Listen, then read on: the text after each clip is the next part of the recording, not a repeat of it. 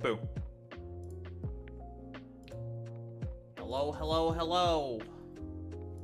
It's time for another entertaining day of, I don't know, sitting around, yapping about shit, blah, blah, blah.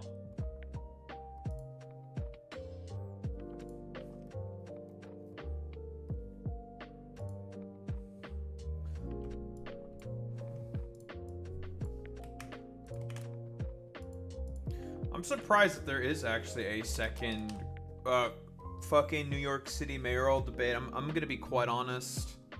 Like, really? Another debate? I mean, that first debate was not good for Cuomo. He made him look really bad and really fucking whiny and shit. Like, not good.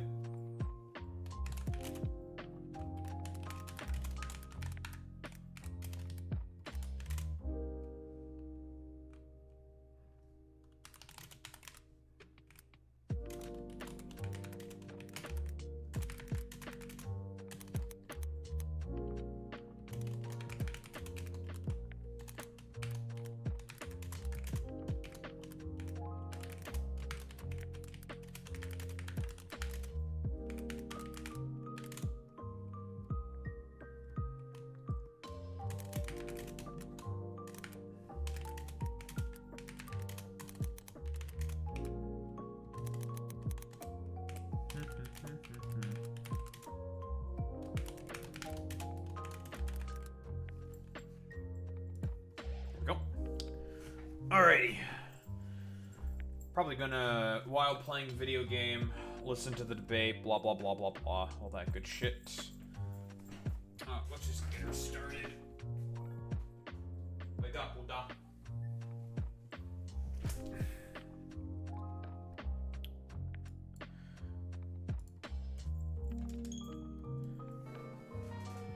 Lovely.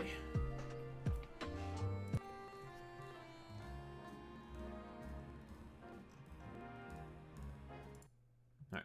Shut up.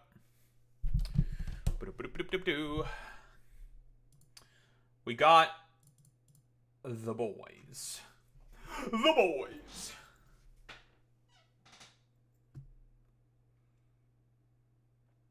All I see is Curtis Sliwa keep saying, stop glazing me, Zohran. And so far, I think that is hilarious.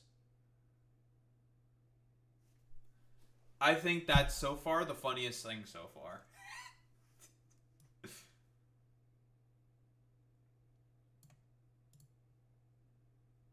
Alright, let's pull up the debate.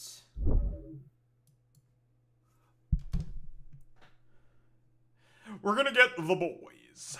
The boys. Ba-doo, ba-doo. Ah! My beautiful face is being covered.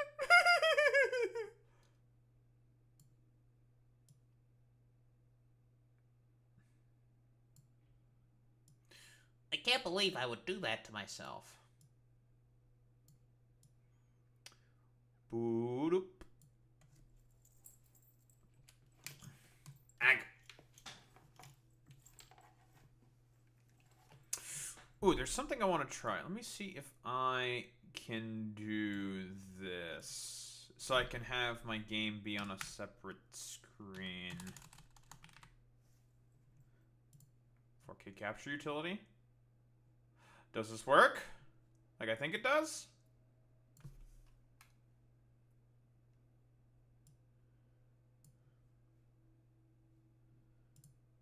Here, DDB.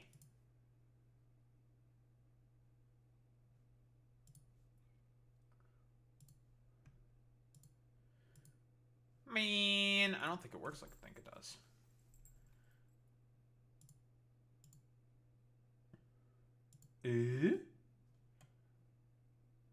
Nah, that doesn't work. Oh, well. That was worth a shot. Calm mind. Jab poison. Heat wave.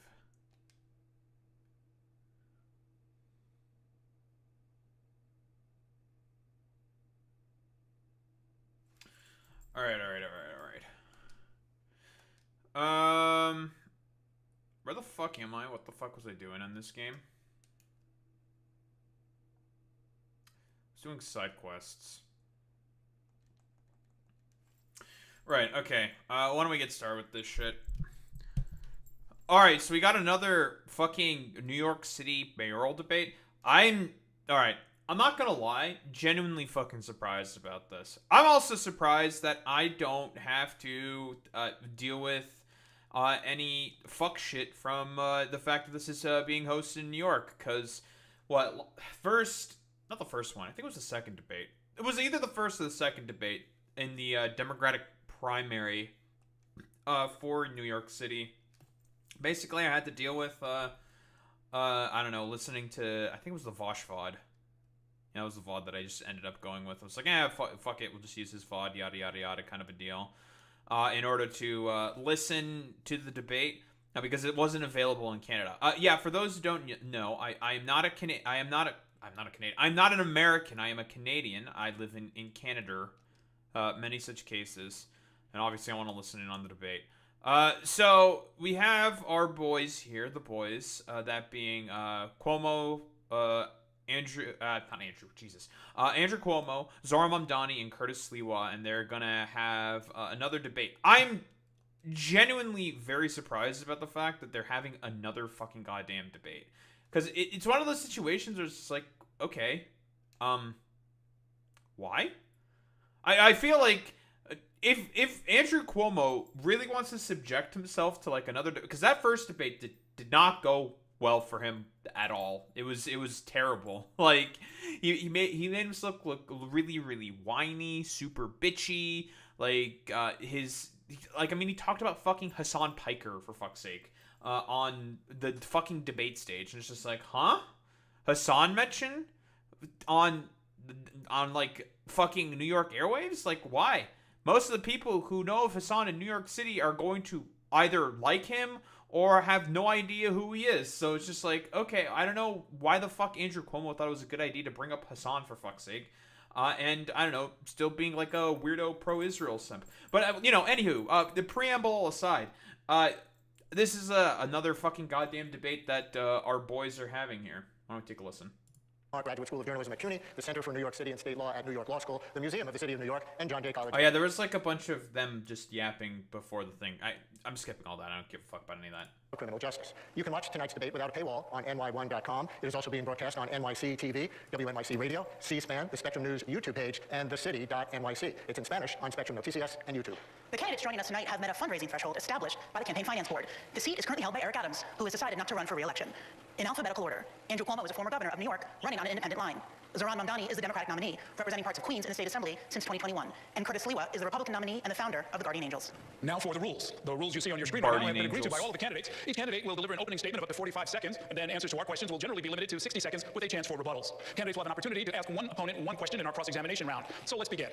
This will be the last time all three candidates will be together on stage. The next mayor will be sworn into office 71 days from now on January 1st, 2026. He will inherit a city with an affordability crisis, a tense relationship with the federal government, and millions of New Yorkers who very likely did not support him.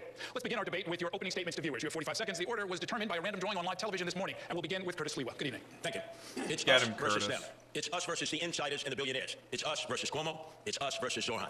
This is a campaign not about power. This is a campaign about you, the people. And I know many of you hardworking New Yorkers, you tell me you've been pushed aside, you've been silenced. These are the people that have all the money, all the connections. They made their backroom deals, but we have something. Okay, I find it really funny that Curtis is talking about Zohran Mamdani being like a fucking insider. Like, that's very, very funny to me. Like, why the fuck are you trying to bring Zohran into this in terms of being like an insider? Huh? That's a little strange to me. But then again, I mean, Curtis is he's just a silly, goofy guy. Shut up, Boy Meets Minnie. You're in YouTube chat. No one likes YouTube chat. Something more important. We have you, the people, and we're not going to be silenced anymore. We're going to fight. Tonight, I want you to look at the content of my policies, to know that I've served this city for more than 50 years, the city that I love, and I'm going to share with you my vision to make New York City safer again. Guys, we need more cops, and we always need more cops. We always just need cops. If you want to talk about what Curtis Sliwa's prescription for seemingly all policies in New York is generally boiling down to, guys, we just need more cops, forehead, and that's about it. To make New York City more affordable again, and where everybody once again can live the American dream. Thank you. Next is Andrew Cuomo. Good evening. Thank you. Good evening. New York first, thank you to the moderators for being here. And go Knicks, go Knicks, go Knicks. I hope we get an update on the score. New York is the greatest city on the globe, but we are at a pivotal moment. And the voters are going to have to decide in this election what candidate has the plan to save the city and what candidate can get it done, not just talk about it. My main opponent has no new ideas. He has no new plan. It's Bill de Blasio rehash, and we know how that turned out. He's never run anything, managed anything. He's never had a real job. I will hire 5,000 new police, build 500,000 new units. I will cut taxes. I will grow jobs. And I will end this hate-mongering and division that is tearing this city apart, because that's not who we are as New Yorkers. You know I can make change. You know I can make government work. I've done it before. Guys, don't pay attention to the fact at all that I'm a fucking rapist and I've sued 13 women for gynecological records and all that stuff. No, don't pay attention to any of that. No, don't do that. Don't do that. That would actually be you guys doing your due diligence. Yeah, like literally doing everything possible to make government not work. Again, what Andrew Cuomo is not saying here specifically is when Bill de Blasio wanted to freeze the rent during fucking COVID, it was this motherfucker who got in the way of that.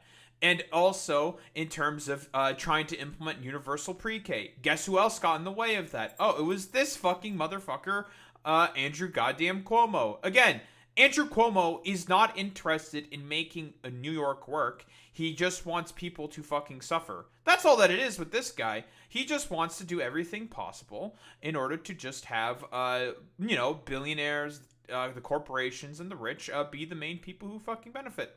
That's it. I'll be right here on day one. Okay, thank you. Next is Zohran Mamdani. Good evening. Good evening. Thank you to the moderators, and thank you to New Yorkers for tuning in. I know you'd rather be watching the Knicks. While there are 3 candidates on the stage, you will hear only 2 messages. My opponents, who spend more time trying to convince the other to drop out than actually proposing their own policies, will speak only of the past, because that's all that they know. I'm the sole candidate running with a vision for the future of this city. Andrew Cuomo will spend much of tonight attacking me. He's a desperate man, lashing out because he knows that the one thing he's always cared about, power, is now slipping away from him. He will amplify right-wing talking points, he will share conspiracy theories, and he will do these things to make you feel that this should keep you up at night. But I've been spending the last year listening to New Yorkers, and I know what actually keeps you up. It's whether or not you can afford to live a safe and dignified life in this city. I have plans for our future. My opponents only have fear.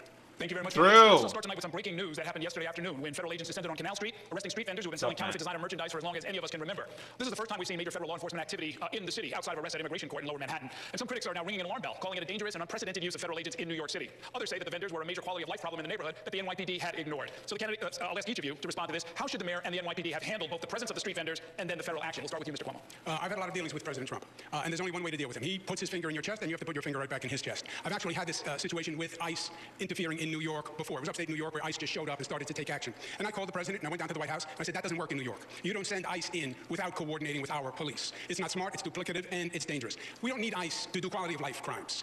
We don't need them to worry about illegal vendors. That's a basic policing function for NYPD, consumer affairs, etc. I would have called the president, and I would have said, look, you're way out of bounds, they're way out of bounds, call them back, or I'm going to have the NYPD step in and stop them, because this is not their jurisdiction. You're in the city of New York. Okay, so here's the listen, this sounds all nice and everything, blah, blah, blah, blah, blah.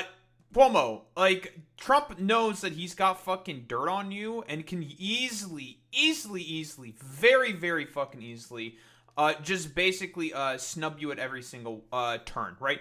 If he just wanted to, basically just come in with that DOJ investigation that you still have on your fucking goddamn head, and he wants to blackmail you with it, he can fucking do that, right?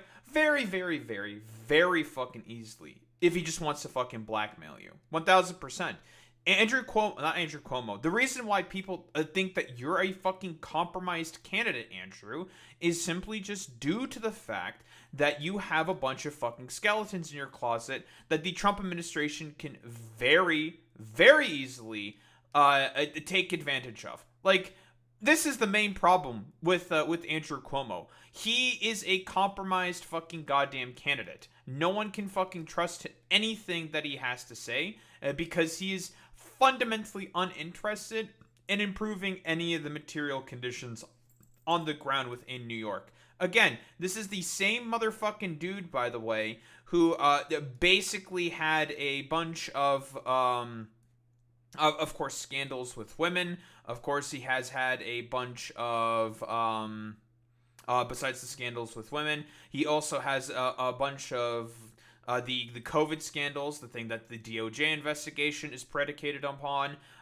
He has a bunch of skeletons in his closet, and he is not going to be capable of dealing with those skeletons. Because again, like I said before, he has had to have multiple calls with Donald Trump, talking with him about what he can do in order to gain some form of foothold and some form of gain in terms of the polls against Zohran Mamdani. Like I said before, he is a compromised fucking goddamn candidate. He is not to be fucking trusted. He has, not people, but if Trump has material on him and can just be like, Cuomo, I have this thing on you. I can very, very easily just bring it up and use it to blackmail you. And, well, if you don't want my boys to come in order to deal with stuff, well, then, unfortunately for you, I can easily just reopen all those DOJ investigations into you and just do that. Because Trump's not beneath doing that. He's already done stuff like that where he will blackmail people with fucking DOJ investigations in order to get what he wants. True, and that's really about it. Yeah, that's pretty true. That's true, and yeah, that's true. That's true. That's true. That's pretty true. That's pretty true. I mean, thank you, Trainwrecks. Very cool. Thank you for saying that it's true, because it is true. So, again, buddy, you're a compromised fucking candidate. No one can fucking trust you. Because, again, those DOJ investigations, they're still hanging over your head, and Trump will gladly use that stuff against you. Okay, Mr. Mamdani. ICE is a reckless entity that cares little for the law and even less for the people that they're supposed to serve. What we need to be doing here in our city is to end the chapter of collaboration between City Hall and the federal government, which we've seen under Mayor Adams. What we need to do is actually pass the street vending reform bills that have been in the city council, some of which that this mayor has actually overridden. That's an example of how we can both protect... Oh, yeah, and by the way, you notice how dumbasses like Cuomo, and this is very common, they'll never mention any policy. With Zohran Mamdani, he will always talk about policy. He will always have a suggestion for, here's this position that I have that can potentially help with the situation, blah, blah, blah, blah, blah. And he'll talk about policy, which is what you should be doing as a politician, talking about policy that you're looking to pass. Cuomo will never talk about any of that stuff because, well, unfortunately for Cuomo, ChatGPT didn't write any fucking policy on how to deal with fucking ICE. So, he's not going to have any idea on the proper ways of how to deal with ICE because, unfortunately, ChatGPT wrote nothing for him. Street vendors ensure quality of life and leave no stone unturned in delivering for the people of the city, as opposed to working with a president who's looking to declare war on those same people. Mr. Sliwa. Unlike both of my adversaries, I've patrolled that area many times, Church and Canal. And as you said, Errol, that activity has been going on for a long time. Selling the knockoff, sometimes stolen contraband by a series of people. The local 5th Precinct, they make arrests when they have, obviously, cause to do so. And they complain that they have to release them because of no cash bail, of which both of my adversaries are in favor of and I'm not. The feds should not have stepped into this situation. There's not communication between the local authorities and the feds. This is a matter that should have been left up to the NYPD. But we can't tolerate citizens attacking our federal law enforcement forces in the street because then that will just lead to anarchy. Let me ask a related question. President Trump has been... Yeah, dude, Curtis, because the New Yorkers currently are big fans of what ICE are doing, and that's just fucking kidnapping.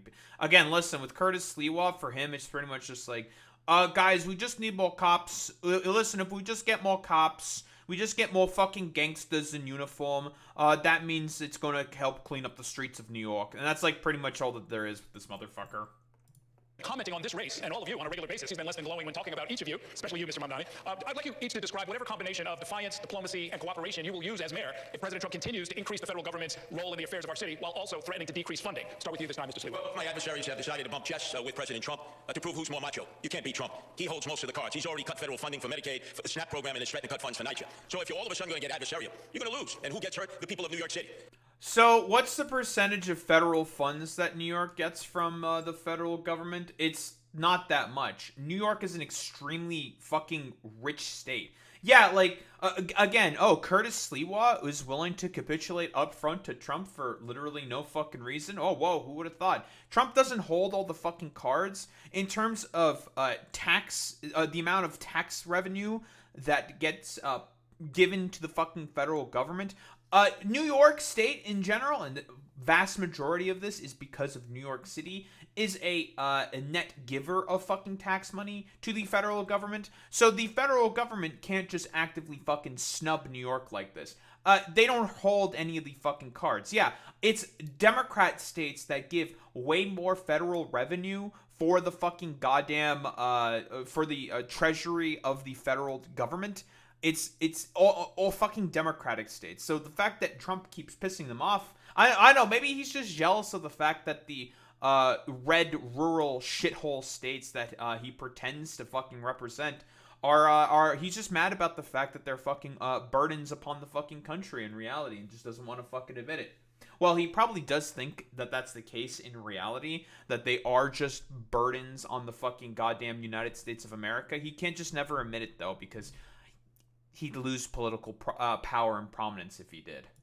With Trump, it's always the art of the deal. You have to go, you have to try to negotiate, whether it's with his minions or himself. He'll want you to give in order to get a little bit. But if you immediately act like... Yeah, dude. Yeah, Donald Trump is really, really good at the art of the deal. 0 for 8 on all of his ceasefire proposals that he pretends that he got. Or is it 0 for 9 at this point? Who the fuck knows? Like, what else is Trump doing terribly in terms of deals that he's making? Oh, the tariffs also, basically causing the U.S. economy to go into, for lack of a better term, a fucking free fall. He's doing terribly in that respect. Are you really sure that Trump's really good at making deals there, Curtis? I don't think he's really good at that at all. Like you're going to take him on. Like, it's going to be a one-on-one fight. We're going to lose. All the people in New York City are going to lose. You have to be able to show respect. Sure. And I think if you show respect, you'll get respect, and you'll protect the New Yorkers who are so desperately in need of federal funds. What's the good of it? They'll bump chest with Donald Trump. Yeah, I'm going to tell you right now, even people who show deference to Donald Trump, again, this is like perfect encapsulation of the conservative attitude. Complete fucking pussy-ass losers. Yeah, he just wants to get pegged by Trump. Like, that's all that it is. It's like, dog, even people who show deference to Trump and give him everything he fucking wants, he still stabs him in the back. He doesn't give a shit. They won't get the money, and then they'll blame Donald Trump. I will negotiate with Donald Trump and try to get the best deal possible for our poor and indigent citizens. Okay, Mr. Cuomo. Yeah, the difference on this question is I've actually lived it, and I've done it with President Trump over many years through the most difficult situation that this country has gone through, COVID plus. You're wrong. You're going to have to confront President Trump. He is hyper-aggressive, and he is going to overstep his bounds. And you are going to have to confront him. And you can beat him. I confronted him, and I have beaten him. He was going to quarantine New York during COVID, and I stopped him. He was going to cut aid to federal programs, and I stopped him. But you also want to be in a place where you can cooperate on good things, because we need federal help if we're going to save our city and rebuild our city. President Trump has to respect you. He sent the National Guard into 20 cities. City he didn't send it into? New York. Because I talked to him and I said, we don't need you here. He has said he'll take over New York if Mamdani wins, and he will, because he has no respect for him. He thinks he's a kid and he's going to knock him on his tuchus. So it is a balance. But massive fucking copium. I can guarantee you, if Andrew Cuomo is in, day one, you're going to start seeing way more deployments of fucking ICE Gestapo freaks. I can guarantee. Well, you think Trump doesn't fucking deploy ICE because he respects you? No, he doesn't fucking respect anyone. He doesn't give a fuck about literally anyone. He's just going to deploy them because he knows that he'll have a fucking stooge in power. And he's not deploying ICE within New York right now because he has, like, no respect or anything for Eric Adams. He has a quid pro quo currently with fucking Eric Adams. Eric Adams basically stipulated to him, or rather, he stipulated to Eric Adams saying, like, listen, I'll give you a pardon for your corruption case if you just let my boys in ICE in order to, well, start kidnapping a bunch of people. Since Eric Adams is a little corrupt little bitch, he decided to just let them all in. And that's all that there is to it. And again, like I said before, it's going to be the exact same thing with fucking Andrew Cuomo. Like, Cuomo is not going to put up a fucking fight at all whatsoever. It's so fucking stupid. So let me get this straight. Cuomo has too many skeletons in the closet. Curtis is Trump light, and Mamdani is the one guy who's generally has the people's best interest. Generally speaking, although honestly, yeah. I was about to say, Curtis Sliwa Trump light. Not exactly. Like, Curtis Sliwa actually has a respect for the democratic will of the people in comparison to that of fucking Andrew Cuomo. Like, Andrew Cuomo, I would say, is way more like Trump in comparison to Curtis Sliwa. Curtis Sliwa is just a fucking, yeah, like, he's just a New York sort of nationalist, like, racist type. Yeah, 2000s era Rudy Giuliani, I think, is a very, very accurate way of putting Curtis Sliwa. He just is like a fucking racist who just wants his main boys to be the main beneficiaries. But he's willing to fight for a bunch of different rights for, like, queer New Yorkers and shit like that. Because, again, he doesn't really have, like, a big problem with fucking queer people. Whereas with Donald Trump, Cuomo also does as well. Like, let's be quite honest here. With Curtis Sliwa, he's just basically a racist. I think that's, like, honestly the best way to put Curtis is, He's just like a New York sort of nationalist, is how I like to put him. You're going to have to be adversarial when you need to, but you want to cooperate to get good things done in this city, and you need federal help. We first just heard from the Republican candidate for mayor, and then we heard from Donald Trump's puppet himself, Andrew Cuomo. You could turn on TV any day of the week, and you will hear Donald Trump share that his pick for mayor is Andrew Cuomo. And he wants Andrew Cuomo to be the mayor, not because it will be good for New Yorkers, but because it will be good for him. Look, Donald Trump ran on 3 promises. He ran on creating the single largest deportation force in American history, he ran on going after his political enemies, and he ran on lowering the cost of living. If he wants... This is a really, really good line of attack specifically here by Zohran Mamdani, because it's true. Yeah, he's like, yeah, my man is coming out swinging. He has had enough of fucking Andrew Cuomo's bullshit. And listen, I too have also had enough with fucking Andrew Cuomo's fucking bullshit. Like, if we want to talk about one of the most pettiest men in fucking politics, it's Andrew fucking Cuomo. He is very, very fucking petty. And that's probably one of the reasons why Trump likes him so much. It's because he is petty just like him. Wants to talk to me about the third piece of that agenda, I will always be ready and willing. But if he wants to talk about how to pursue the first and second piece of that agenda at the expense of New Yorkers, I will fight him every single step of the way. Okay. Good line. That's not what Donald Trump said. Donald Trump does an analysis of the race. Donald Trump, I believe, wants Mamdani. That is his dream, because he will use him politically all across the country, and he will take over New York City. Make no mistake. Again, I'm going to say this. We know that he has had calls with billionaires, Trump-affiliated billionaires, and also Trump himself, talking about what he needs in order to be able to win. And he himself has also fucking admitted to this. He is fucking lying here. Because he knows, like I said before, there is a current DOJ investigation into the killing of the fucking grannies during COVID that is still ongoing, that is currently paused because of actions within court, / is still being fucking investigated.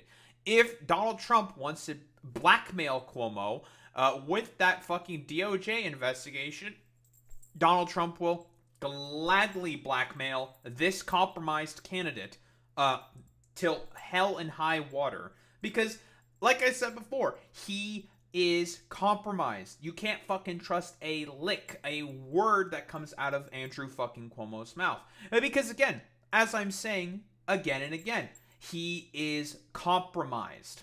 It will be President Trump and Mayor Trump, and he will come in and take over the city. I have no doubt. All he said was, his analysis after the polls, it's a tough choice between a Democrat and a communist. And he considers Mamdani a communist. He happens to be a socialist. But between a communist and a Democrat, it's a tough choice for him. Okay. All right. Thank you, candidates. Brian wants to talk to you about some important issues on the minds of New Yorkers. Nonsense, Hi, honestly. candidates. Thank you for coming tonight. Yeah, and the cost of living is our next topic. You've all cited it as a major factor, and of course, so many New Yorkers are experiencing this, especially when it comes to rising housing costs. And many New Yorkers were shocked this week as a new report from the group Advocates for Children revealed that about 154,000 New York City public school students have been homeless at some point during the last year. 65,000 lived in homeless shelters. Even more were in doubled-up situations with no home of their own. It's never been over 150,000 before, they tell us, and it amounts to 1 in 7 New York City kids. As mayor, how would each of you tackle this problem to help this vulnerable population? And in this round, we're going to go Mr. Mamdani, Mr. Cuomo, Mr. Sliwa. So, Mr. Mamdani, you go first. This is a stain on our city. To see this many children in our public school system be homeless, and to know that this is the 9th consecutive year that it's more than 100,000 of those children. What we need to do is ensure that next year is not the same. And we are going to do that by building the housing necessary, such that New Yorkers are not priced out of the city or forced to live in shelters. And that's why my campaign is going to deliver 200,000 new affordable homes across the 5 boroughs, all while freezing the rent for more than 2 million rent-stabilized tenants. Now, in the public school system, we also have a program called Every Child and Family is Known. It links a child who is living in a homeless shelter with an employee of the public school system. It also links that employee with the child's family. It's been shown to increase attendance records, self-esteem, a level of belonging in that school system. I am going to increase that pilot program to more than 200 schools, and we're going to do it because we have to deliver for these children.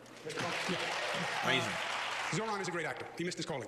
Freeze the rent. Sounds great. Yeah, it affects about 25% of the number of housing units in the city of New York. It's not a new idea. Bill de Blasio did it. It turned out to be a debacle.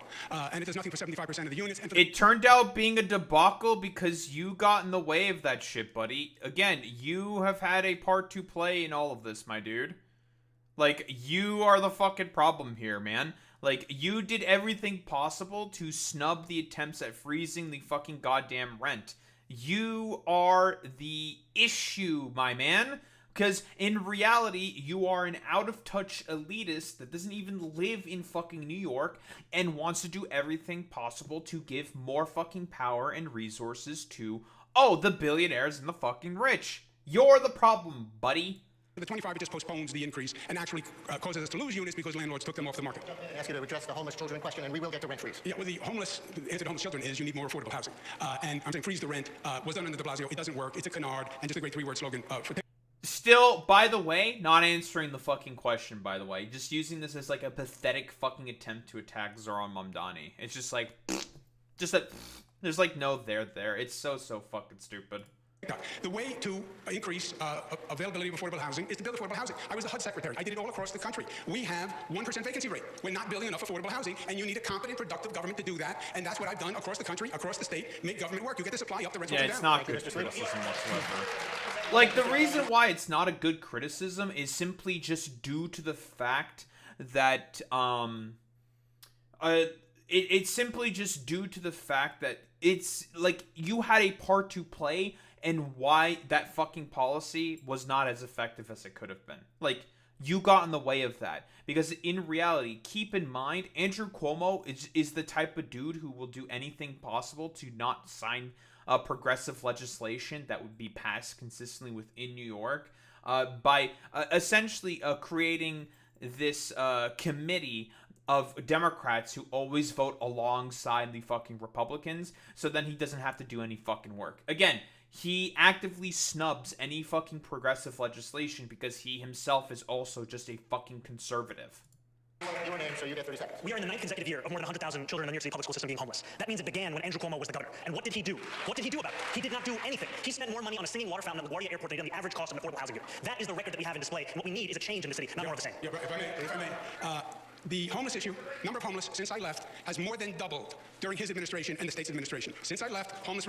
What the fuck are you talking about? Zohran Mamdani is currently not in power in New York, and that happened because of fucking goddamn COVID, which you were a part of. Like, what are you talking about? Like, what fucking administration has Zohran been part of? I mean, he's been a fucking state council member, a state assembly member.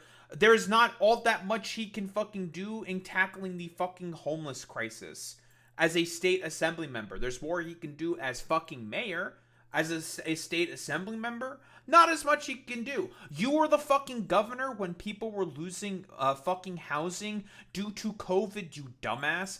And you stopping the fucking, or attempting to stop the rent freeze is the main problem for that. Because people were not able to work to pay their rent, so they got evicted. You had a part to play in that homeless crisis, buddy. Rate is more than doubled. When I left, the vacancy rate on housing was 4.5%. It's now 1%. This man never even proposed a bill on housing or education. Never even proposed a bill. Keep going back and forth between the two of you. Mr. Sliwa, it's your turn. Andrew, you didn't leave. You fled from being impeached by the Democrats in the state legislature. You fled. But let's get back on topic because Okay, I'll give that one to Sliwa. He's correct. Like, just when Cuomo was about to impeach, he fucking resigned because, again, there was too many scandals. The sexual assault stuff, the fucking the downplaying of the numbers of dead within fucking nursing homes. That all happened during Cuomo's tenure as governor. Like, he stepped down and basically put in Kathy Hochul as the next fucking governor. I'm the only candidate up here who's been into many of the over 300 Department of Homeless Services shelters, and the family shelters are unsafe for the families there. We have to make them safer. We have to bring teachers into the shelter. Many times, the mothers or the guardian have to get on bus after bus and take them to a school that's 2 or 2.5 hours away. This is a horror situation that's taking place, and we have to prioritize this because this number of homeless children is going to grow. It takes 5 years to build affordable housing. We need to address it in the shelters itself to be able to handle it so that the teachers can come in, whether they're public school teachers, charter school teachers, and I know there are a number of parochial school teachers who love children who would volunteer their efforts to do that. We're going to give it to Katie Honan now to ask about another aspect of affordable housing. We're going to switch to the... I don't necessarily disagree with what Curtis is saying there. I don't think it's a bad idea. Have teachers go into the homeless shelters in order to teach the children. I mean, I still think it'd be better if, like, proper funding is given to the schools in order to help accommodate for a lot of the homeless youth that may exist within New York. But also paying the teachers to go in to teach, I think that, like, with state funds and stuff like that, I think is also fine. That works. The millions of New Yorkers who are renters, specifically those in rent-regulated apartments. There are more than 1 million New Yorkers living in these units, most of them rent-stabilized. Mr. Mamdani, you've proposed a rent freeze for these tenants. Mr. Cuomo, you don't support that, and you proposed a new means test for having a rent-stabilized apartment. Mr. Mamdani, our question, how can you know in advance what the balance between landlord needs and tenant needs will be in future years? We've seen a lot of inflation in recent years. Haven't small landlords felt that pinch as well? And then we have other questions for the other candidates. You know, we've seen time and again mayors use their power with the Rent Guidelines Board to hike the rent on those same more than 2 million New Yorkers. This same Rent Guidelines Board did a study that found that landlords of those units had seen their profits increase by more than 12%. Their response, hike the rent on rent-stabilized tenants who have a median household income of $60,000. I believe that tenants across our city deserve relief, and I also believe that city government can work to alleviate the pressures for landlords of those units without having to put that burden on those same tenants. It's possible to keep New Yorkers in the city and to help landlords with rising insurance costs, water bills, Con Edison, and a broken property tax system. Thank you. Mr. Sliwa, what's your proposal for helping New Yorkers with the historically high rent burdens in either stabilized or market rate units? Well, the first thing, we have 6,000 empty apartments in NYCHA. That is a sin. That's what the mayor can control right away. We need to move those families with children in. For those who live in rent-stabilized apartments and have their rent subsidize Zohran, Mamdani. We need to make sure that the big realtors, that they have to pay a vacancy tax because they're holding off on those apartments. They're not putting them out into the marketplace because they want to foot the building. Not for the mid-sized landlords or the small landlords. They need the help. And there are a number of people in the outer boroughs. They own a home. They live on the property. They're not absentee landlords. 2, 3, 4 apartments. And they're deciding not to put them in the marketplace when somebody either leaves or dies because they have to deal with tenant-landlord court, which is an absolute nightmare for small landlords. We got to make sure it's a fair playing field so that the tenants are protected, but the landlords are protected so they're not stuck with squatters for 4, 5, or 6 years, which destroys their equity and forces them to leave. Thank you. Mr. Cuomo, you signed a law in 2019 Sure. repealing a means test to live in a rent-stabilized apartment. What's your position now, and what changed in that? The 2019 law was added tenant protections that had never been added before, and protections against tenant evictions. But to answer your question, you cannot, Zohran said, the tenant doesn't have to pay more rent, but we're going to cover the landlord's costs. No, you can't do both, and that's not what happened. We did freeze the rent with the Basio. We lost units. Huh?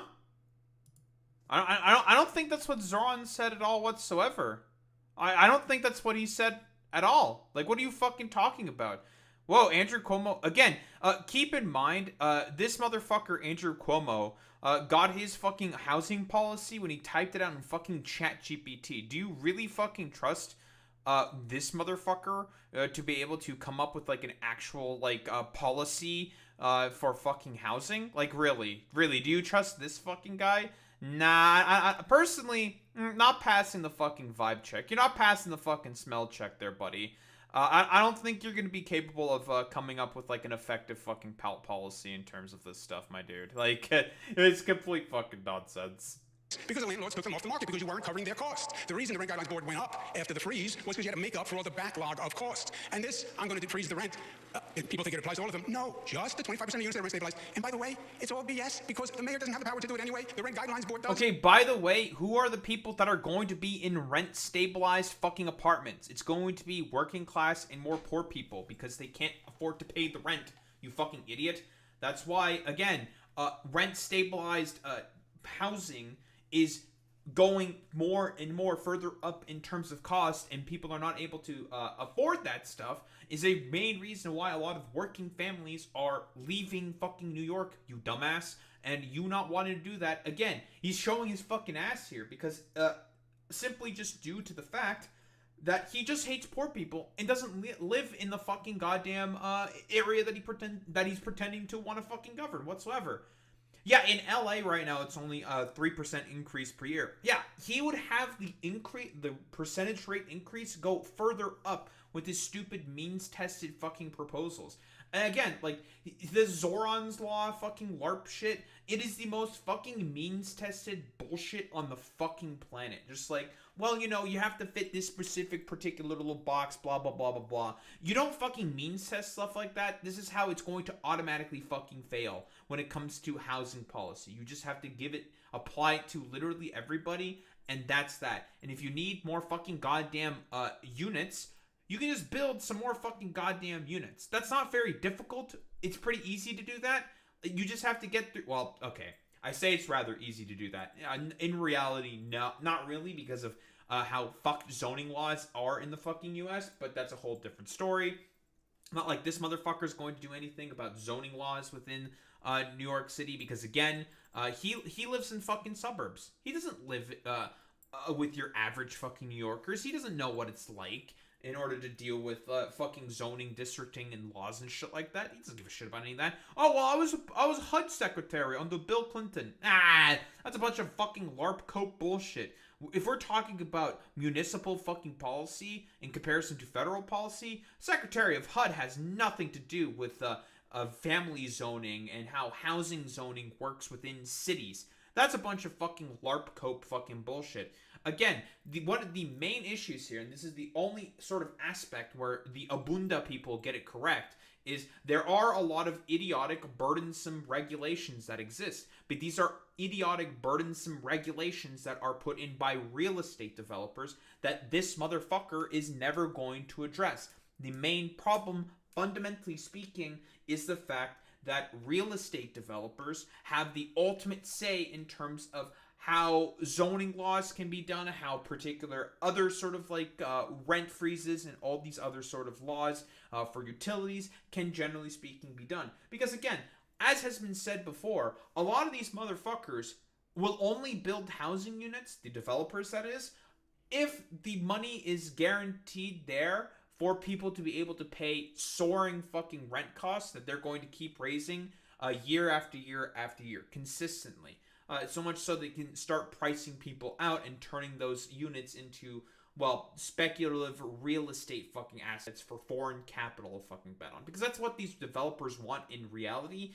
They just want people to be able to gamble on these fucking houses in order to be able to make a bunch of fucking money. Almost as if having the profit motive in housing might be a fucking bad thing. And this motherfucker's not going to do anything about that. And he doesn't control the Rent Guidelines Board. So nothing is going to happen. It's all this. It's just more political blather.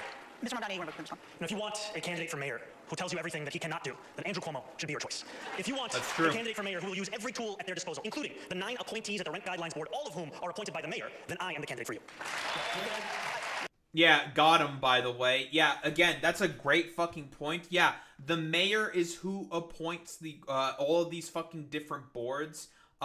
Like I've said before, Andrew Cuomo already, in order to make sure that progressive legislation does not get passed when he's fucking governor, created a board of Democrats to always vote alongside the fucking Republicans to make sure that fucking legislation that he doesn't fucking that he has to fucking approve of gets passed, right?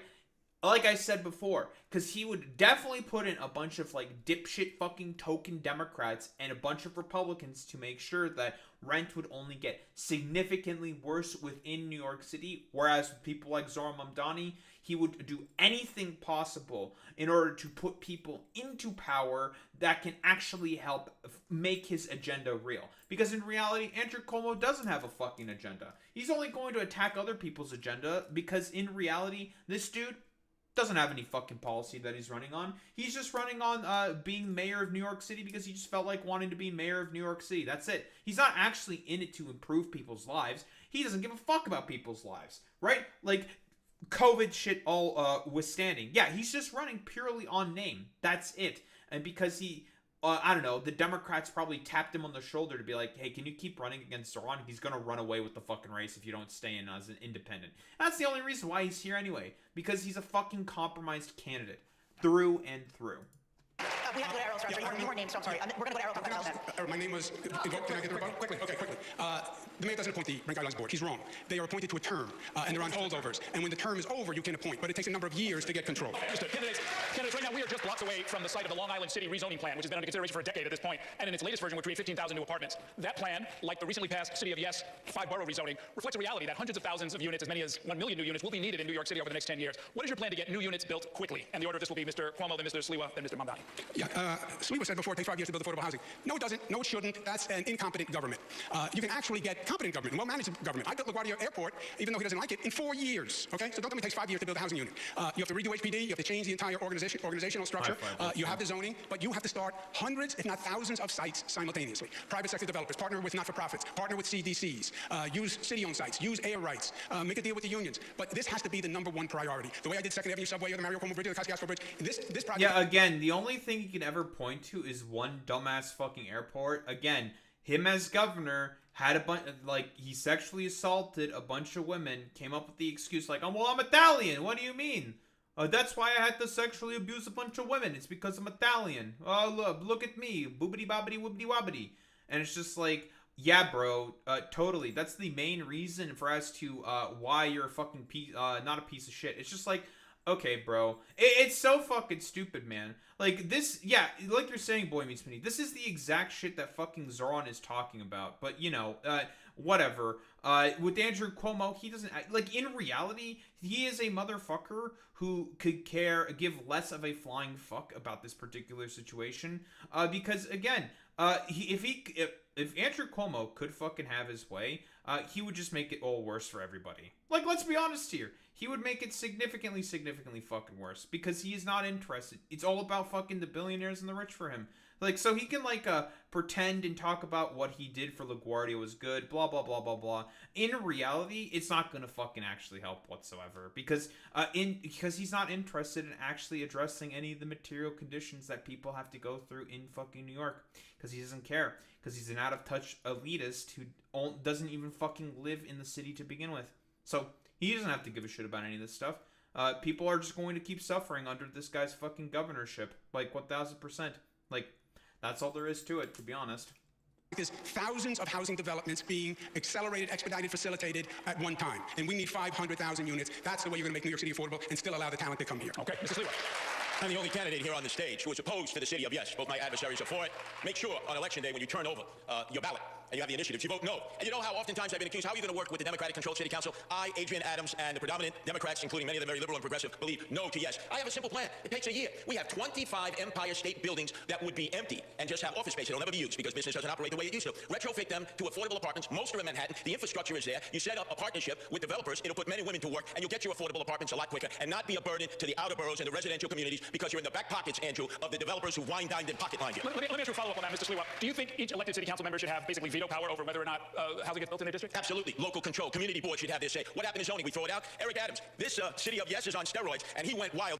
Well, I'm trying. Wait, so every council member should have veto power? Like, what if there's some partisan fucking dipshit who just like a NIMBY, for example, who doesn't want certain fucking developments to be put in where it's like perfect to have a fucking like say a multi-family district, or not district, or a multi-family sort of apartment complex in or some shit to build a lot of fucking housing units, and they're just like a NIMBY and just like vetoes no. Like no. Yeah, like I mean it's really really fucking stupid. Taking care of his developer friends as he knew he would be one and done. I told you he was corrupt. I told you there would be chaos, and I warned you in 2021. You should have elected me mayor then. Okay, Mr. Mamdani. We need to build more housing all across New York City. Today, New York City builds about 4 houses for 1,000 people. Jersey City's at 7. Tokyo's at about 10. We need to do this by streamlining the processes of private sector construction across the city, by ensuring we're building more around hubs of mass transit, and we also need to ensure that the public sector is building truly affordable housing. And what I mean by truly affordable is housing that is built with the median household income in mind, which is $70,000 for a family of 4. And that's why my administration will do exactly that, scaling up programs we already had in HPD, like senior affordable rental apartments, SARA, like ELA, extremely low-level affordability. These are the kinds of programs that will deliver a city that New Yorkers can actually afford. There was reference to the 3 housing-related charter amendment questions. I know Mr. Cuomo was on the record as saying he favors them. We just heard Mr. Sliwa say that he's against them. Where do you stand on those? I'm appreciative that those measures will be on the ballot and that New Yorkers will be able to cast their votes for them. I know that we desperately need to build more housing in the city, and I also know that the jobs we create in the building of that housing should be good jobs as well.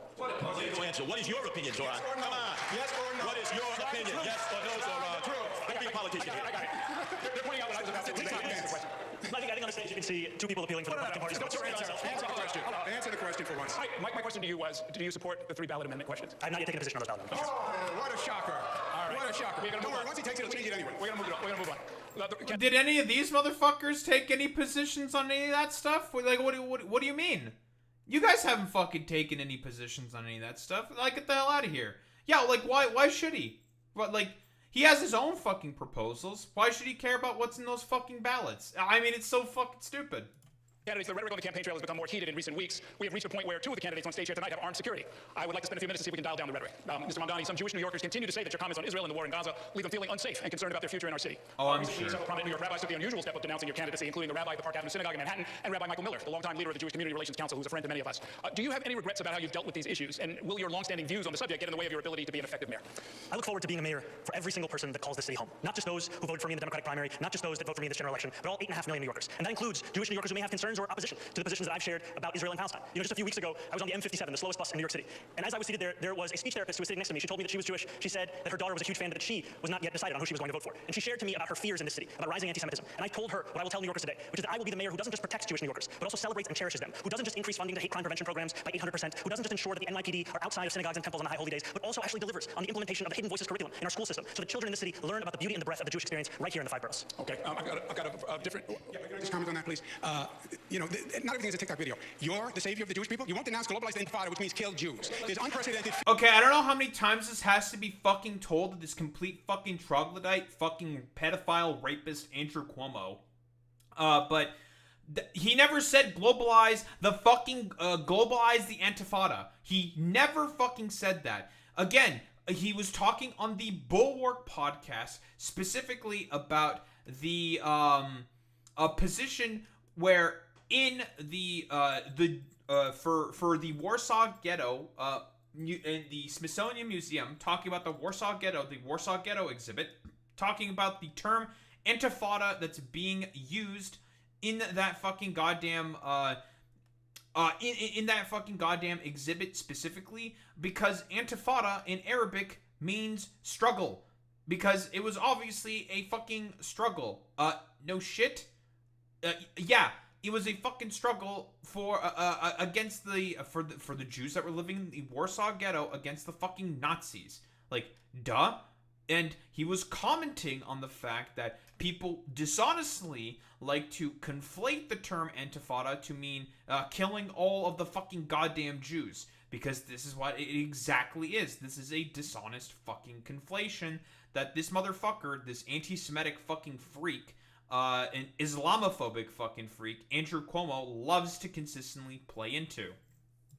Fear in New York. It was not several rabbis, Errol. It was 650 rabbis who signed the letter, not several. Let me ask you a related question, Mr. Cuomo. Many New Yorkers have serious grievances with Israel and the way the Israeli government under Benjamin Netanyahu has conducted the war in Gaza and expanded settlements in the West Bank. What would you say to and how would you handle New Yorkers who are... I'm going to say this once again. Zohran Mamdani, in comparison to both of these motherfuckers combined, did better with fucking Jewish New Yorkers. So, massive fucking copium. In the streets, if you were mayor, protesting the actions of the Netanyahu government. Fine, that's your right. Protest, demonstrate, disagree. God bless America. God bless New York City. And there's no... This is coming from the dude, by the way, who said he would defend Benjamin Netanyahu in his ICC case. doubt that there's two sides on what's going on, and the passions are very high. That doesn't justify anti-Semitic behavior in New York. It doesn't justify having a Jewish population massive in New York. It doesn't always justify leaders who stoke the flames of hatred against Jewish people, which is what Zohran does in my opinion. Yeah, this is coming from the dude who never fucking visits any fucking mosque and constantly stokes the hatred of fucking Islamophobia. Again, massive cope. He just has to project and deflect because he can't fucking do any of this stuff. Yeah, any opposition to Israel is fucking anti-Semitism. No, it is fucking not. Yeah, you tried telling that to all the Jewish Voices for Peace demonstrators and fucking protesters, Andrew Cuomo. You try saying that to any of them. They're gonna fucking laugh you out of the room and calling you a fucking complete moron. You know, I've heard from Jewish New Yorkers about their fears about anti-Semitism in the city. And what they deserve is a leader who takes it seriously, who roots it out of these five boroughs, not one who weaponizes it as a means by which to score political points on a debate stage. Good point. Excuse me, Mr. Cuomo, it's my turn, all right? It's like two kids in a schoolyard. Yeah, I heard you on the radio this morning. Zohran, this is personal for me. I know you are under threat. The mother of my two youngest sons who are raised Jewish, Melinda Katz, is prosecuting this person who came up and tried to do you harm. But let me speak on behalf of my two sons. When they've heard some of the statements you've made, like in support of global jihad, and I hear some people out there saying the Jews, their time is due, which means the same thing. They're frightened, they're scared. They view you as the arsonist who fanned the flames of anti-Semitism. They cannot suddenly accept the fact that you're coming in like a firefighter and you're going to put out these flames. You've got a lot of explaining to do, a lot of apologizing to do. My sons are afraid. Their family, their friends, many in the Jewish community. Yeah, I was about to say, like, yes, he totally said support fucking global jihad. Yeah, when did he do that? I don't know, in, like, my schizophrenic fucking dreams. If you could become mayor, because they don't think when anti-Semitism rears its ugly head, which it's now doing more than ever before, that you will have the ability to come in and put out those flames of hate. So I'm just gonna tell you right now, Curtis, who is the main person that's fucking doing that? Oh, it's Trump and the fucking Republicans that are fucking doing that. It's conservatives that are stoking the fucking fires of hate and anti-Semitism. Not fucking people like Zohran Mamdani, but then again, they have to say that it's all fucking Zohran's fault because all these people are just Islamophobic fucking freaks. Okay. I think there is room for disagreement on many positions and many policies, but I also want to correct the record. I have never, not once, spoken in support of global jihad. That is not something that I have said, and that continues to be ascribed to me, and frankly, I think much of it has to do with the fact that I'm the first Muslim candidate to be on the precipice of winning this election. Now, all the same, Curtis, I do still want to be the mayor that will keep your sons safe, that will keep every single New Yorker safe, and it's my job to not only deliver on that commitment, but also to ensure that New Yorkers feel it every single day that they live in the city. Okay, candidate, Brian's going to take us into the next section. Thank you, Errol. And the next section is some individual political questions, one for each of you. Let me start with you, Mr. Cuomo, then Katie will ask a question of Mr. Sliwa and Errol to Mr. Mamdani. Mr. Cuomo, the last time most New Yorkers saw you before this campaign was when you resigned your seat as governor under scandal in 2021. The most recent Quinnipiac University poll in this race shows that 54% of likely voters say you're unethical. Meanwhile, you also have strained relations with Governor Hochul, State Attorney General Letitia James, and others. What would you say right now to New Yorkers who have questions about your moral compass and concerns that you cannot effectively work with other elected officials? Yeah, well, first, someone misstated the facts, but I resigned because there was allegations made. I didn't want to waste the time and distract state government. I knew it was going to take a long time to sort out. I left, which I thought was respectful to state government. We sorted it out legally. No, you left because everyone was demanding for you to leave because you made your dumbass was about to fucking get impeached by the Democratic state legislature. So you didn't want to have the shame of being an impeached fucking governor, so you decided to leave, fucking Nixon style. Again, copium, as always, from Andrew Cuomo. Nothing came from any of the allegations. I was dropped from the cases. You know that. We've had this discussion 4 times, but you like to talk about the past rather than yesterday. I chose Governor Kathy Hochul. I would have no problem. Again, I'm going to keep saying, again, he still has those fucking goddamn, that DOJ investigation on his fucking head right now. He still has that fucking, DOJ investigation hanging over his head. Massive fucking copium. Problem working with her. The legislature, I got 11 budgets passed on time. So by the way, I wonder why Kathy Hochul embraced Zohran Mamdani instead of you, Andrew, if you think that you wouldn't have a hard time following or working with fucking Kathy Hochul. I wonder why that's the case.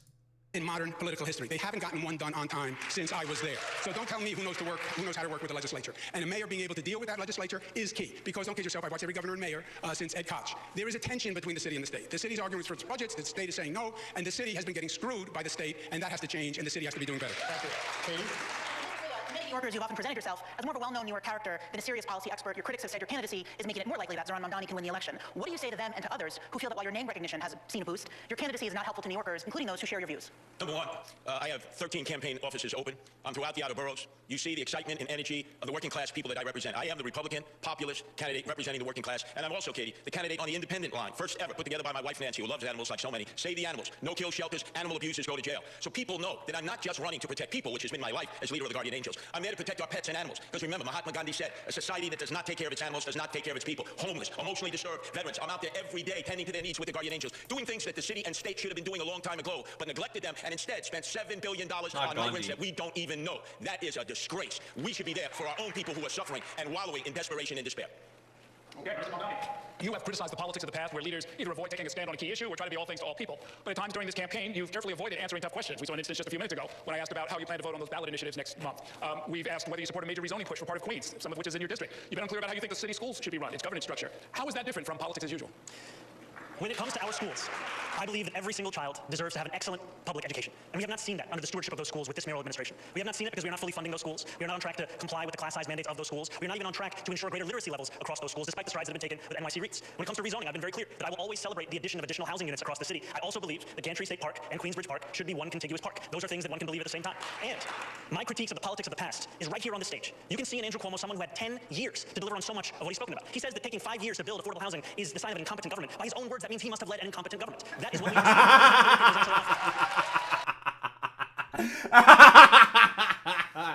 we Ooh, cooked. Ooh, governor for 10 years. Couldn't even fucking build any housing in 5 years. Whoopsie. I guess his government's incredibly incompetent. Might have cooked yourself there, Andrew.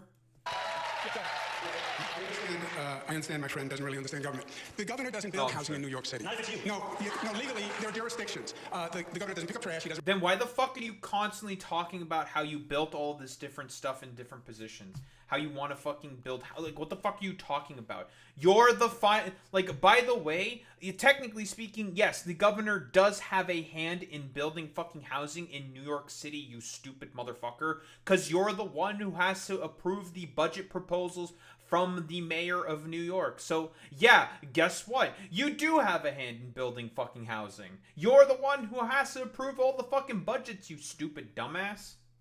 What's up, Enid? Run the fire department. That's what the mayor does. The mayor builds housing. The state allocates funding for localities. And I allocated more funding for housing than any governor in the history of the state of New York. All right? I did things. You have never had a job. You've never accomplished anything. There's no reason to believe you have any merit or qualification. Again, I don't understand. He's been a fucking state assembly member, my dude. Like, what the fuck are you talking about?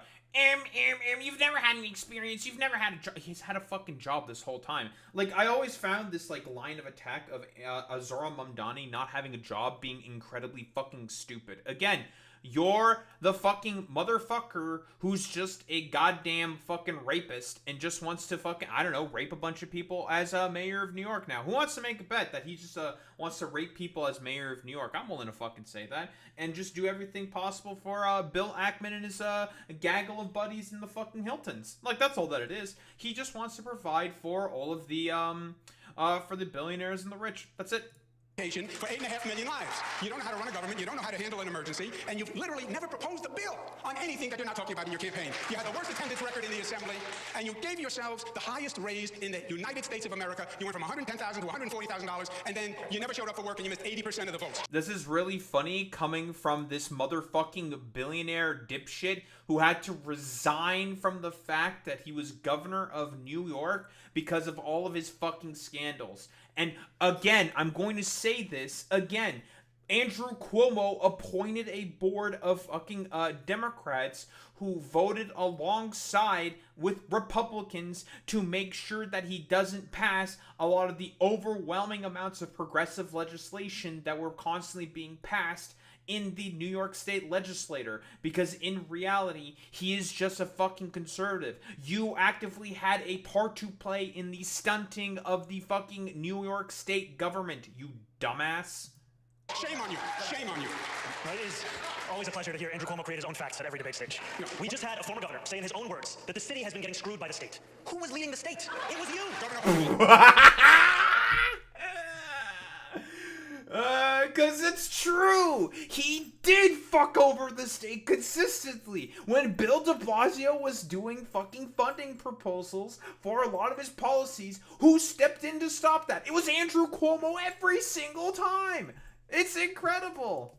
Governor Hochul. Screwing the state. No, You cut you all as a this legislator, You cut them to the you FTA. as a You did legislator, all of these things. that's the past 4 years. It's the past 4 years. Okay, guys, I didn't want to have to do this, but you understand how this works. You can't talk over each other. Nothing works if you do that. I believe we've heard your response. I wanted to give you a quick word, and then we're going to move on. I've heard the both of them again fighting like kids in the schoolyard. Zohran, your resume could fit on a cocktail napkin. And Andrew, your failures could fill a public school library in New York City.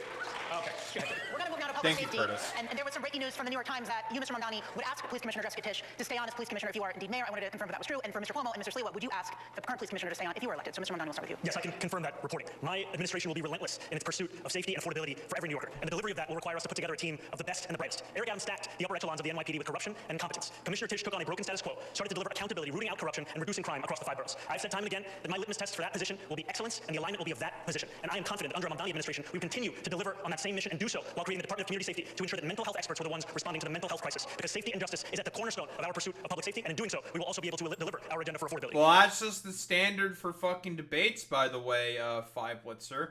Again, like, Andrew Cuomo doesn't actually have any policy that he believes in. He just wants to be mayor of New York, basically just because he wants to be the mayor of New York. Like, that's it. For a lot of Democratic politicians, fundamentally speaking, it's about one thing and one thing only. Fundamentally, it is about it is about like name recognition and celebrity for people like him. However, whenever Zohran Mamdani makes his fucking goddamn criticisms, it is always backed by a certain policy proposal. Or just making fun of Andrew Cuomo for being a fucking stupid liar. Because again, Andrew Cuomo is a stupid fucking goddamn liar. Thank you. And very briefly, quickly, Mr. Sliwa and Mr. Cuomo, would you ask Commissioner Tisch to stay on if you were elected mayor? Yes, I would for stability, but then again, I don't think she would serve with either Cuomo or Zohran because she has railed against no cash bail. Cuomo, the architect of no cash bail, Zohran, the apprentice of no cash bail. That's why criminals are running in the street. And Mr. Cuomo, would you ask her to stay on? I would ask her to stay on. I don't believe Zohran when he says he would ask her to stay on. The DSA's position, his position has been to defund, disband the police. She wouldn't take that. His current position, today's position was freeze the budget. That would cause a reduction in police. She has called for more police. I called for more police. Mayor Adams has called for more police. So their philosophies are totally incongruous. DSA calls for eliminating misdemeanors. He wants to decriminalize prostitution. I don't think she would support any of that. I don't know how many times this needs to be said from to this like gaggle of fucking, well, mostly the stupid motherfucker known as Andrew Cuomo. The positions that Zohran Mamdani and DSA have differ fucking wildly. Like, DSA says this thing, so clearly fucking Zohran Mamdani is going to implement everything that DSA wants. It's like, no, it fucking doesn't, dude. It's actually fucking stupid. But then again, you basically want to do everything possible to make New Yorkers suffer because, well, you're a stupid asshole who no one likes. We can't speak for her, she's not here, but I will ask the public safety question, and we'll start with you, Mr. Sliwa. The issues of crime and disorder on the streets. The NYPD says the crime is going down in all major categories, most major categories, but to New Yorkers, they're still concerned with disorder and their own unique perception of crime. Do you think addressing quality of life concerns helps prevent more serious crimes, and how would you deploy the city's police force to deal with those serious violent crimes and also quality of life offenses like disorderly conduct and retail theft? Mr. Sliwa. First off, I've been in all 350 neighborhoods. I'm the only candidate that's on the subway each and every day. I've yet to hear from one New Yorker who said they feel safer either in the subways or the streets. And Eric Adams constantly heckling at us. Like, it's the perception. No, it's the reality of crime. We need 7,000 police officers. We are badly understaffed. We need to get police officers officers in the subways actually patrolling the moving cars where people are most threatened and most frightened. And we need to bring back the homeless outreach unit that was disbanded when de Blasio took $1 billion out of the budget. These were men and women police officers who already had with them medical nurses and healthcare practitioners, but it was de Blasio who abolished it, and they've been talking about bringing something back ever since. But they never do it because I'm out there in the subways every day and I never see it. And when I'm mayor, it gets done on day one. The homeless outreach unit is put back into the NYPD. Thank you, Mr. Mamdani. You know, when I hear from New Yorkers of where they feel least safe, they will often tell me the subway system. And when they explain those moments to me, what they are often explaining is a mental health crisis in our city and a crisis of homelessness that has only continued to grow. And that is why, at the heart of our public safety agenda, is a groundbreaking proposal to not only reduce crime, but address these very moments of unease for New Yorkers across the 5 boroughs by creating a Department of Community Safety that will be focused on the mental health crisis, focused on homelessness, and will ensure that police officers can focus on serious crimes. Because in 2020, the response time for those officers was less than 11 minutes. Today, it's closer to 16 minutes. And that's because every year, they are now responding to 200,000 mental health calls, when those are calls that could by and large be taken by experts trained on responding to that very crisis. Thank you, Mr. Cuomo. The answer is always a new government agency. It's manage the system, manage the public safety system. We know how to do this. Mayor David Dinkins did it when we had a real crime problem. Hire more police officers. Of course, you have to deal with the mentally ill. Of course, Again, this is, just forehead, hire more police. Forehead, hire more police. This is the exact same shit that both Sliwa and fucking Cuomo are gonna keep saying. Dude, if you just hire more police, it'll take care of the problem. That's been done consistently in so many other fucking cities, and guess what? It's not fucking dealt with any of the problems. You need to have professionals that are more meant to take care of those problems. Again, police are not meant to do mental health fucking calls and shit like that. That is not what they're trained for. They are trained to respond to fucking crime. Like, that's all that it is. And these motherfuckers want to be like, oh, well, what if we just have the police respond to things that they are not fucking trained for? It's one of those things where it's just like, why the fuck is it like this? Oh, it's because when it comes to motherfuckers like Curtis Sliwa and fucking Andrew Cuomo, if everything looks like a fucking nail, then you need to have a hammer in order to put it down. And to them, everything looks like a fucking goddamn nail. It requires mental health specialists with police, because the situation can be dangerous. But hire the 5,000 more cops, because they're all quitting, because they're getting worked too hard. You're going to have to raise the starting salary, because nobody wants to be a cop today, the way they're treated. Put 1,500... Again, like I said before, why are they constantly having to work more and more fucking different things? Oh, because you motherfuckers keep having them do all these, like, mental health calls. And Zohran Mamdani is directly addressing that. You just saying, dude, just throw more cops at the problem. That's going to do it, forehead. Is not going to address the issue. You're fundamentally not addressing the issue at hand here. In the subways. Forget this Zohran idea of not prosecuting misdemeanors. Prosecute misdemeanors. Those are quality of life crimes. And that's very important. Yes, the subways are scary, but it's scary in their neighborhood too. So those quality of life crimes also have to be addressed. No matter how many times Andrew Cuomo describes it as my idea or my policy, I've never once stated that we were not going to prosecute misdemeanors. And that is what you see from the former governor, is someone who spends more time talking about the platforms of other organizations and other individuals than the one that I've actually put forward, or the one that he is supposed to be running on. That's true. Excuse me one second. Can I just respond to that accusation? Misdemeanors are felonies. No cash bail releases them back into the streets. And both of you are for no cash bail. Mister, I want to move on. You'll get your opportunities, I think, because I want to bring up a particular crime concern, and that is violence among younger New Yorkers, specifically teenagers. My question is, what is your stance on the statewide Raise the Age law, which increased the age of adult criminal responsibility from 16 years old to 18 for most crimes? Police Commissioner Tisch says, quote, the mentality on the street is that nothing happens to those under 18 who possess a gun. So would you support modifying Raise the Age in any way? And Ms. Mamdani, since you just announced that you would invite Commissioner Tisch to stay on, would you go along with her on this? I would not support changes to the state's legislation, and I would not support them because the major issue with the implementation of that legislation has been the fact that there is hundreds of millions of dollars that was supposed to be delivered alongside that law that is still languishing in Albany. And I am excited to be the next mayor of the city to finally fight for the money that the city is owed to ensure that we deliver it to our young people across the 5 boroughs. Mr. Cuomo.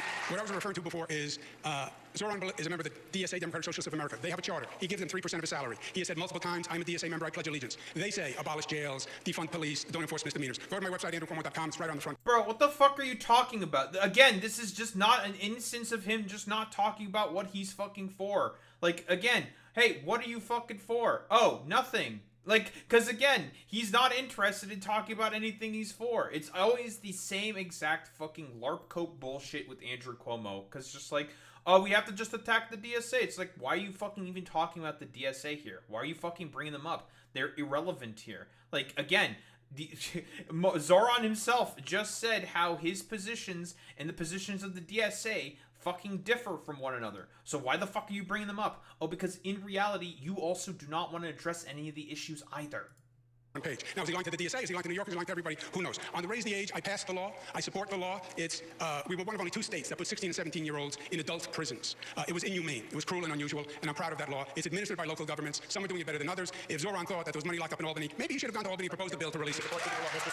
Once again, the architect of Raise the Age, Governor Cuomo, the apprentice to him, Zohran. It's personal for me.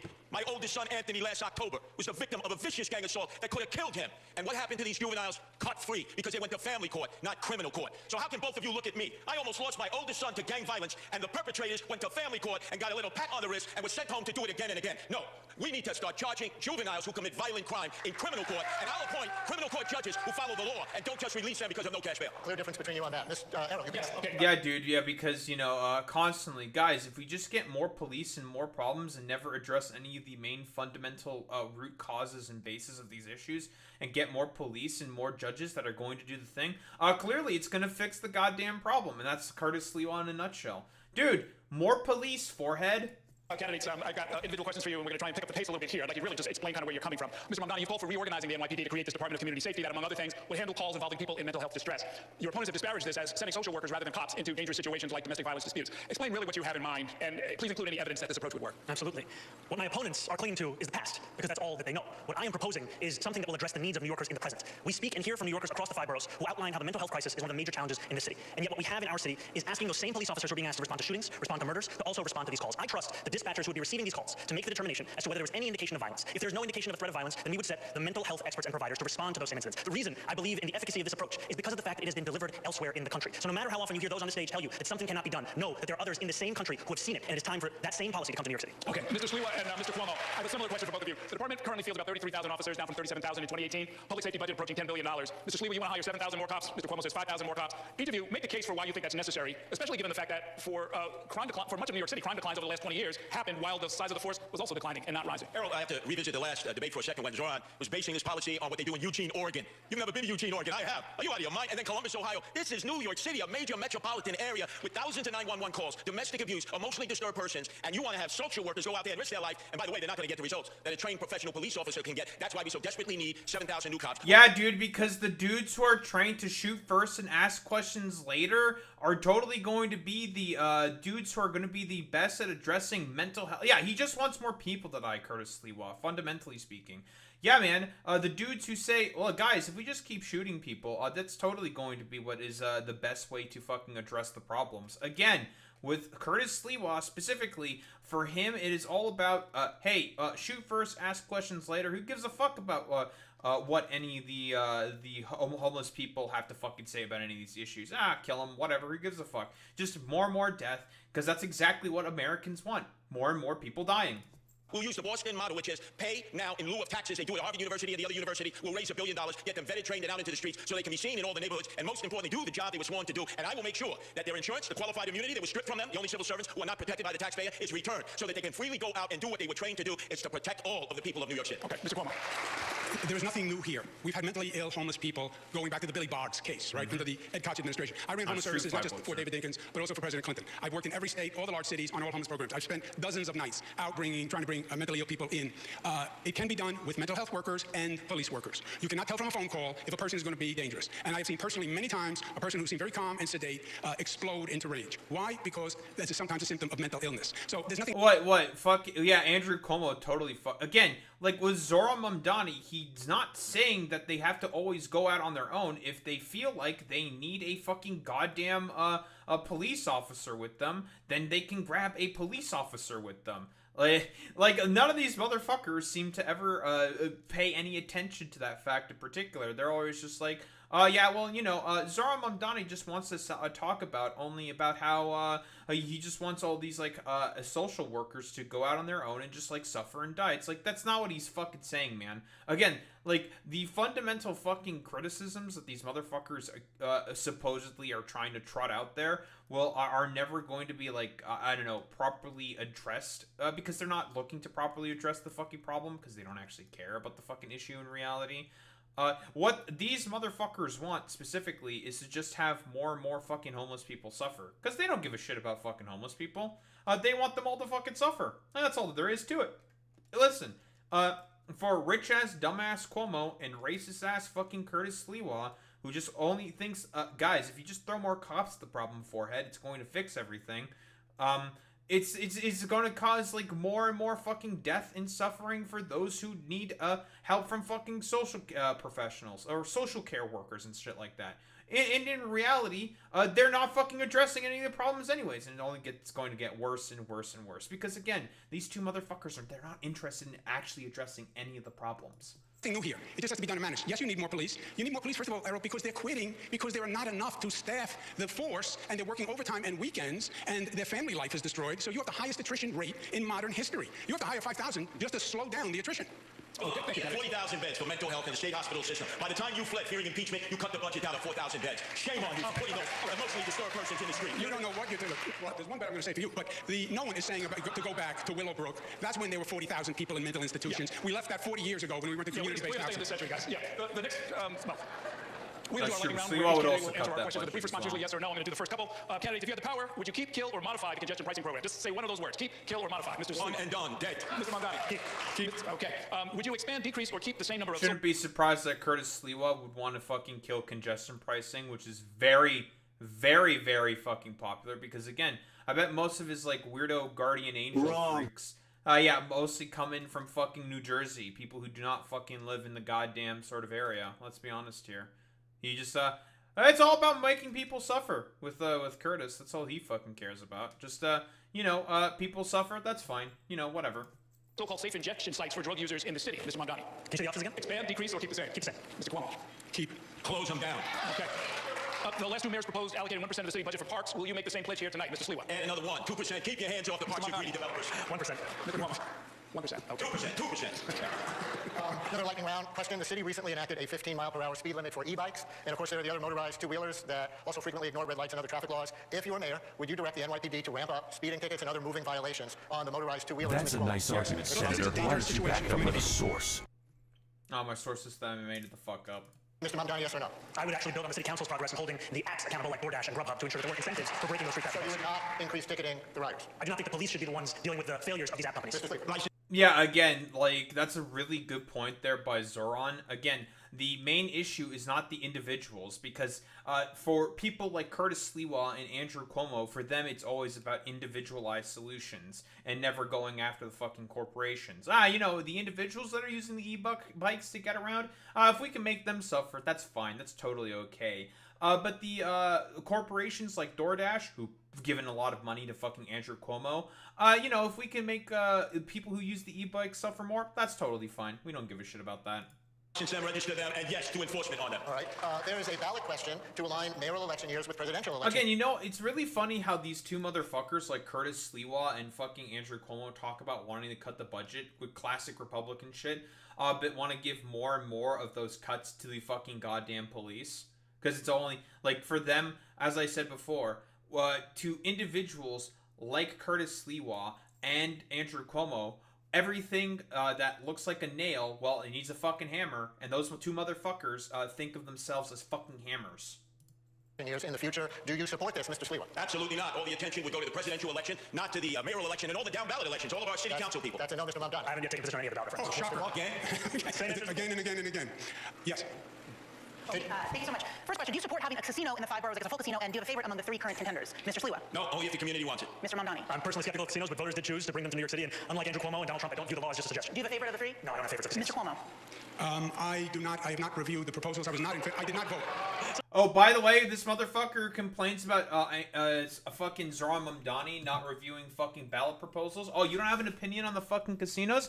Because in reality, motherfuckers like Andrew Cuomo, fuck it. Why not have more like weirdo gambling freaks and dipshits within New York? Mafioso fucking bullshit. Very, very cool. And you want to complain about Zohran Mamdani not being decisive on certain fucking ballot measures that you have no idea if he fucking reviewed or not. Copium.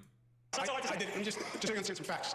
I did not vote to bring the casinos to New York City. I did casinos in upstate New York as economic development measures. I had no part of these 3 casinos, how they were done. I think it's highly problematic, and I think there's going to be a lot more to come. If this is a ranked choice, You and Zohran. if there's a ranked choice election, how would you vote, Mr. Mamdani? If there was a ranked choice election? In this, you have to rank these. Myself number 1 and Curtis number 2. Mr. Sliwa. Oh, please don't be glazing me here, Zohran. Are you kidding? That's funny. Mr. Sliwa, do you want to I support ranked choice voting, but I only vote for myself. Mr. Cuomo. I love that Zohran and Curtis take that idea. I don't know, I'm just enamored with it. I would just rank myself. Would any of you accept Mayor Adams' endorsement?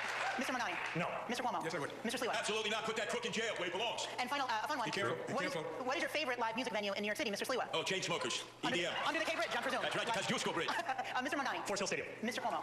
Under the Kosciuszko Bridge. Have you seen a show under the K Bridge? Who'd you see? No, I picked up my daughters at a show. That's as close as I got. Okay, it's time for the cross-examination round. That's where His daughter saw a show and he didn't see a fucking show. That's so fucking funny. I just have to fucking say this real fucking quick. Yeah, of course he didn't see the fucking goddamn show because he doesn't live in the fucking goddamn city. It's like, oh yeah, my daughter saw the show. I never saw any of that stuff. Yeah, under the fucking K Bridge. That's so fucking funny. Because he doesn't live in the fucking city. He lives in the suburbs. He's a fucking outsider. where each candidate gets a chance to ask one question of one rival. The order was selected at random. We're going to begin with Curtis Sliwa. Zohran, you talk about free, free, free. But we know that somebody's got to pay for it, and that's you, the taxpayers. And that's going to lead to bankruptcy. The only reason that Zohran is on the stage is because of the failed Governor Cuomo, who was rejected by the Democrats in the primary, and rejected by 13 women who charged you with sexual harassment. Do you ever know that no means no? You know what no means? Wait, your question is Mr. Cuomo. Who's your question? Bifurcated, right? No, you can't. Who's your question? It's Cuomo. Okay. Your response, Mr. Cuomo. I'm not sure what the man said.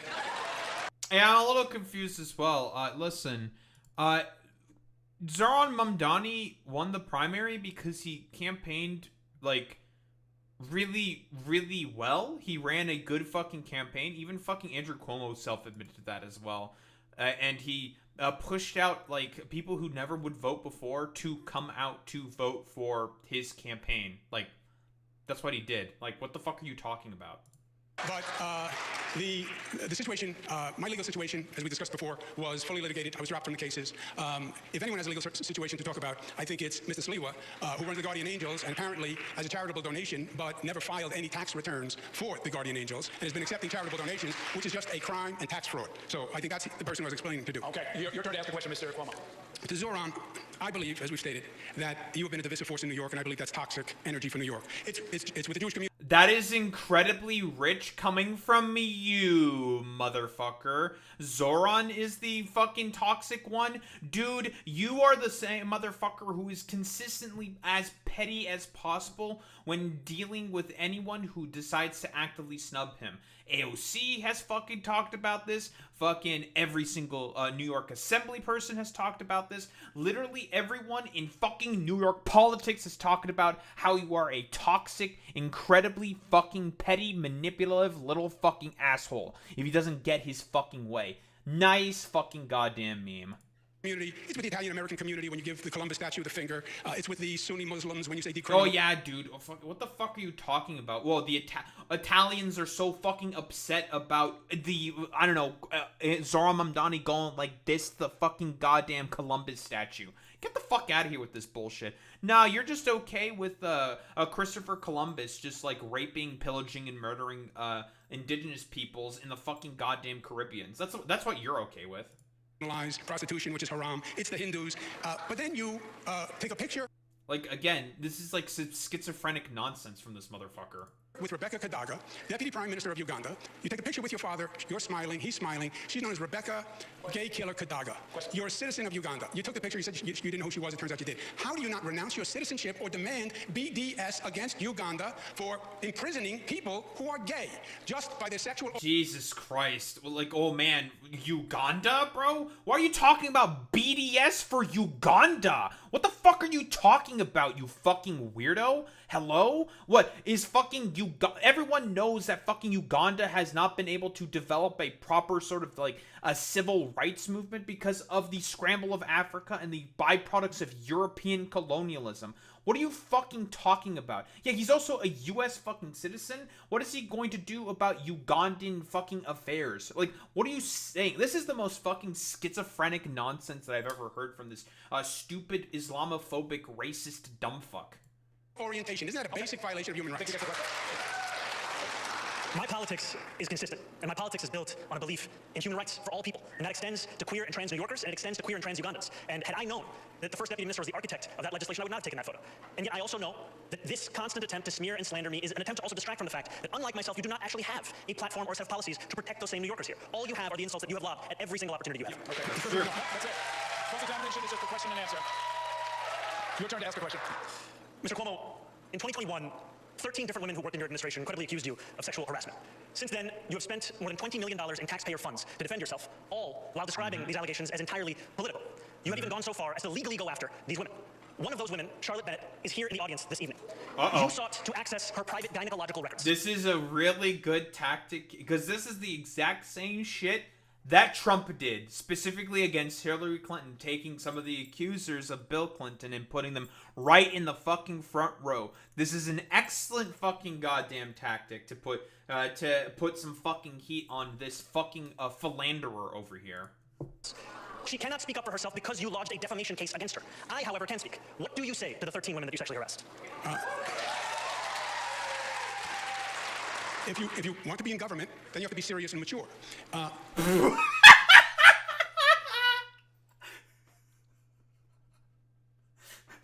your fucking opening argument?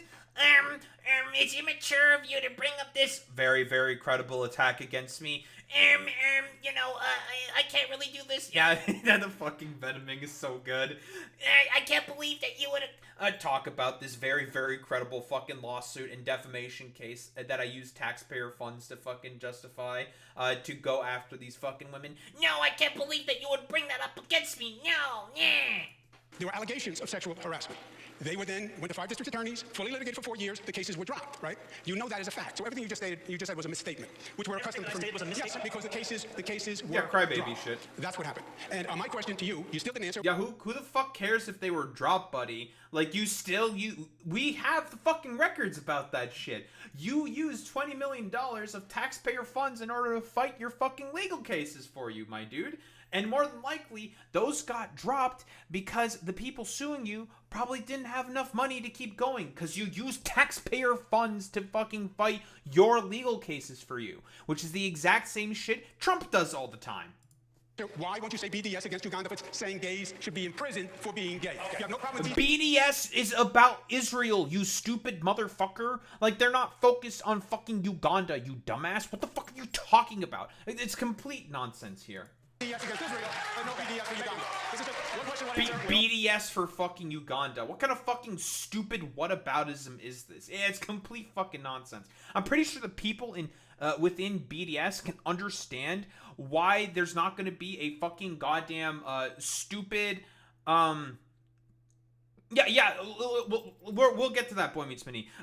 Again, like, it's a fucking stupid whataboutism to bring up BDS for fucking goddamn Uganda, not talking about its policy for queer people. Again, byproduct of European colonialism, and they have not had the sort of foundation to build a proper sort of civil society because, again, Europeans fucked with them, little bro. I know that you don't understand history, but, Christopher Columbus as well also was responsible for killing a bunch of people. I mean, it's fucking stupid. Like, I wonder why a lot of these sort of, like, island nations and nations in Africa are third world fucking shitholes. Oh, it's because they got fucked with by Europeans, little bro. Your fucking ancestors fucked with them, little bro. What are you fucking saying? It's so fucking stupid, man. Like, what the fuck are you talking about? Also, let's be honest here. Israel is also extremely fucking anti-queer. You can't have marriages between queer people in fucking Israel. You can have civil unions. Yeah, sure. Civil unions is not fucking marriage. It's not the fucking same thing. You have to marry outside the fucking country in order to have a queer marriage be, I don't know, like, not fucked with in Israel. It's so fucking stupid, man. All heard it. Thank you very much, candidates. Right. Our next topic is education. The next mayor will oversee the largest school system in the United States, as you know, with roughly 900,000 students, thousands of schools, and billions of dollars in budget. We have an education question for each of you. Mr. Mamdani, you said you would give up mayoral control of schools and share decision-making with various stakeholders. But in the last debate, you said you're still for mayoral accountability for educational outcomes. This has confused some people about how you can give up final authority but still hold yourself accountable. Can you try to clarify that? I remain opposed to mayoral control, and I also believe that the mayor is accountable for that which happens in the city. I will not shirk that accountability, even when we are putting together a system that has greater involvement for parents, for educators, for students. Look, 1 in 300 Americans is a student in the New York City public school system. This is a system where we are failing to deliver excellence to students, to teachers, to parents, and it's time to have a mayor who understands not only the crisis in front of us, but the fact that we have to change our ways if we want to change our results. And that is what we are running on a plan for the future, not to simply relitigate the past. Mr. Sliwa, you recently proposed reducing the education budget by $10 billion, or about 25%, to help pay for tax cuts. But your website includes things like, quote, hire more therapists, expand services for students with learning differences, build build new vocational high schools, restore arts programs, expand athletic programs, and increase teacher pay to attract and retain top talent. Those are all a populist conservative, you know, very fucking populist conservative, by the way, talking about how he wants to cut the fucking education of the budget for the educational fucking budget, and also wants to fucking increase a bunch of its programs and its elective fucking services and having more therapists and shit like that. Yeah, totally. Yeah, you definitely want to fucking increase that stuff. Also, Phi Blitzer, it doesn't matter if the indigenous people that Christopher Columbus were good people or not. That doesn't fucking matter. The fact is, it's a bunch of Europeans who decided to go in and murdered and enslaved a bunch of people who were not causing any ostensible harm to the Europeans in of themselves, just murdered them for their strange fucking goddamn practices. They were not harming anyone else besides themselves. But again, like, let's be fucking honest here. You don't just, like, go around fucking killing people randomly on a fucking goddamn island just because they have, like, some backwards sort of,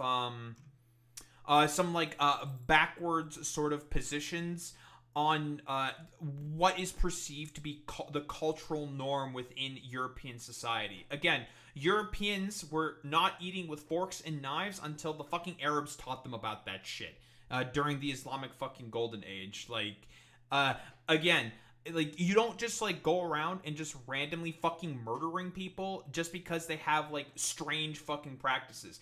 Is it justified then in that particular instance for all of the... Yeah, Europe didn't invent... No one invented civilization. If we want to talk about who invented civilization, then we can talk about Mesopotamia, because technically speaking, they're the ones with the first earliest known civilization and empire. Same with the fucking Greeks, not Western Europeans. Bringing civilization to America or whatever. That's complete fucking nonsense. Exact quotes from your website. How do you defund the education department by 25% to cut taxes, add in the Trump administration's various cuts, and do all those expansions at the same time? Well, let me tell you, you have a bureaucracy at the Tweed Courthouse. Perfect place to house the Department of Education because of the corruption in the top ranks. You have 13 deputy chancellors. You have about 50 department heads. Nobody at the school level ever deals with them. $41,000 we pay per student, and teachers still have to reach into their pockets to pay for basic supplies. You cut at the top, contracts that have been negotiated, that have not been overseen. You will save millions and millions of dollars. And yes, you open up the schools as it was when I went to public school. After school center, night center, weekend center. Not just sports, but culture, plays. Okay, yeah, by the way, this is like how you say, like, if you want to cut the stuff at the top, what do you mean by cut the stuff at the top? Do you mean, like, the private board of educations and stuff like that, who people get a bunch of fucking money for sitting around not doing anything? Because I have no doubt that's more than likely the case. Otherwise, what this basically sounds to me like is you just want to cut funding from fucking education. Like, that's what it is. Musicals. People used to be able to take instruments home when they were in band and orchestra. That attracted children. 1/3 of our children don't even come to school each day. And we need more vocational training like we had when I was growing up. That's been depleted. And more charter schools. We need to raise the cap and have more charter schools for the children. Yeah, dude, more private fucking charter schools is definitely gonna fucking help the problem, man. Yeah, more privatization of the educational system. Let's go.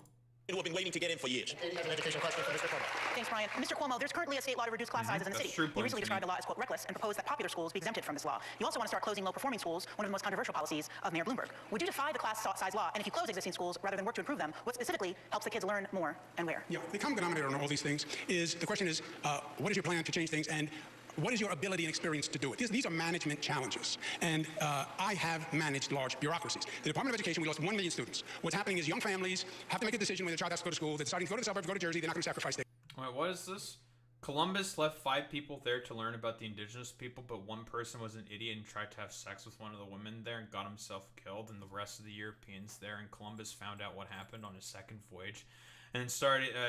and then the killing started, and I'm not saying either of them are right, and they have different backgrounds. You can't expect people to like each other. I mean, that's not the fucking point. Like, we're talking about what Christopher Columbus did, right? Like, that doesn't really excuse anything that he did in particular, right? Like, of course, we know all about the fucking crimes of the European fucking conquistadors. That's the main issue here.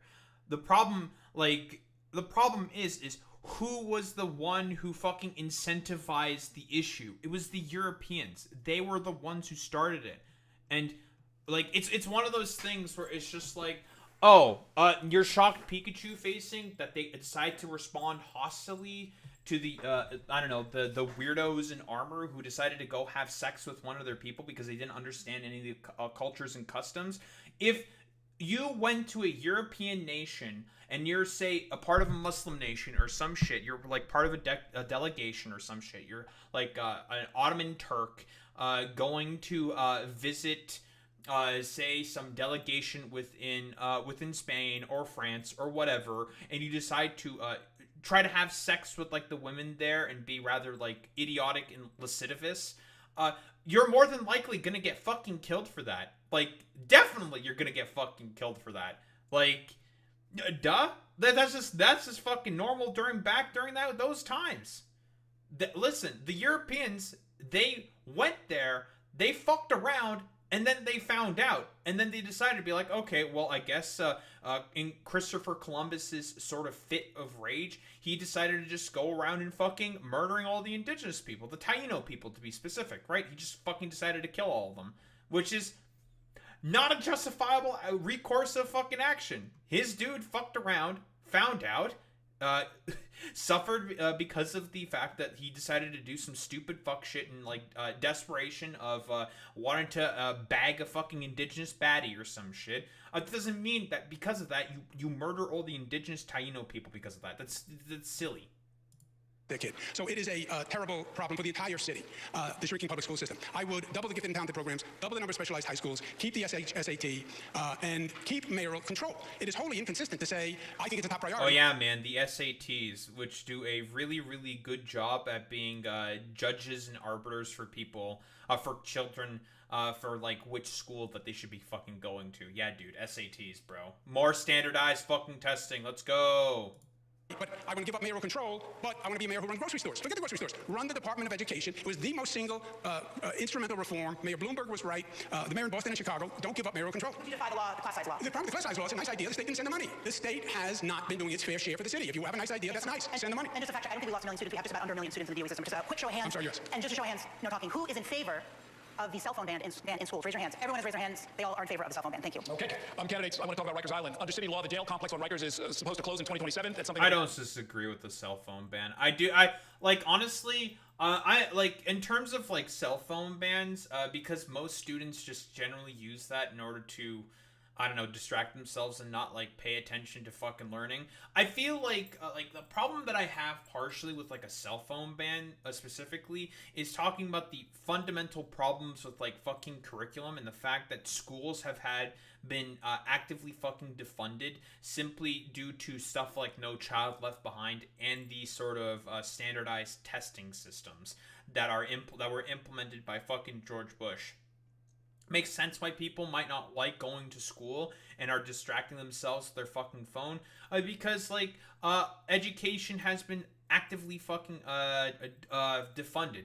Yeah, TikTok distraction is the final boss of getting kids to pay attention. Yeah, exactly. So that's why I'm like kind of 50-50 on like a cell phone ban. I don't think it's a bad idea per se to just ban the phones outright. But we also have to fucking talk about the main issues of the fact that education has been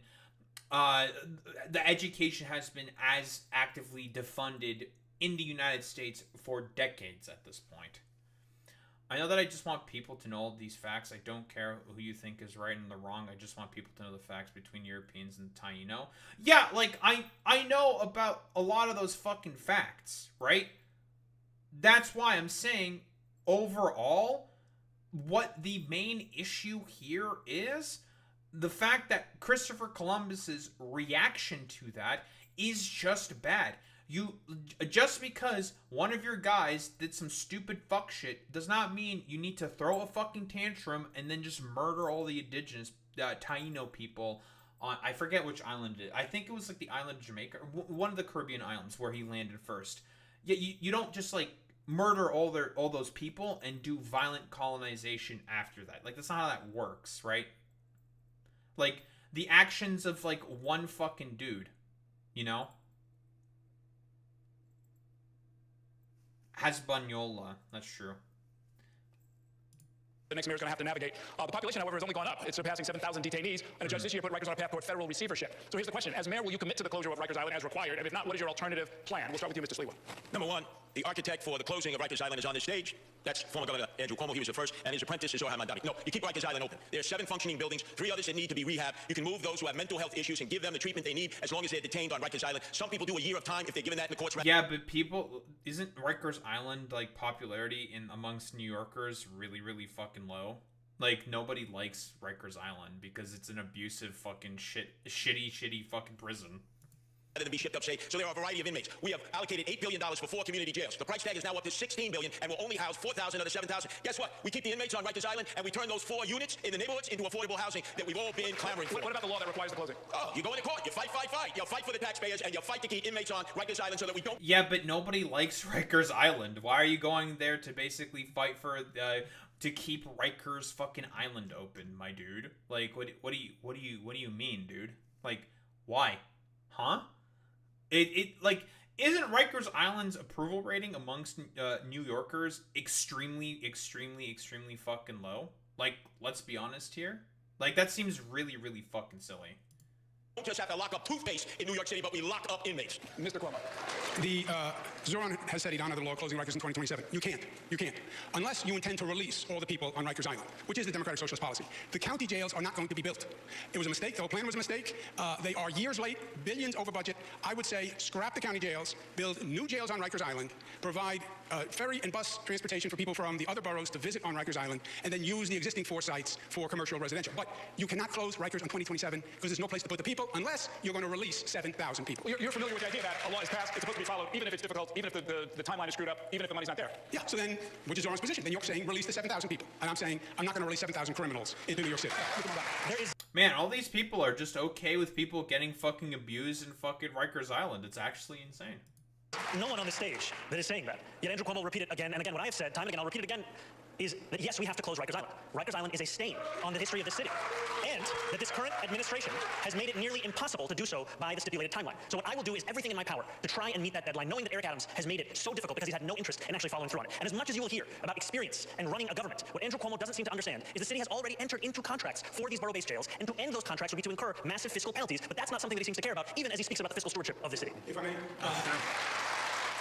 you want to talk to me about running government or managing projects? I built the 2nd Avenue subway. I built the Mario Cuomo Bridge, the largest infrastructure project in the United States of America, $5 billion, on time, on budget. 2nd Avenue subway, Moynihan train hall. Of course there's costs incurred. The question is going to be, how much more does it cost to finish the jail, and are you better off cutting your losses? That's the question in the discussion, and you sit down with the contractor and you negotiate. But your position of, I'm going to close it on 2027, the question is yes or no. Do you close it in 2027? You will hear from Andrew Cuomo about his experience, as if the issue is that we don't know about it. The issue is that we have all experienced your experience. The issue is that we experienced you taking a $5 million book deal while you sent seniors to their deaths in nursing homes. The issue is that we experienced you cutting funding for the ATA to send money to upstate skiers. The issue is that we saw you give $959 million in tax breaks to Elon Musk. The issue is your experience. The only thing... Oof. Ooh, get fucking cooked there, Andrew, my guy.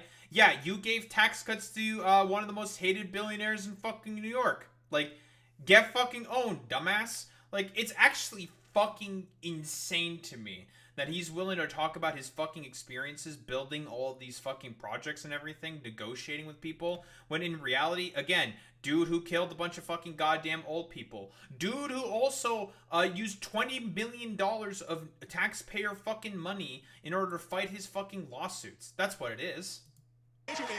The issue is you have no experience. You've accomplished nothing. You haven't proposed a bill on anything. Again, like, this fucking line on experience is always going to be incredibly fucking stupid with me. Because it's as AOC herself said, nobody gives a fuck about how much experience that you have as a politician if they can't put food on the fucking table.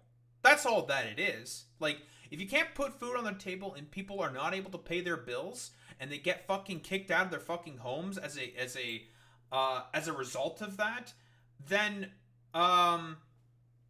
like, who cares about if you're an experienced politician? The buck ultimately then stops with you, and you have no problem at all whatsoever in terms of basically having a bunch of people be thrown out on the fucking streets. Because again, out of touch fucking millionaire elitist who doesn't even live in the fucking city that he wants to be mayor for. And you still haven't said if you're closed after 2027. I got the answer to the questions I was asking. Thanks very much. Let's move on. My next question is about another law that's already on the books. The city has a climate law, Local Law 97, that will require a large percentage of the buildings in the city to reduce greenhouse gas emissions by 40% by 2030 or face financial penalties. As you know, some co-ops, condos, and landlords are afraid of crushing expenses, but buildings account for 70% of the city's climate pollution emissions, so reduction would need to include that sector. You all have taken different positions on this. I want our viewers and listeners to hear each of you, starting with Mr. Cuomo in this case. Would you abide by and make others abide by Local Law 97 as it stands? As it stands, you're going to have to be flexible in the application. What's going to happen now is many companies will just pay the fine because it's cheaper than actually following the rules. And that's the last thing you want. That accomplishes nothing, right? It's just another tax, in essence, on these units. So there's going to have to be flexibility. It's the right intent, it's the right goal, but how you implement it has to deal with reality and the costs. Again, otherwise, I can tell you, I've had this conversation with many of them, they're not even going to try. They're just going to pay the fine. What kind of flexibility? It's going to be timing, and what do we mean, and can it be phased in? Mr. Mamdani? The climate crisis is one of the most pressing crises facing the city, and we deserve to take it on with the urgency it requires. It is right now easier to pay the fine than to actually comply with this legislation. We have to ensure that we make it easier for condo and co-op owners to follow these laws, and we do that by eliminating the application fees for J51, by extending that tax credit, by also creating a one-stop shop in New York City government that procures at a large scale heat pumps and the very kind of infrastructure needed to comply. We've seen this happen before with clean energy work that's been done in Woodside houses. It's time to bring that kind of work right here so that we can ensure full compliance with local law. I read that you're proposing the city buy those heat pumps and other tech in bulk and give them to landlords and other buildings for free. Is that accurate? No, it's to actually ensure that they can afford the cost of these things by purchasing using an economy of scale. Thank you, Mr. Sliwa. I'm the only one on this stage totally opposed to Local 97. 100,000 condo and co-op owners. Their maintenance fees will go up 30%. They won't have enough reserve fees. You're going to see massive flight from the co-ops and condos. Now, they want to electrify everything. Well, there's a man on the stage who took Indian Point offline. That was 25% of our electrical output. We haven't been able to meet the needs since, and as a result, they're now starting to build, because of the city of yes, and I'm opposed, these lithium-ion battery warehouses. Where? Staten Island 38, Brooklyn 12, 8 in Queens, 4 in the Bronx, and none in Manhattan? Oh, no. They're going to electrify, and they don't have the electrical output. So I say no to Local 97. When I'm mayor, I tell all my commissioners, throw a monkey wrench into the process. We slow it down because we want these condo owners and co-op owners to stay. Mr. Cuomo, you were named. Yeah, dude, because, like, this, like, stupid, weird, like, schizophrenic, like, conspiracy theory that, lithium-ion batteries in, like, Curtis Sliwa's mind, causes, like, radiation poisoning or some shit. Like, bro, what the fuck are you talking about? Like, you want to actually meet some of the fucking, need, like, in terms of what is needed for New Yorkers in terms of, like, their electrical bills, you need to have a bunch of fucking projects to build a bunch of shit, my dude. Like, it's not as simple as just, like, oh, you know, we just gotta cut everything, keep cutting a bunch of different projects and whatnot, and, well, you know, bibbity bobbity flibbity flobbity, like, whatever. We need to have all the people just stay in order to, not have their electrical needs be met. Fuck it, who cares? Check on Indian Point. I think that was. Indian Point was a danger. It was the nuclear power plant most closely located to the densest population. There was no nuclear plant on the globe that close to a city. There were 20 million people in what was called the kill zone. Before I became Attorney General, there had been a number of lawsuits to stop it. What we did is we brought cables down from upstate New York, down the Hudson River. We have nuclear upstate in rural areas to bring that nuclear power down the cables, and then on that basis, substitute for Indian Point power. Yes or no? Electricity rates are too high to pay because of you, Andrew. Just yes or no? Any of you support new nuclear power plants to help bring down the rising cost of utilities in New York State? Just yes or no, Mr. Sliwa? Upstate, they're already starting, yes. Mr. Mamdani? I think it's something worth exploring. Mr. Cuomo? Is that a yes? Yeah. Oh, yes. Katie? That is what I think it is something worth exploring means, Andrew. Like, yeah. It's like, yeah, it's like, yeah, we can definitely do that. Sure, fuck it. Like, nice meme. Move on now to the economy. Ms. Mamdani, you're proposing to raise the city's minimum wage to $30 an hour by 2030. How would you get the state legislature to go along with your plan? And do you think it's realistic to feel that a small business owner would have to pay every employee this amount, especially when the city currently doesn't mandate that figure for its own public employees? And I have several questions for Mr. Sliwa and Mr. Cuomo. So this would be something where the city would have to start doing so as well, because any law that we want New Yorkers to follow the city should be following itself. And the reason that we put forward $30 by 2030 is that that's the minimum that a New Yorker needs to be paid to be able to afford to live in the city. And what we are looking at right now is the possibility of the place that we know and love becoming a museum of where working class people used to be able to live. Our proposal that we put forward would be phased in over a longer period of time for small business owners to ensure that they could deal with this. And it's also one that we are confident we would be able to accomplish because of the fact that we are seeing from New Yorkers time and time again, the absence of it is pushing them to live in Jersey City, to live in Pennsylvania, to live in Connecticut. Because if I recall correctly, the current minimum wage within New York is $15 an hour. That is mandated for federal workers in New York and for anyone that's working in the private sector. Again, in terms of like small businesses, it would have to just depend. Like, that's a very, very sort of case-by-case basis that gets assessed. Generally speaking, it's not, there's like no one-stop solution for that in particular. Like, for like a lot of different districts, you basically just have to make an assessment saying like, oh, okay, so for this particular area, given how much money, the tax base that exists, blah, blah, blah, blah, blah, Like, this is how much money can be allocated for the minimum wage in that sort of like particular fucking area. Like, for a city like New York, again, one of the richest fucking cities on the planet, they can easily afford a $30 sort of like minimum wage in order to pay for their fucking employees. Because again, if small businesses are going to have a problem paying that fucking minimum wage, since they know that more people are able to get more money and paid more, they can raise their fucking prices to cover their fucking business costs. Like, there's a bunch of different things that they can do in order to mitigate that sort of fucking problem, right? It's not as simple as just like, well, just don't do it, forehead, because of these small businesses. No. That's always a fucking canard that's always put up by larger corporations and whatnot in order to justify not having to fucking pay for the increases in the minimum wage, because in reality, for the rich in the corporations, they are willing to do literally anything possible in order to justify not paying people their fucking fair share. Like, that's what it is. Can't afford to live in New York City. Thank you. And for Mr. Sliwa and Mr. Cuomo, if you're not in favor of a $30 minimum wage, what are your plans to raise the salaries of workers in New York City? We'll start with you, Mr. Sliwa. First off, Zohran Mamdani deals with fantasy, not reality.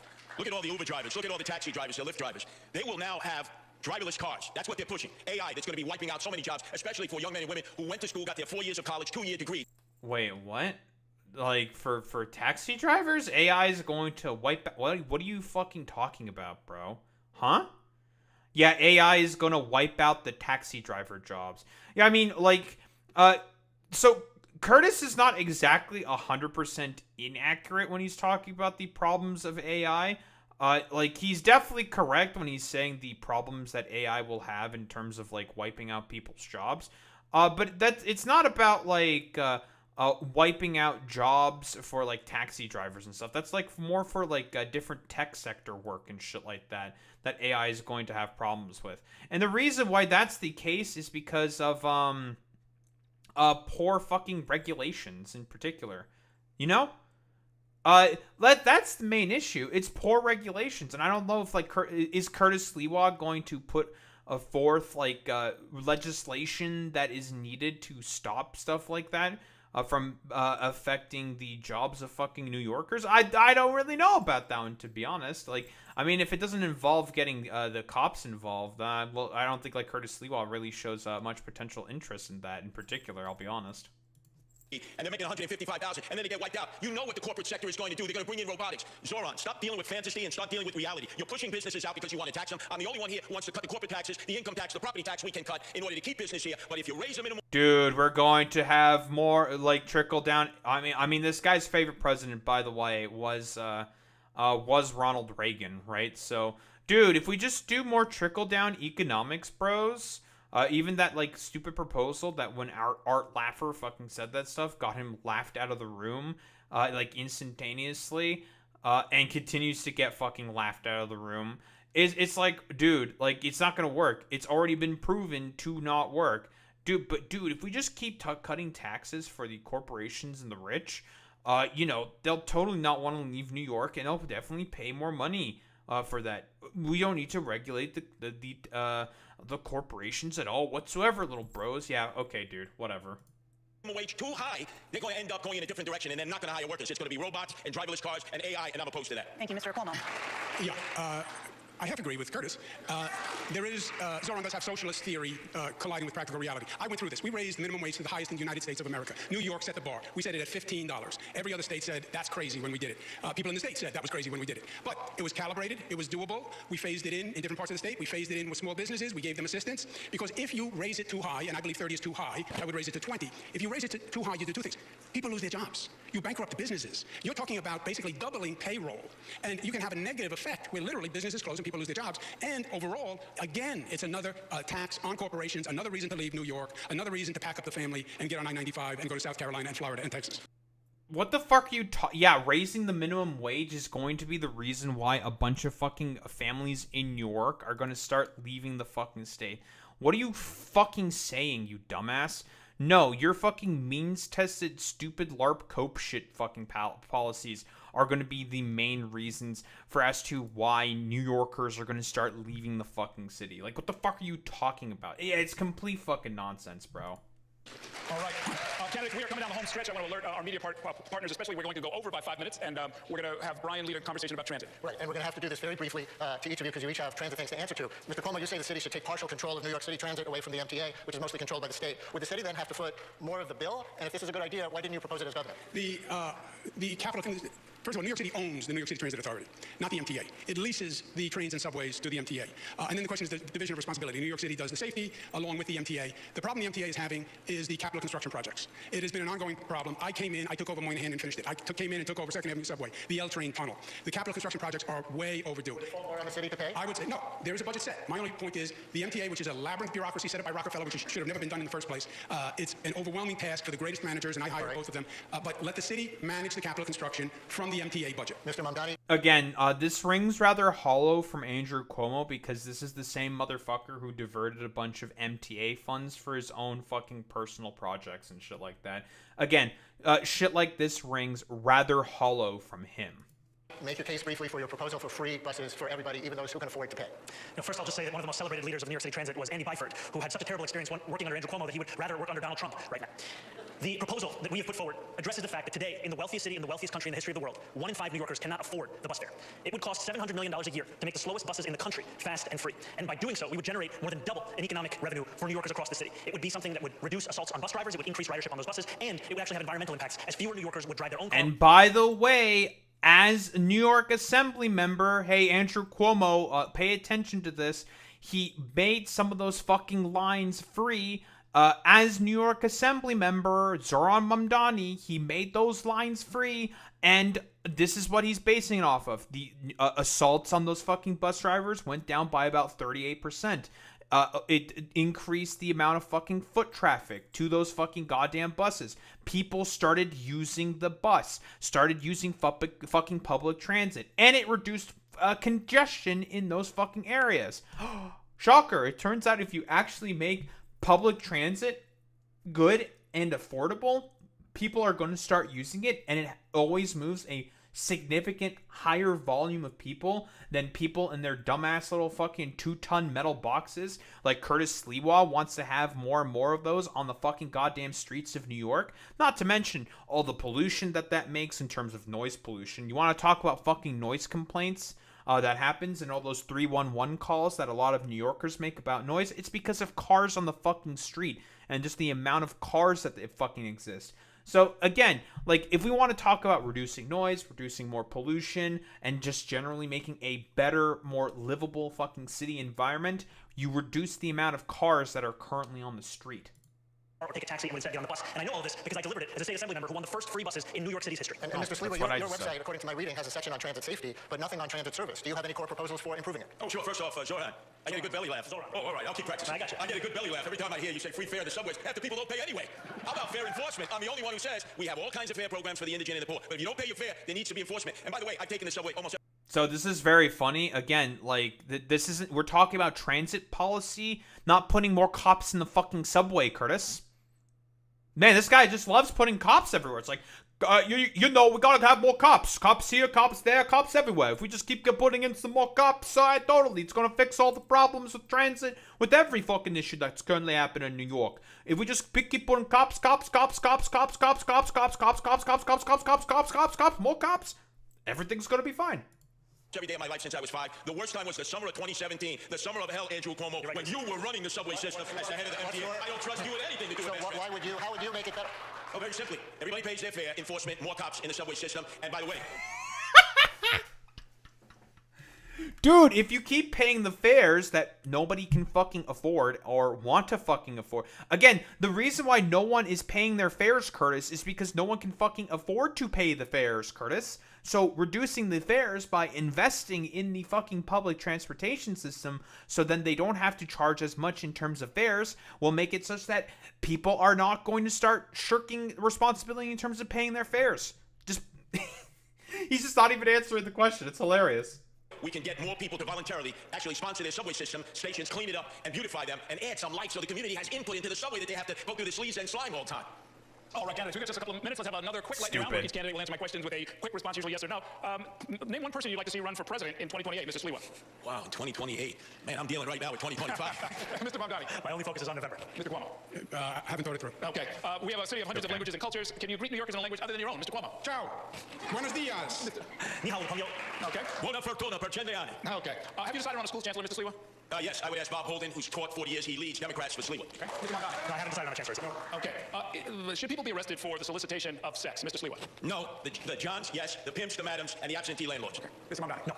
Mr. Cuomo. Zohran's decriminalization. So here's the thing. I agree with this, by the way. Yeah, people shouldn't be because again, you want to deal with prostitution. Like, it's not like it's not an issue fundamentally speaking with like people who are soliciting for sex or doing the fucking sex work. That's not the main issue, right? Let's be honest here.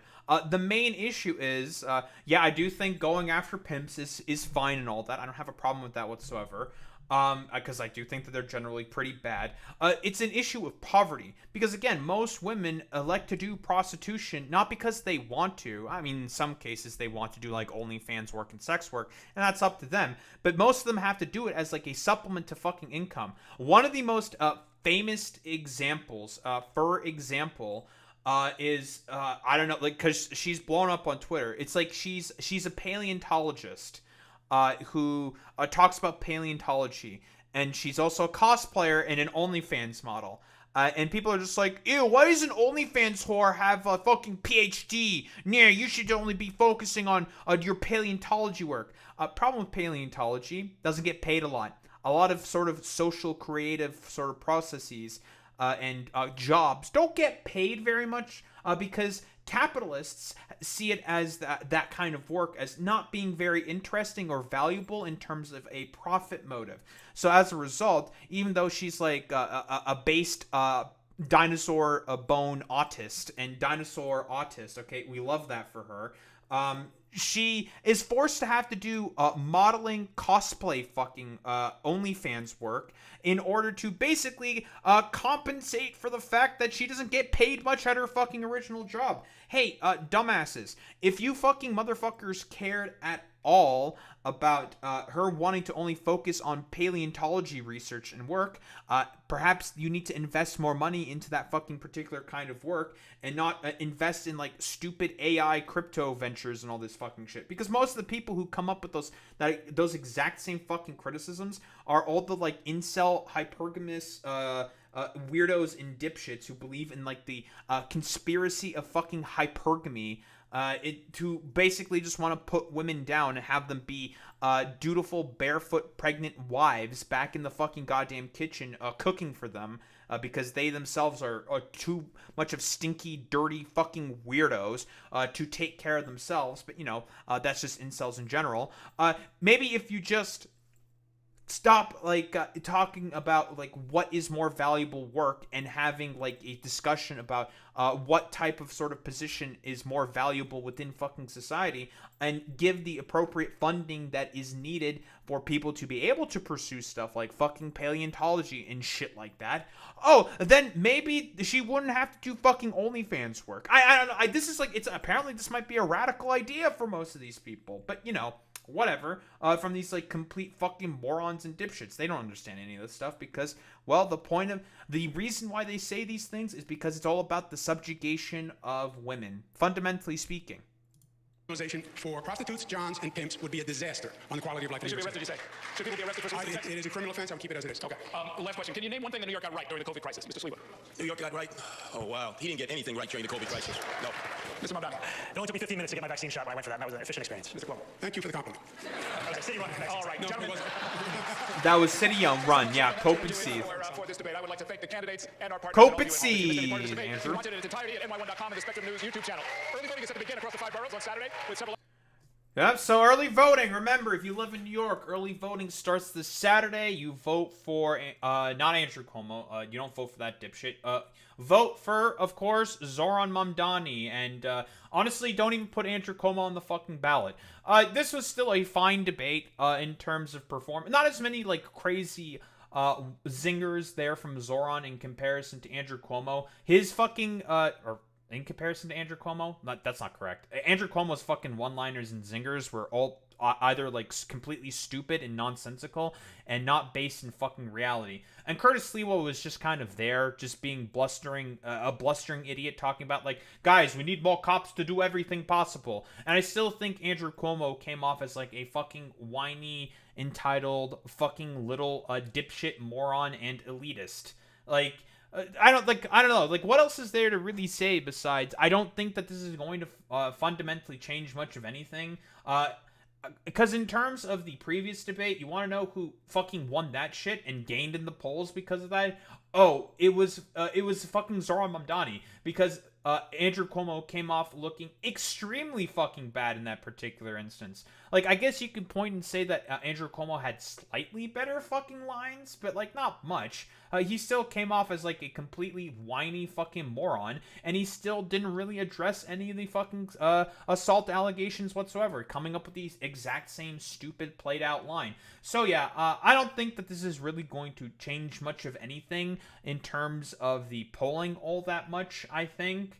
Because it was pretty much all just the exact same sort of bullshit, and it's gonna be really funny to keep seeing like all these like coping Zionists and billionaires keep constantly complaining about the fact that Zohran Mamdani is still in the fucking goddamn race, or not Zohran, that Curtis Sliwa rather is still in the race and is fucking over Cuomo's chances.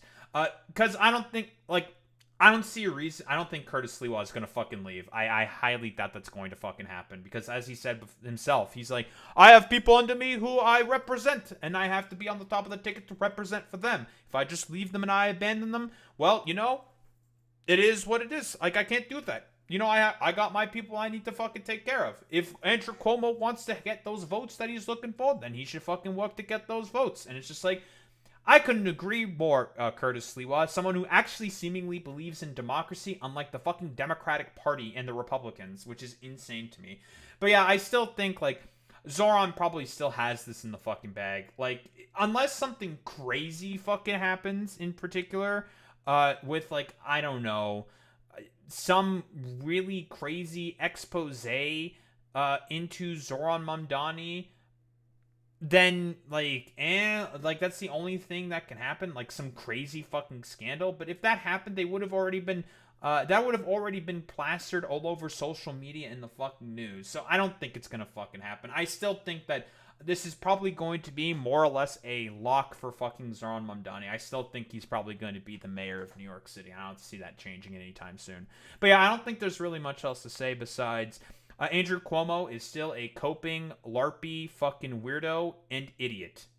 Don't think there's much else to say besides that. Oh, and yeah, and before I forget to mention, I remember Hakeem Jeffries said he was floating the idea of wanting to endorse Zohran Mamdani. A little too fucking late for that one there, buddy. Let's be quite honest here. Don't think that's going to make much of a fucking difference. What? Like, if you just endorse Zohran Mamdani right now, Hakeem Jeffries, that's just basically signaling to other people. It's like, oh, now you want to fucking endorse them? This is a rather desperate case for you to try to save your floundering fucking approval rating, you fucking moron and dipshit, after staying silent for so fucking long. Because, of course, like, like he's just doing that because of the fact that nobody fucking likes him and his approval rating is tanking, and he has a fucking challenger in, I think, Chi Ose, I think that's his name, in his district for New York. So he might be a little afraid about the fact there might be a progressive fucking challenger, and that's the only reason why he might endorse Zohran Mamdani. So yeah, again, like, I don't see this as making much of a difference at all in terms of the polling. I still think that Andrew Cuomo is overall fucking cooked, and it's just like, okay, yeah, it's I still think that Zohran Mamdani is probably going to be the main guy who fucking wins within the New York City mayoral election. Because again, notice how like nobody's fucking endorsed Andrew Cuomo whatsoever at all, and how seemingly nobody fucking likes him. He's all alone, and he's just doing this at the behest of all the fucking billionaires and the rich, and even some of the corporate Democratic establishment who nobody fucking likes to begin with. But yeah, I don't think there's really much else to say besides I think Andrew Cuomo is completely and utterly fucking cooked.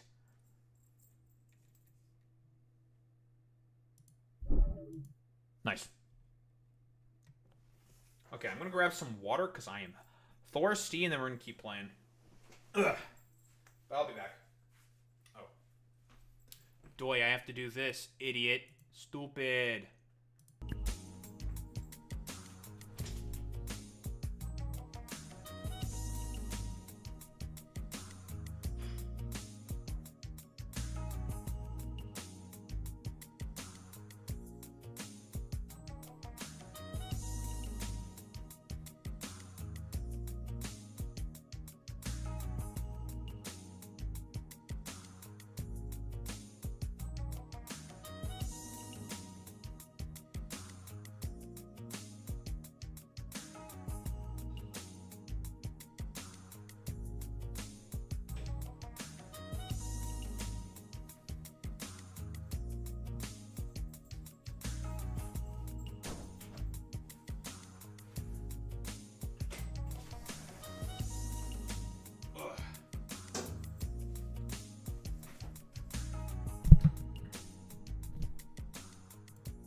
What up? We're back. Alright, we don't need that shit on anymore. Very cool, very good, folks. Talk about fucking... What is this? I just want to know, did you know about the Vikings in 1000 AD? Yep, they were the first, that was in Canada, specifically in Newfoundland and Labrador, right? That's the thing that happened. Yes, they were the first Europeans in the West. Mm-hmm.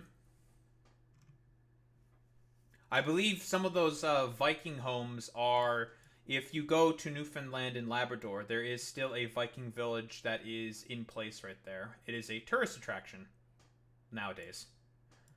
They're still there. I forget the name of it, but yeah.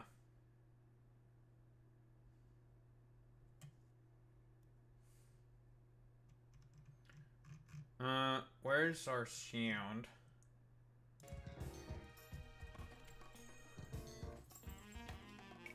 90% of the topics I'm going to be in the middle, and other 10% are just idiotic topics.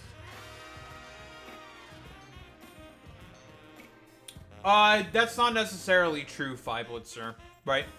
If people can sense that you're being a bit of a fucking fence sitter, there will be people that have a problem with that, because in terms of certain issues, for example, where it's like it's very, very clear that there should be an opinion on something, a lot of people can have problems with people who decide to sit on the fence in terms of that in particular, where they'll just be like, bro, how the fuck are you sitting on the fence in terms of something that is really, really, really fucking obvious? Like, what do you mean? This is actually genuinely fucking insane.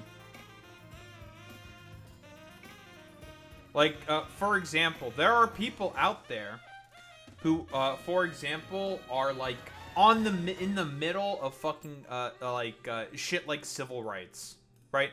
Or in the middle of certain like civil rights issues, generally speaking, and everyone always talks about, or like in wars, for example, right?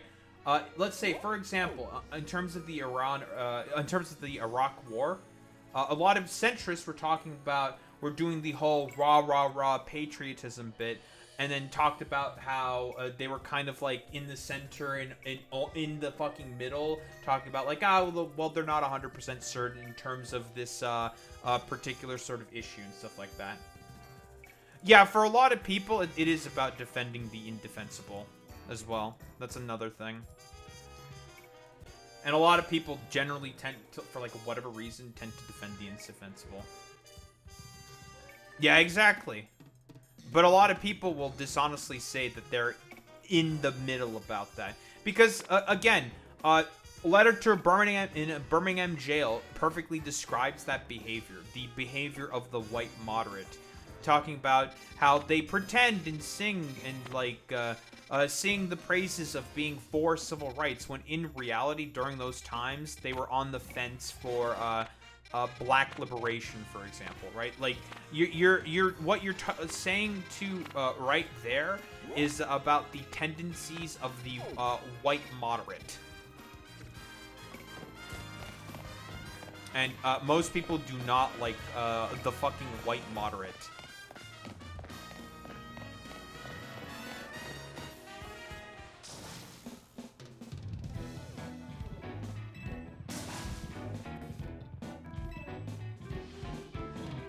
Yeah, what's up, dorks?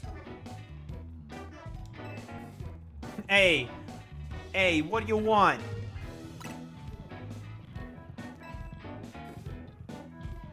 Hey, I'm on guard duty here. Why is the mafia in France?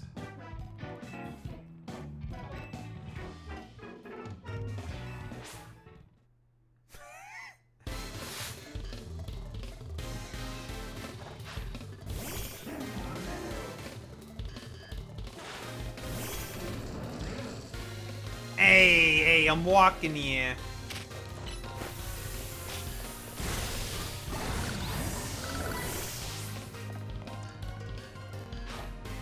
Bro self-destructed on me.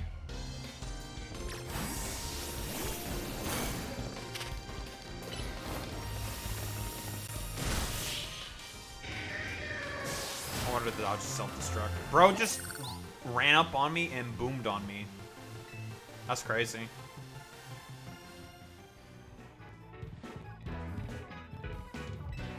Well, I mean, if you think something is racist, for example, you just call it out and say that it's racist and that it's bad. That's really about it. I mean, it depends on the fucking issue. You can have, like, depending on what it is, you can have, like, nuanced perspectives, right? And say, like, oh, I think this thing is, like, kind of, is bad for these particular reasons, but I think in this particular case, it's fine considering blah, blah, blah, blah. It just depends, right? Depends on the case. He's got a megastone in his lapel. Felipe.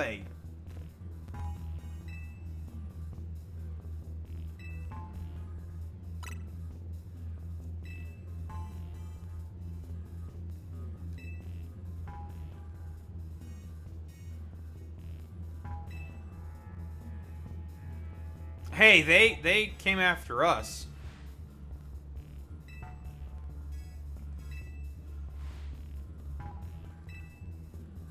I know who this guy is.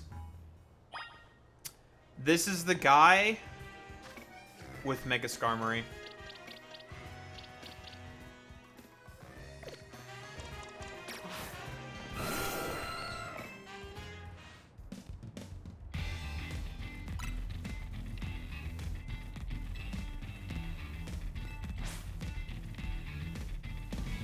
Alright, give me your soul, idiot.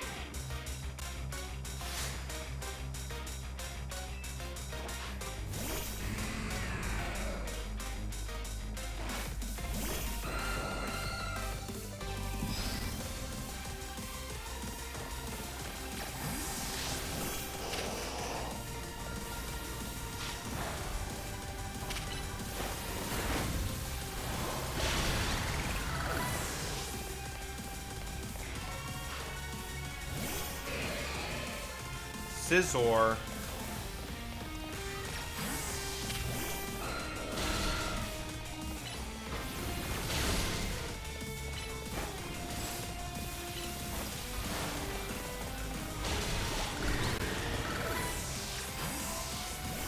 I know what's coming next.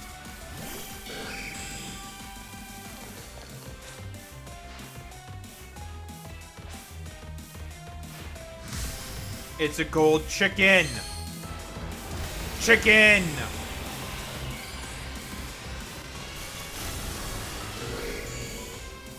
Chicken. It's chicken jockey.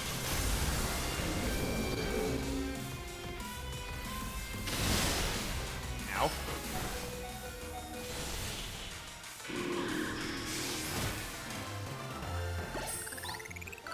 Chicken jockey. Or do you mean Google Docky, Boy Meets Mini?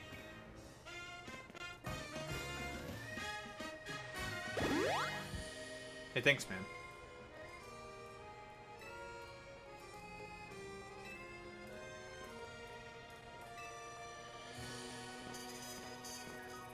No, that's Mega Skarmory. Yeah, they designed it as it's shiny. And when you Mega Evolve it and it's shiny, it turns back into its original color scheme. Or something similar to its original color scheme. It's very... Listen, that's just Mega Skarmory. That's what it looks like. They went with its well, it's not exactly its a shiny color scheme. Not 100%. It's close enough. It's gold instead of brass. But you know what I mean. Mega Skarmory, I think, is one of the best shinies, or not shinies, but megas that I think they've made.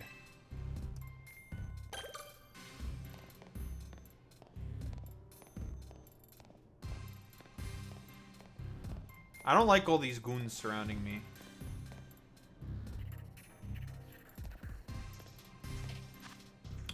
On the Taino and the Columbus problem, I looked from either side of point of views, and I just can't decide who's in the right and who's in the wrong. Okay, it's not just as simple as it's not like you're thinking of it as in a binary when this is an issue that's not about binaries. That's the issue that you're having here, Five Blitzer, right? It's not about binaries. Columbus, when he decided to come to Hispaniola, and he met with the Taino people, there was original, like, they had, for example, they originally were getting along, and there was not much of a problem there, originally, right? The problem is when Christopher Columbus instigated in himself with his people trying to court women when they were not supposed to do any of that shit, go against cultural customs, and even kidnap some fucking Taino people to show them off to the Spanish monarch, to convince them to give him more money for his ventures, right? If we're talking about who was the first who instigated the problem, that was the Europeans in this particular instance, in terms of Christopher Columbus and what he did with the Taino people. That's the issue, right? Like, they were cannibals and they had weird fucking cultural and religious practices. Like, who gives a shit about any of that? That doesn't mean that when random dipshit Europeans decide to, like, show up in order to try to talk with them or whatever, take one of them back as to show off to the Spanish monarch crown, and then a bunch of people within Columbus's retinue of people tries to have sex with one of the women, and they get mad about that fact, and then they start fighting one another. That doesn't mean you just have to, like, wipe them all out and enslave them to start building plantations on those fucking islands. That's the issue. It's not about who is good or who is bad. That's not what it's about.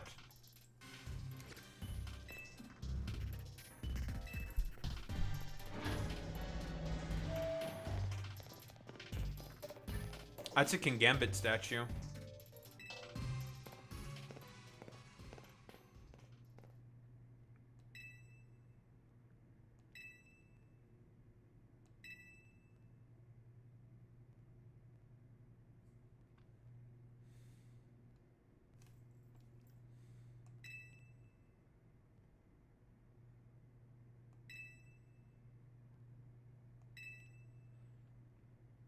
Yeah, I put your Dune in a pack. Cope and Seethe.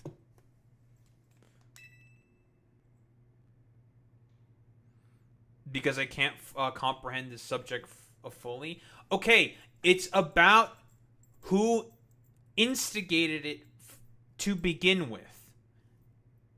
It was the Europeans. They showed up, and originally they had good relations with the Taino people.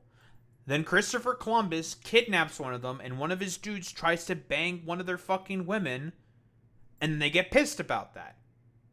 And as a result, there was inflamed tensions, and one of Christopher Columbus's dudes dies as a result of trying to bang one of the Taino women, right?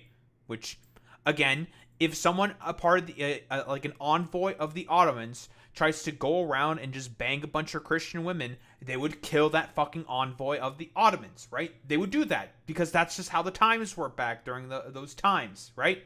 Like, duh. So, as a result, right, that means the Europeans are kind of in the wrong, like, because of the initial actions that they took. That doesn't mean that the Taino needed to be fucking wiped out because of that. They showed up, they originally had rapport, they were discussing with one another, they were talking about stuff, even potentially starting up trade.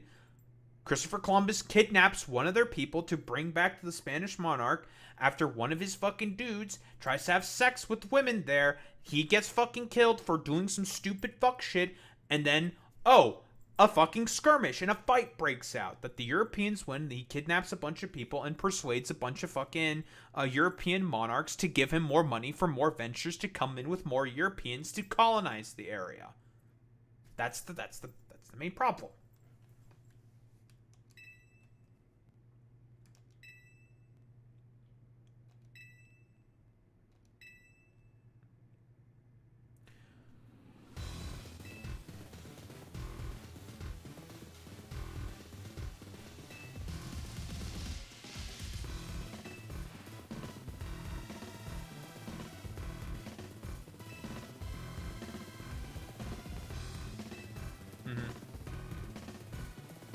They're real comfy. We should not sit on those. I don't want to sit on the sofas. Why are we sitting there?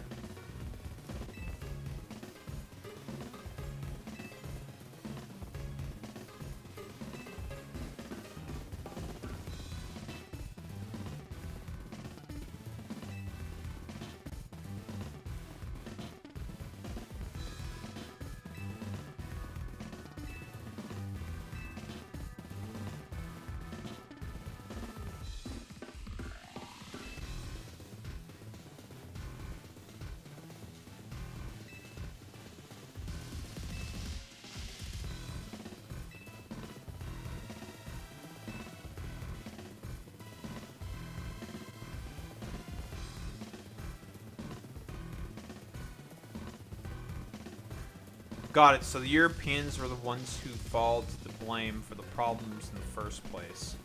Exactly. It's one of those things where it's all about, like, you have to do a bunch of different, like, historical analysis and stuff like that.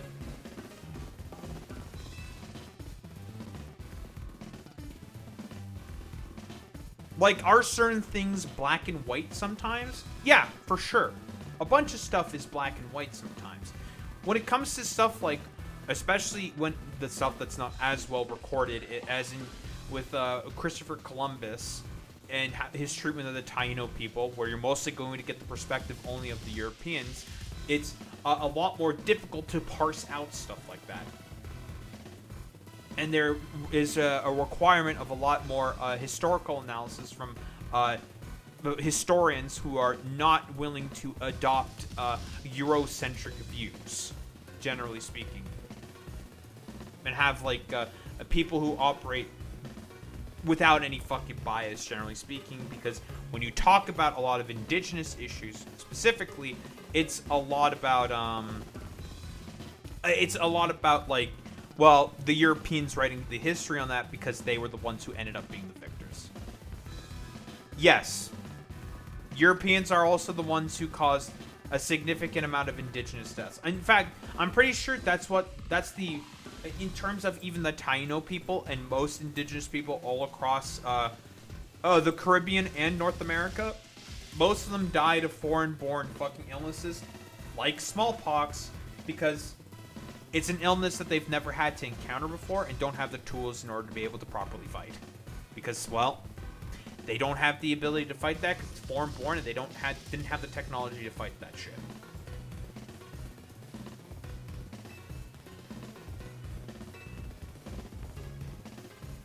$100,000.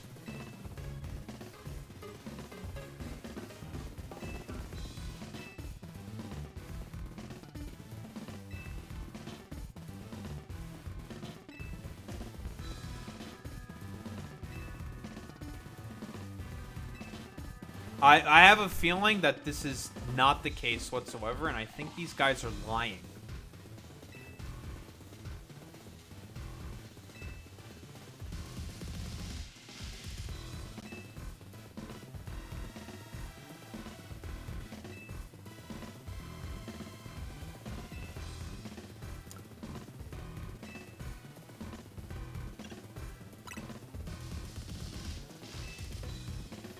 Bro, I'll put you in a pack, dude.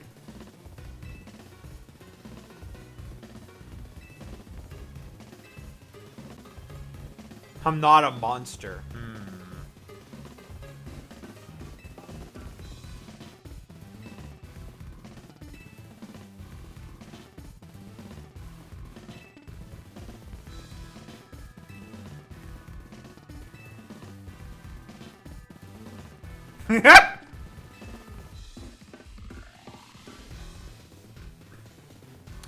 I mean, you are trying to extort free work from us and reducing fucking interest rate because of that. Like, that's literally what you're doing.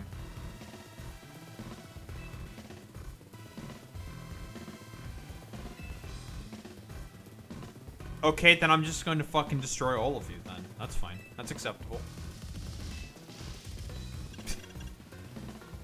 What if I said no way? Fuck you!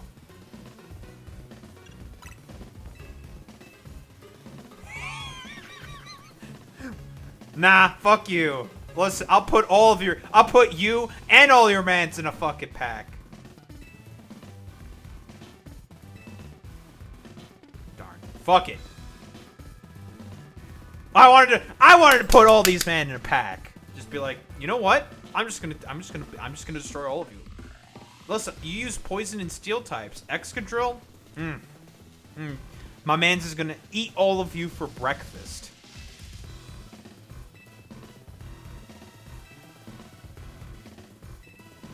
Oh, probably won't come to that. Okay.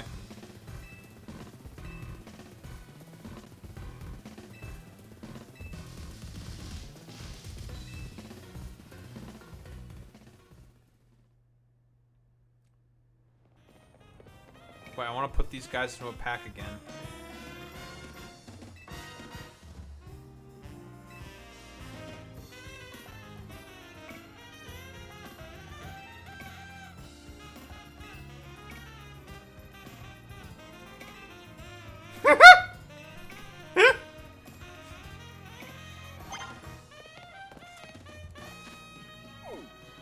Listen, I just wanted to scrap. What the fuck? Let me scrap. I just want to fight people. Fuck you. Okay, I don't see any side quests. I just want to fight people. No mercy.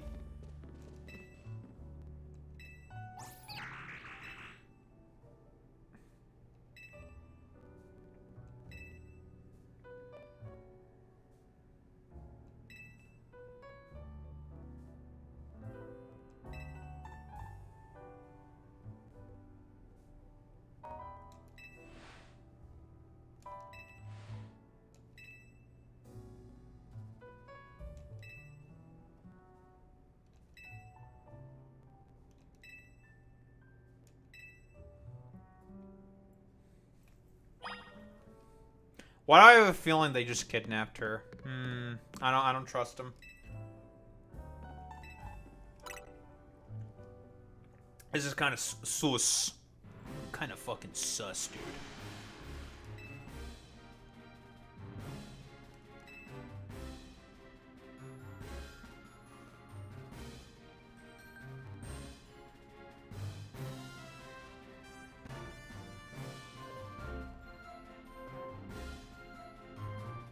But for the South during the Civil War, I can see why they did not like what the North forced on them.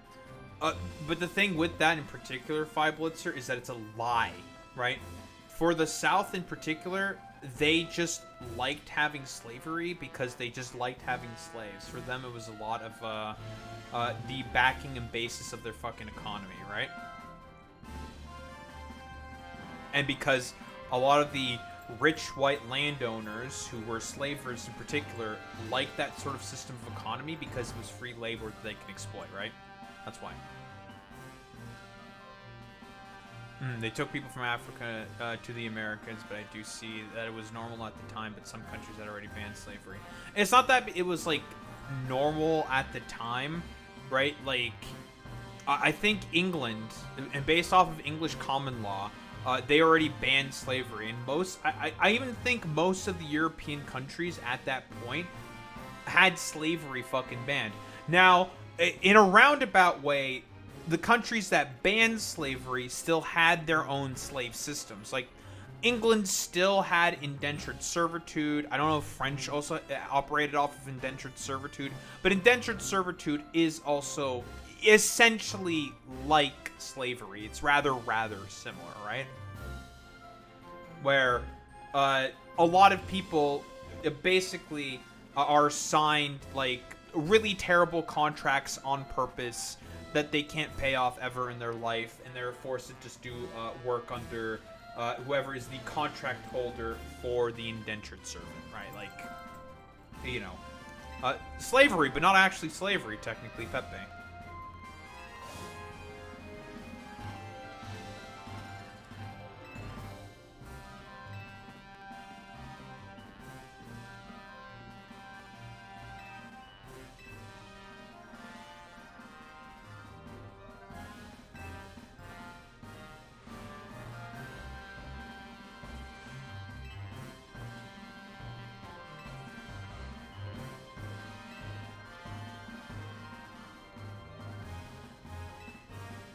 Oh, they lied.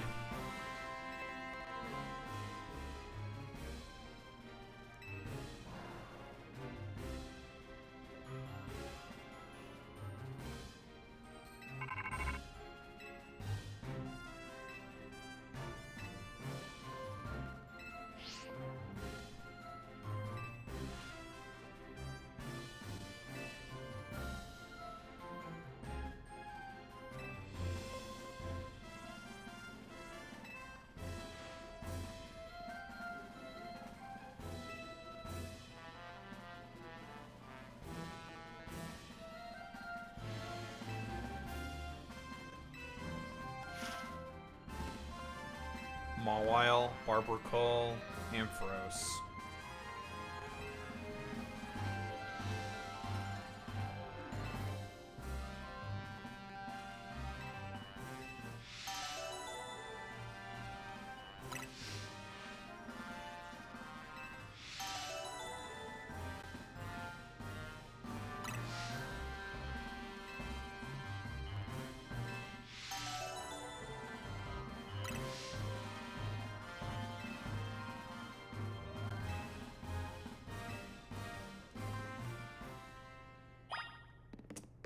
Sir, just put a bunch of people into a pack.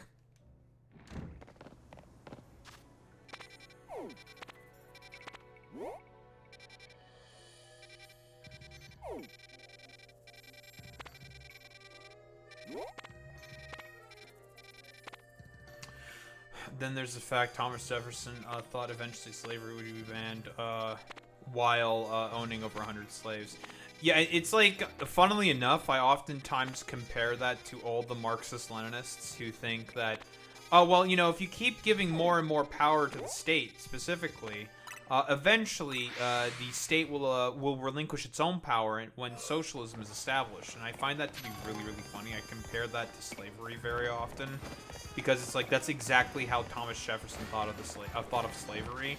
And these motherfuckers, well, that specifically hate people like fucking Thomas Jefferson and systems of fucking slavery. I find it very funny that they use the exact same logic. It's like, okay, bro. We're gonna use slavers' logic as well.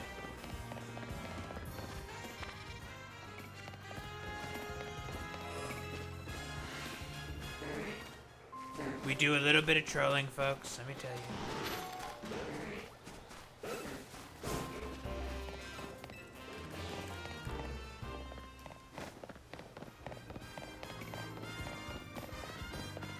for a lady.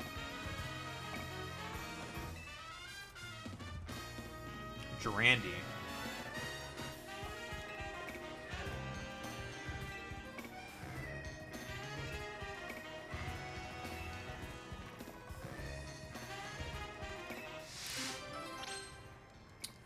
Razor Leaf. We do have a Pokemon that can use Razor Leaf.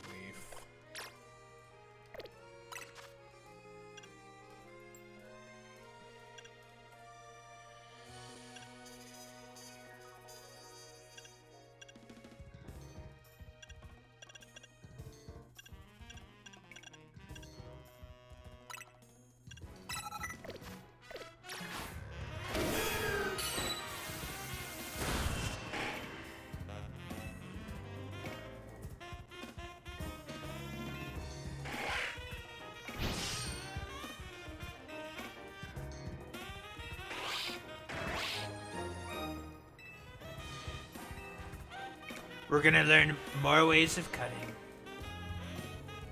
You think we as a country can never get as close as we did during 9/11 from what I read from primary sources? What do you mean?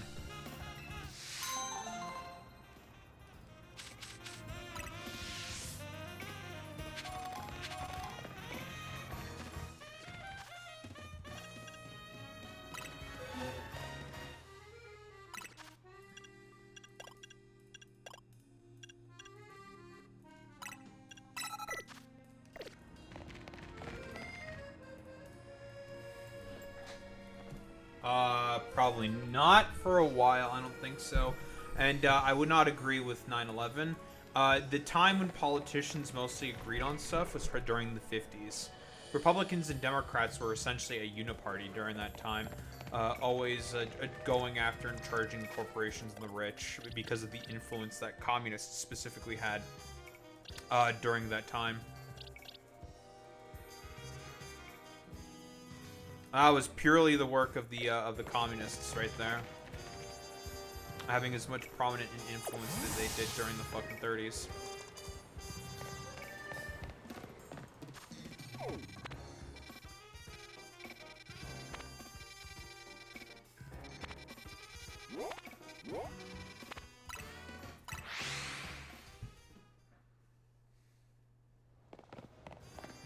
Probably best if I use Mamdani to fight Barbacle.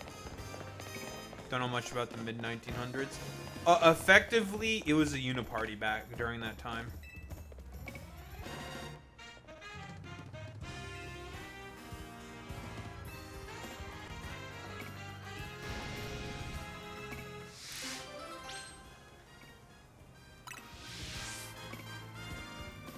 In terms of taxing the rich, the corporations, it was essentially a uniparty, and that was the broader byproducts of FDR and the New Deal.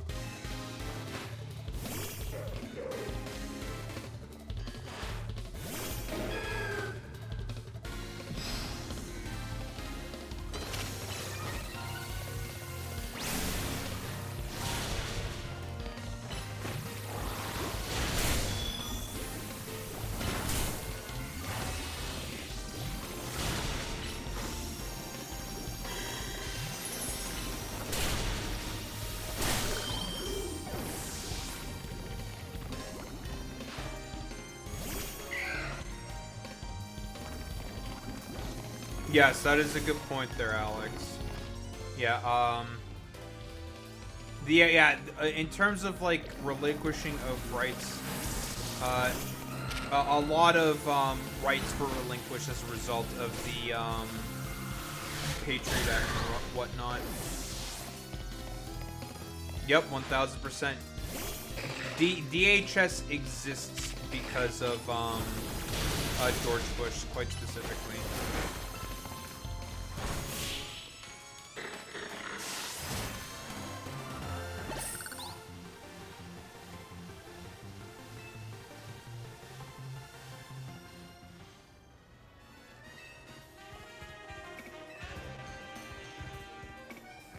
I'm gonna use the elevator, bitch.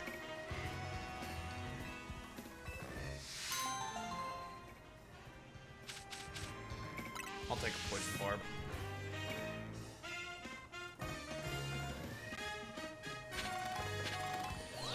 Yeah, when people talk about abolishing the fucking like DHS and all that bullshit, it's because of dumbasses like George Bush.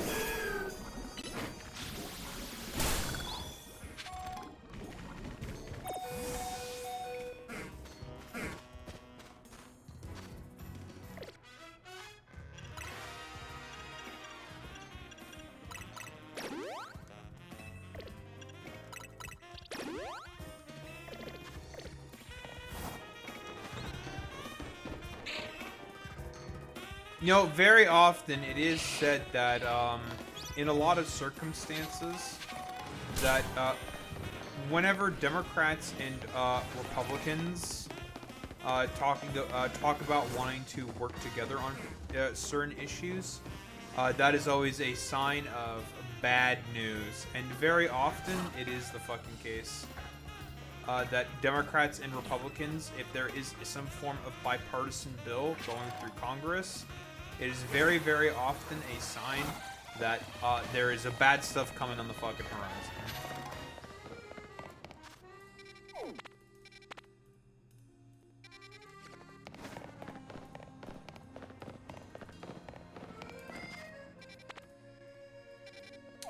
Why don't we just do the barbacle now? I'm right here.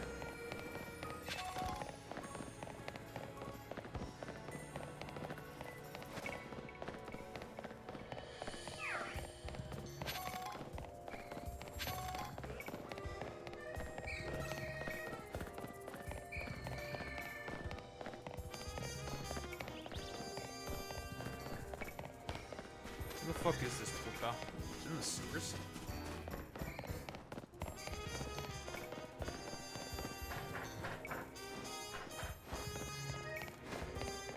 My history teacher is teaching us about what led to 9/11, why Al-Qaeda did the acts of terror, and he's starting at the 1500s.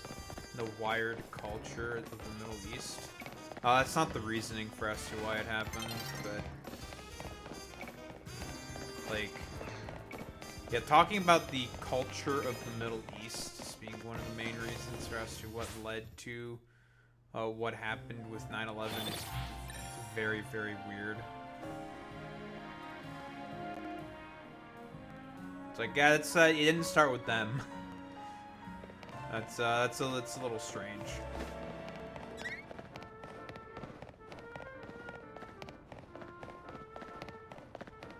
How their religion works.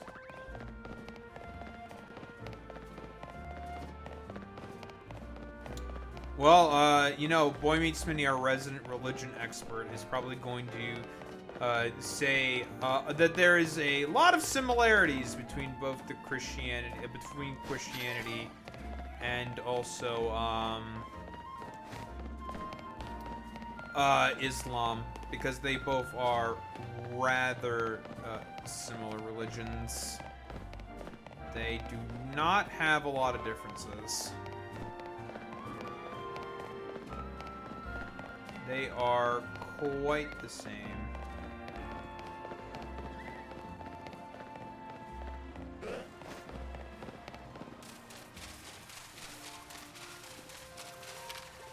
There's the barbacle.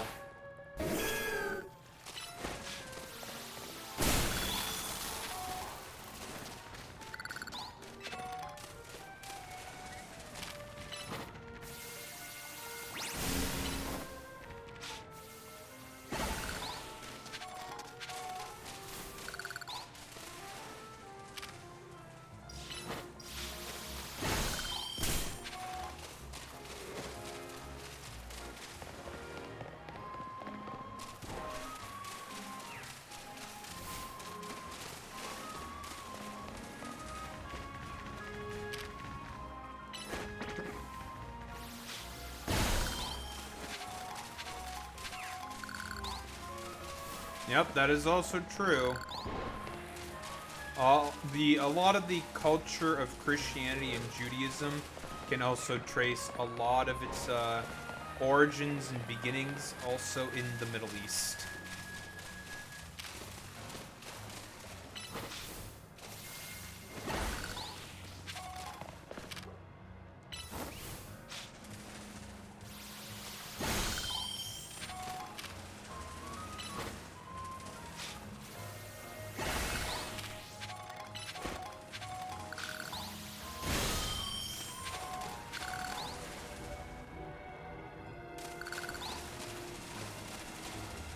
No, they were kicked out earlier than that. That's false.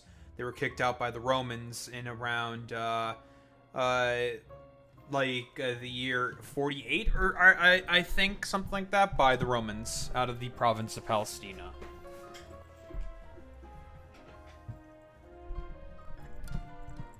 That was the Romans who did that. Or was it 70 AD? It was around there.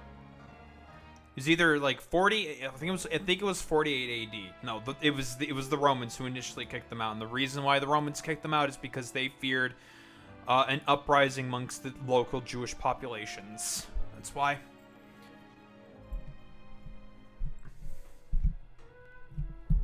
From King, I think it was Herod, I believe, at that time, who was the king of the Jews at the time.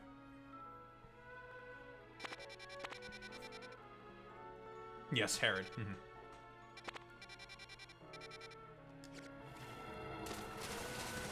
Yeah, your church is not.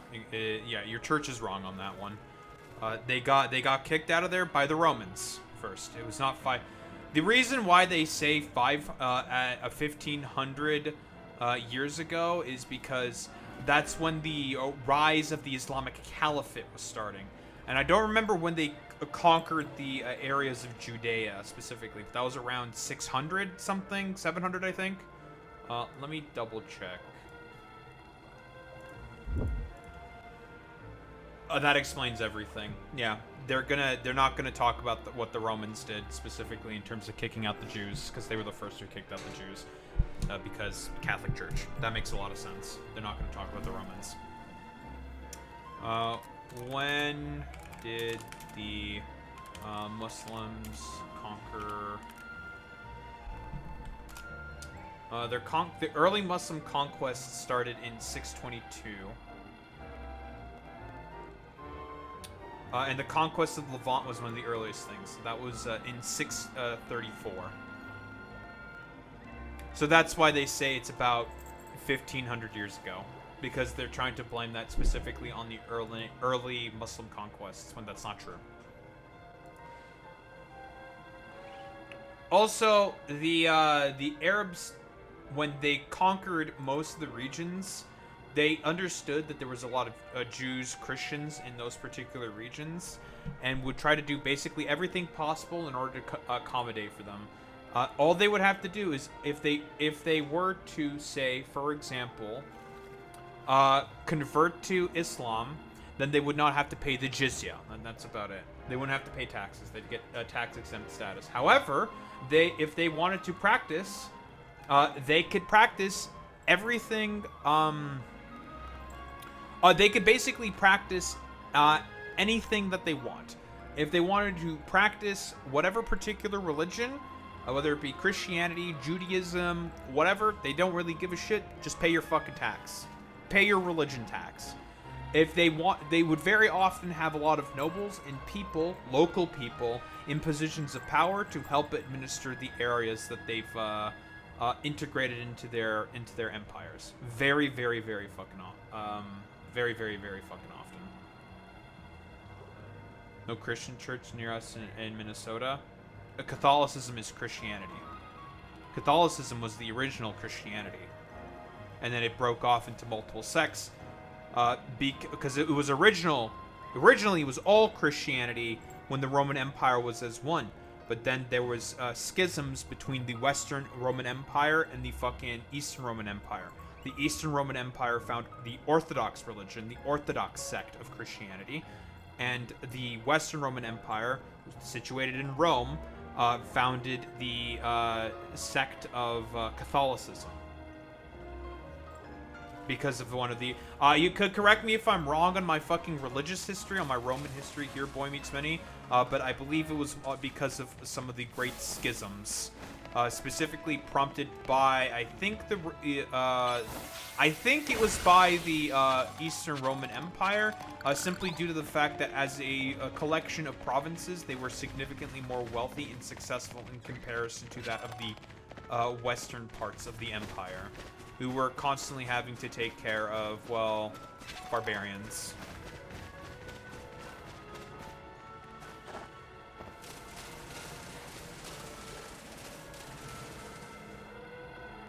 Yeah, your church taught you was incorrect. Yeah, the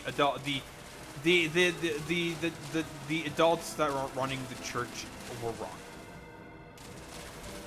They don't know their history.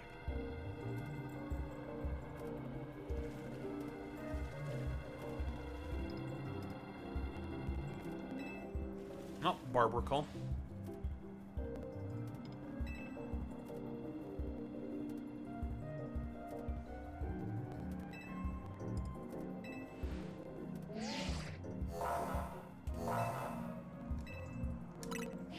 Alright.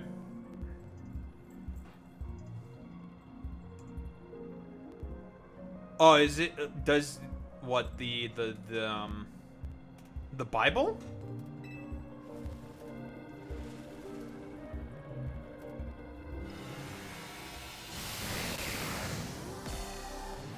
This vote was more geopolitical. Basically, Patriarch in 1053 had all the Latin churches closed in Constantinople.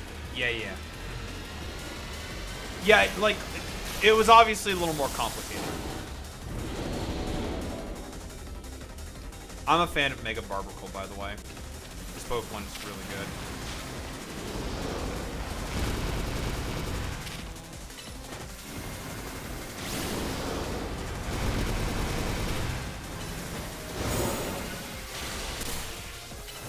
I do not have the right screen for this.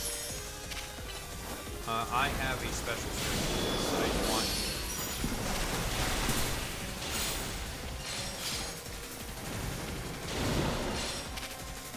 I do not have the correct screen for this shit.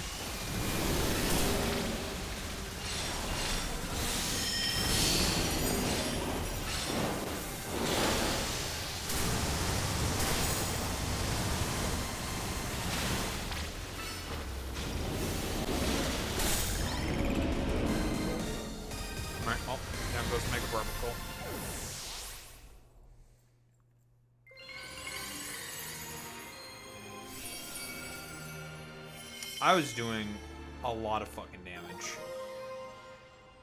Well, that's a nice looking Megastone, I have to say. I like that Megastone.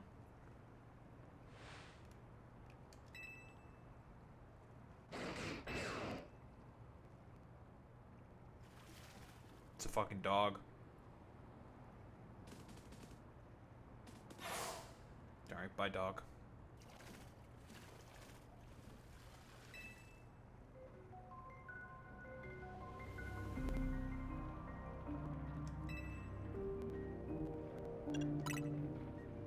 Thanks, Lysander.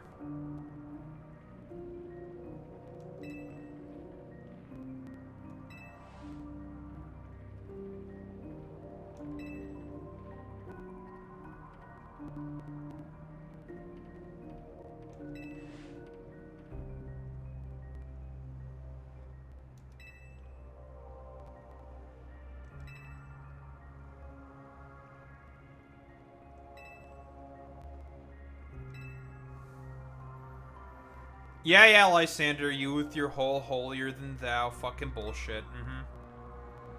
I don't trust Lysander. I trust him about as much as I fucking throw him.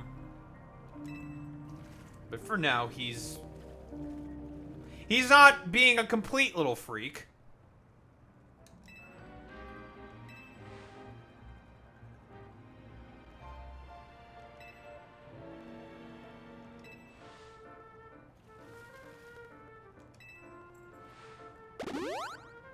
Thanks, man.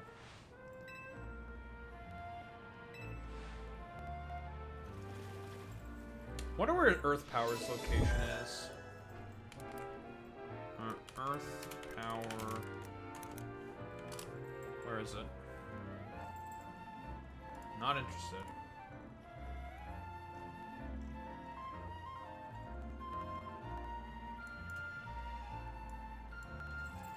Oh, it's in Wild Area 15? What the heck? That means I have it? Yes, there's a lot you have to fucking study and shit, blah, blah, blah. Even I don't know all that much about religious history.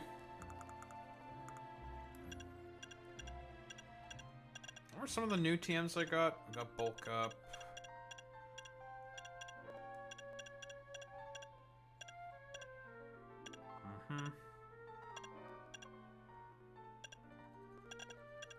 Pup.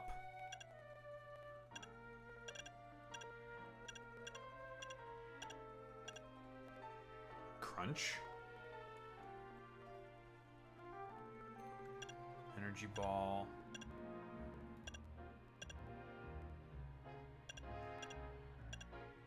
Body Spam. Stealth Cox. Cum Shot. I don't have Earth Power.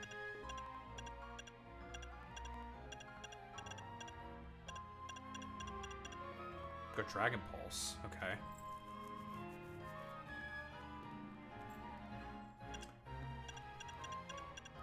White.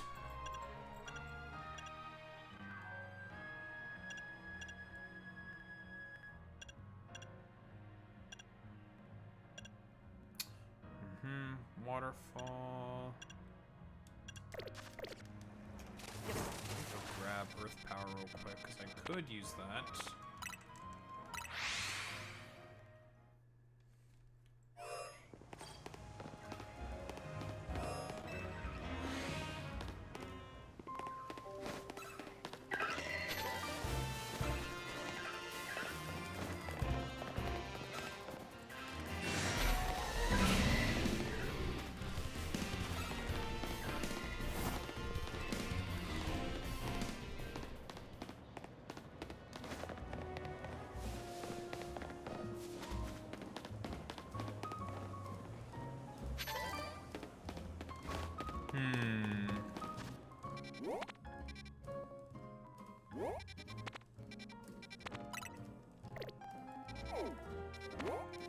I think I can make it there. I just have to parkour that way.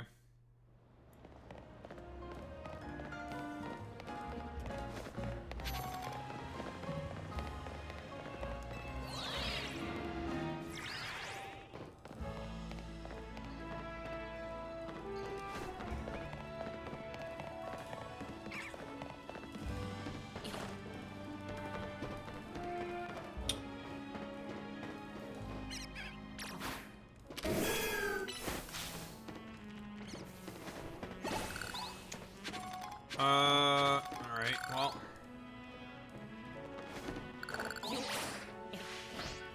Oh dear.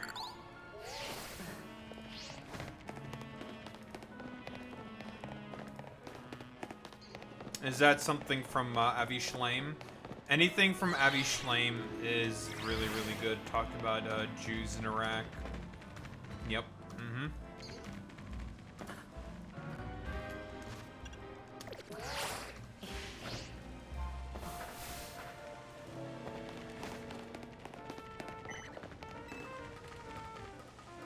Yep, he was former Iraqi Jew. The former as in, you know, he moved from fucking Iraq. And him and his family moved, obviously, there to Israel because of a lot of the fucking propaganda from the state of fucking Israel during the time that, well, the Israelis also had a part to play in terms of a lot of the fucking propaganda and the reasons why it happened, blah, blah, blah, blah, blah. You know, we all know the meme, we know the meme. Avi Shlaim? I don't know, actually. I have no idea. I'd assume he's there, but I'm not sure. screw.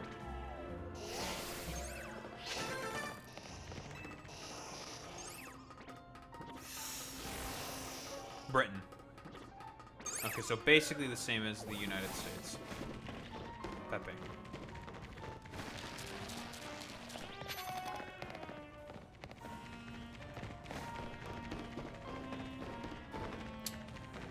Let's see. There's no way I make that. Oh dear. I want my hands. I want to get Earth Power. And Earth Power is an area of 15, but it's on the fucking roof. It's in this part right here. Now, there is an elevator to get up there, but it's at a commission. On purpose. Bastards. Could I somehow cheese my way this way?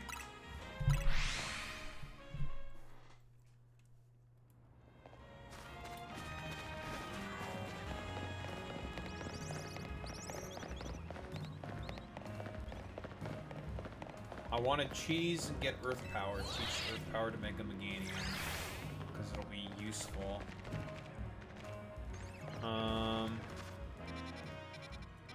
Okay, so we want to head this way. Oh, that's a tough proposition of a jump right there. I do have elevation.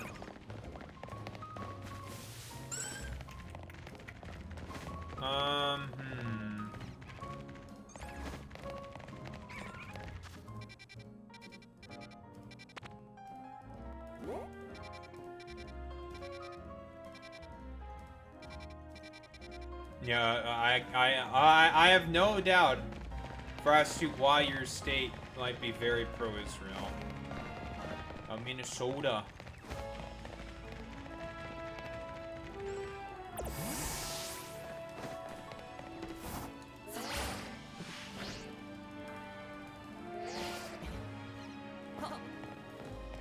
Almost made that.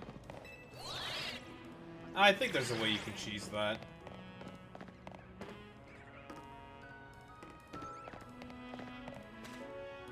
Think you can cheese this? I think you can cheese this.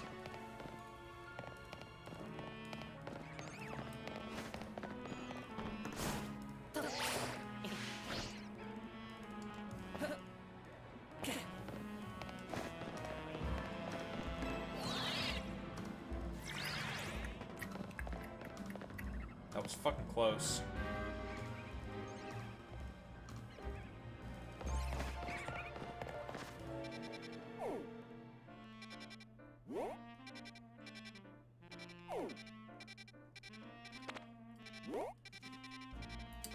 If I go this way, and this way, that could also work. I think we see how to do that.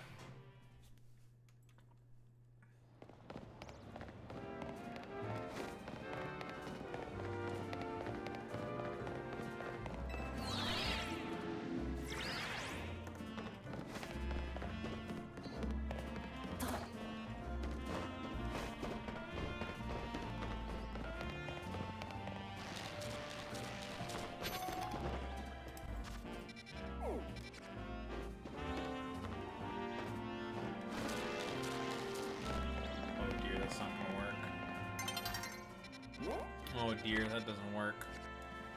Those bastards put a wall up there on purpose. Bastards, they don't want me to have my Earth Power.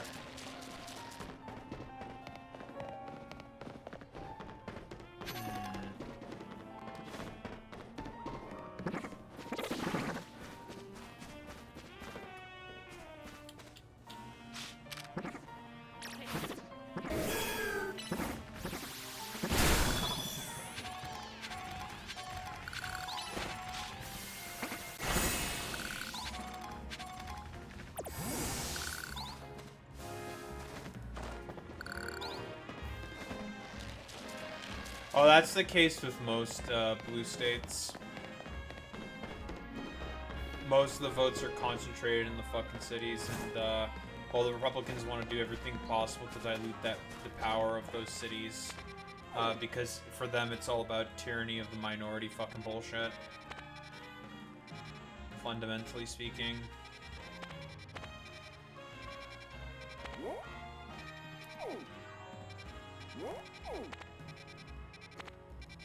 I really want Earth Power specifically for the Mega Ampharos, then I can just click Earth Power and Dazzling Gleam, and I can use those as my two main damaging moves, but I just don't think I'm capable of, you can't get there. There is a downed Hollow Vader right here, and obviously you go on that Hollow Vader, and boom, just like that, you're there, and I have no doubt there's probably Larvitar there as well, because this area can have Larvitar in it. That's probably how you get it. But unfortunately, this game is kind of Pepega.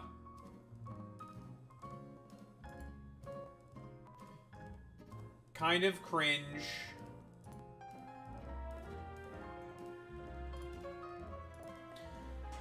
Kind of cringe and liberal and cucked.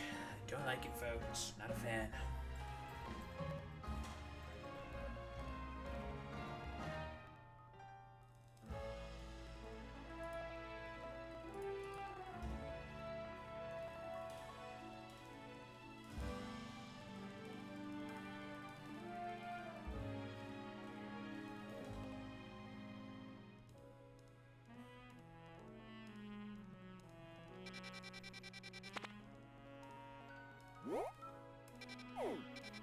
Many such people are saying that they want the Greninja Megastone, but Game Freak, being such bastards.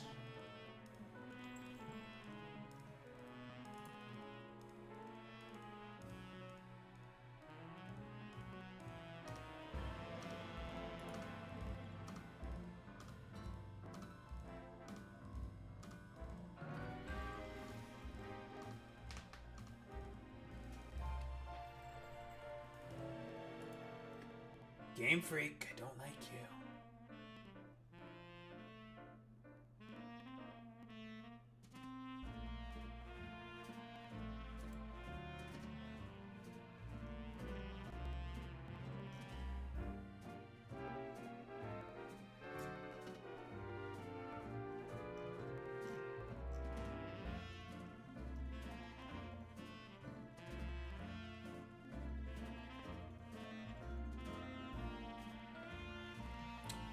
Because Nintendo hates their fans. Nintendo hates their fans. That's why.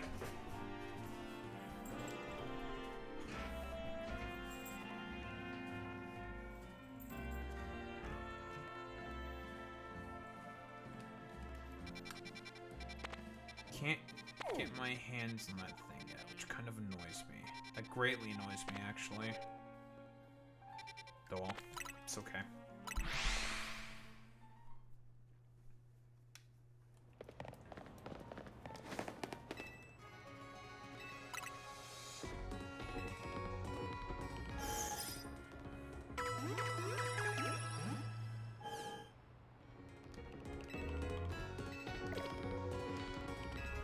Cat. But does your cat have a hat? That's the real question.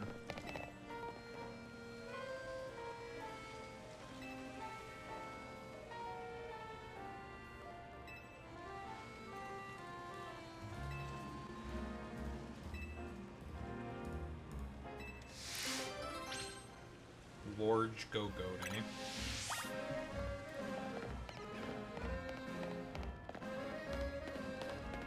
If I just catch an Alpha Go-Go, think about it.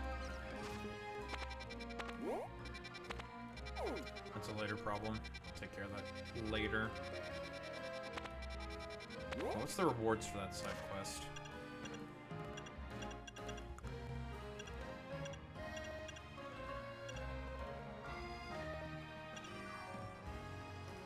Carbos and 8K. That's a lot.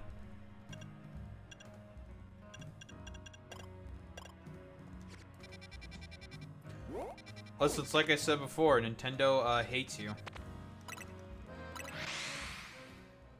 They hate us, folks, because they ain't us.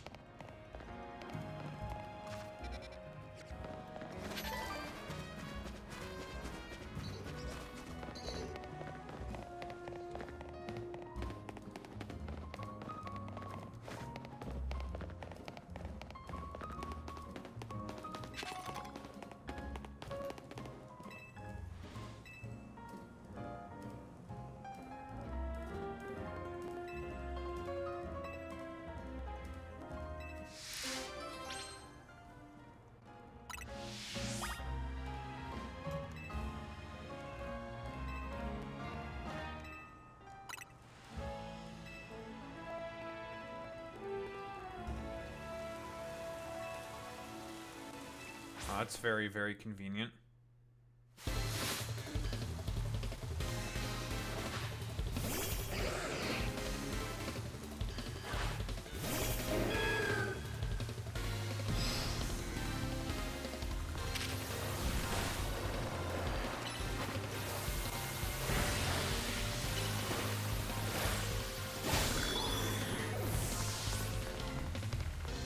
I'm very, very over-leveled right now as well, to be quite honest. For the point that I'm supposed to be at.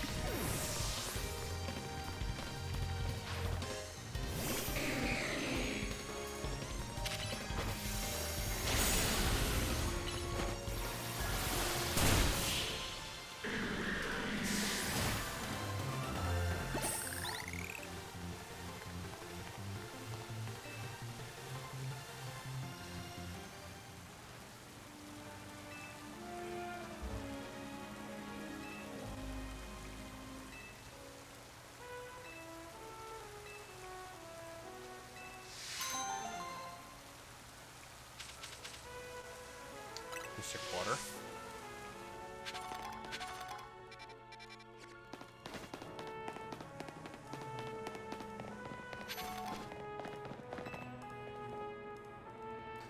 Do a little bit of trolling.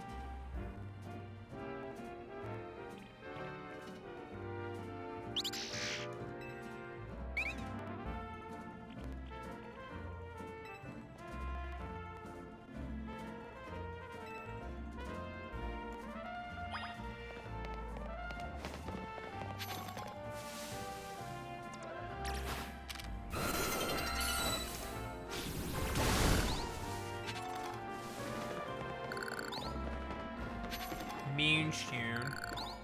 Is that an alpha spritzy? What are you doing, you little rat?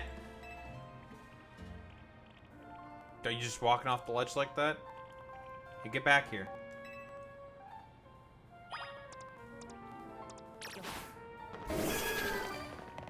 Hey, come here.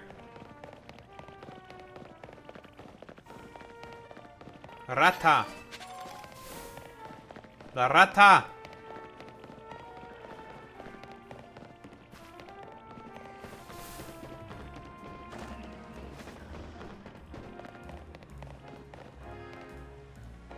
Hold on, let me just grab the screw real quick. Okay, thanks. No, what's up?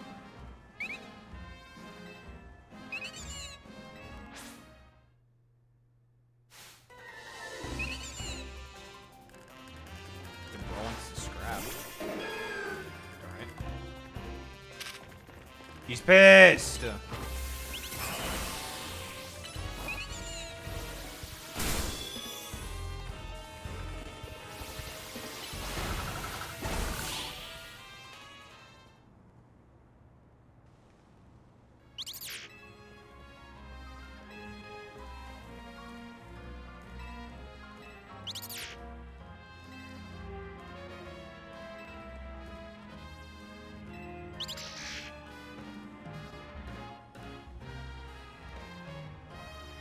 Grade 3 concussion 4 weeks ago, and the doctor still only playing chin.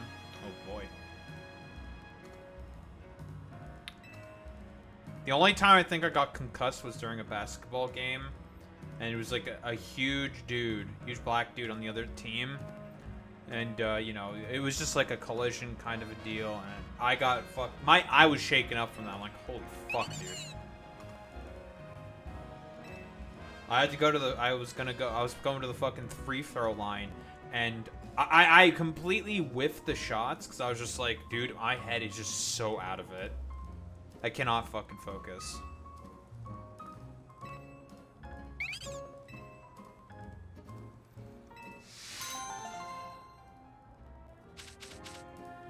My brain was cooked.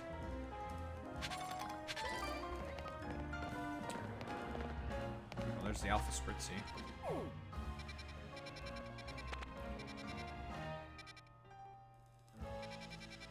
I do not see any exclamation points. Lovely.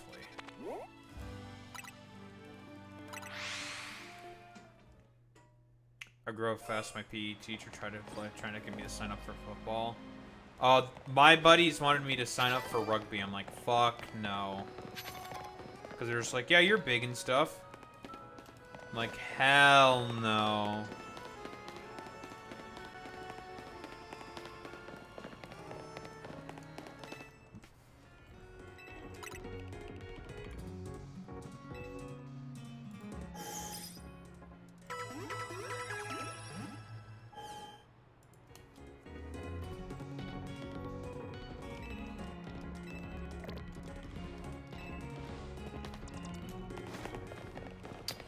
Alright, Mega Mawile. It's time to use our big mans. Our big mans, large and in charge. Big driller. You fucking puta, you're up there. I'm being distracted by more important things.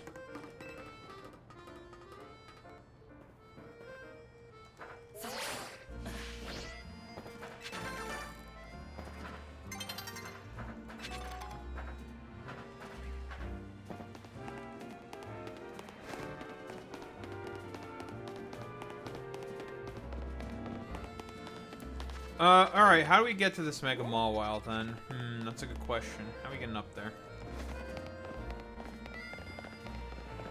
There's no elevator around here.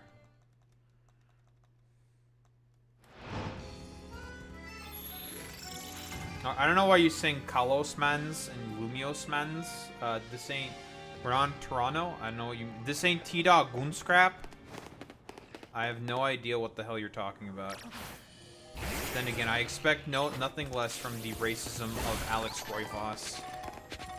This is why I need to become even more racist, specifically to Alex Roivas. And I need to go find some more espers to murder mercilessly.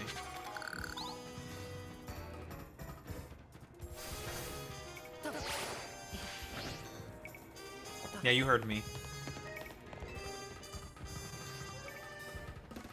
I will show no mercy to those stupid little cats. It's gonna be like that one episode of Pokemon Generations where Emma's like in a ESP sort of like trance and kicks the fucking Esper after it tries to nuzzle up to her fucking leg. Just punts the fucking cat. If you know, you know.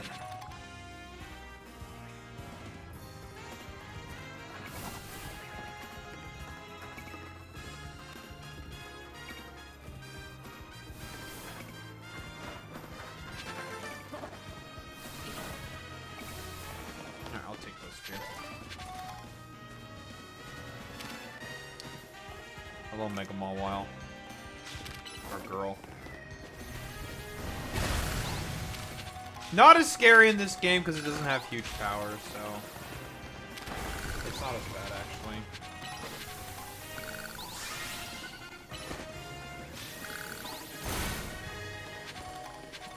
What's up, big girl?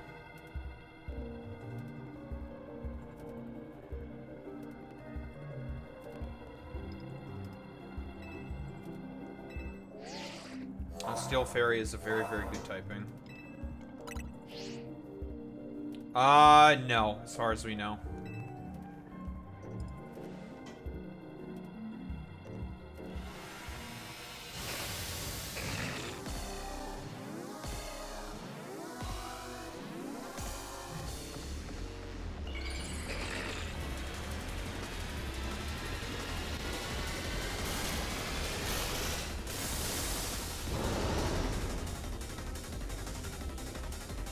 Sir, she's got two mouths.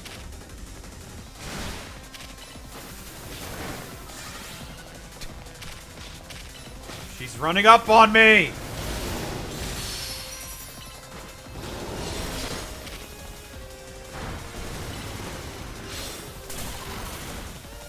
fucking play rough, you idiot. Get away from me.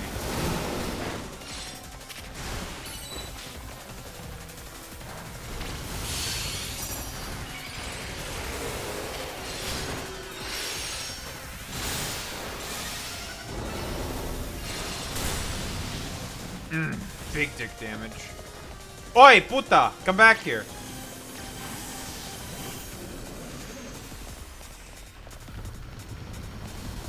Fuck is this shit?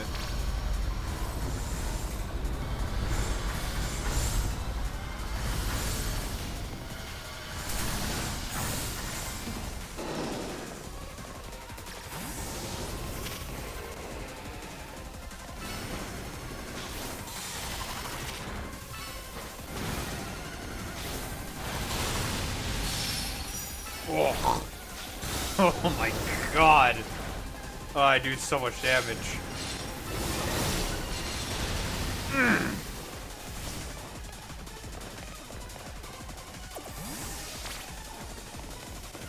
5 years after.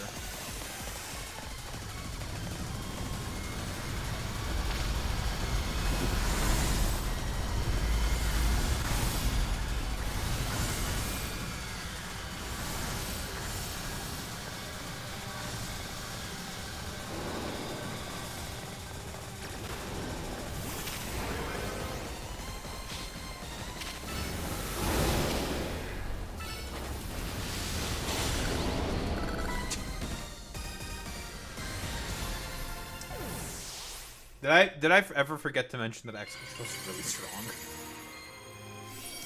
It died in like 5 earthquakes. Dead. Dead. Daho, you're like 10 levels higher. Ah. I do a lot of side quests.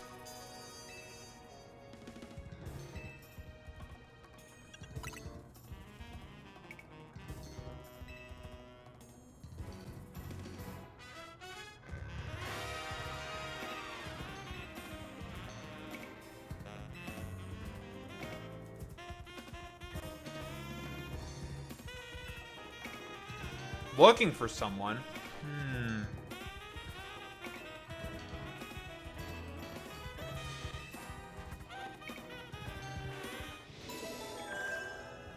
Let's make them all while down.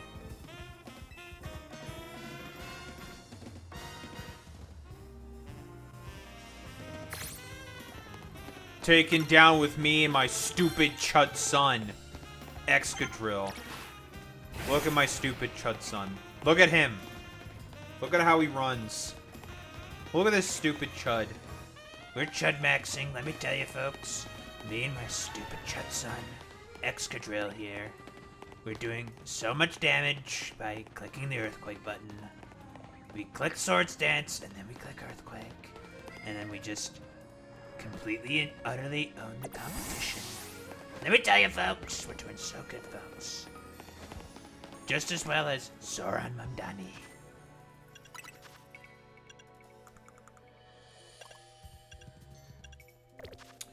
I should spend some of those mega shards.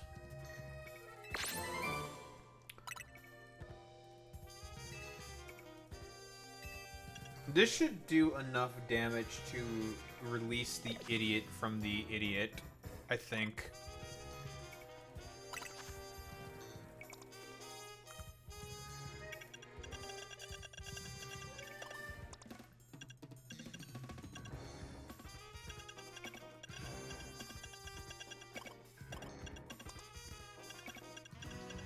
No one can learn Heat Wave is the real question.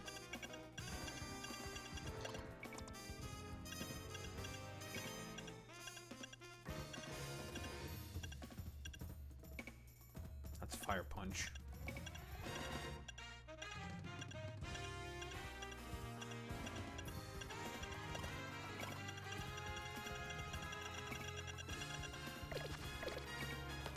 Curses.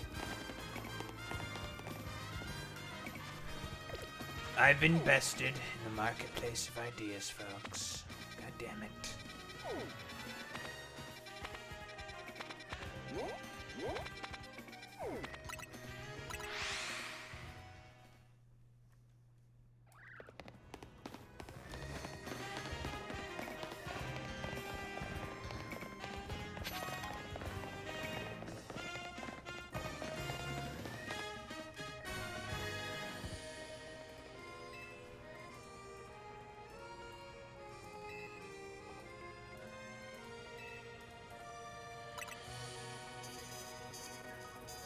it's a chandelier.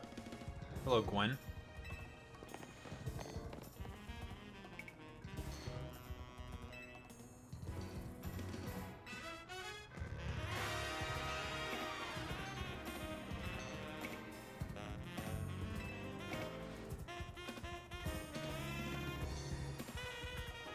She wants to scrap, eh?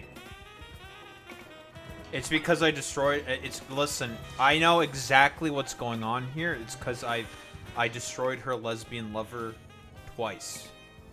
Not once. Twice. I am the one that is breaking up your relationships. I am an LGBT foe. I am an LGBTQ foe, and no one can stop me from being a foe. Start spamming the smug smiles. And get ready to lose.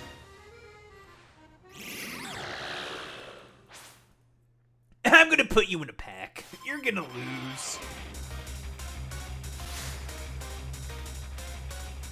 You're gonna lose.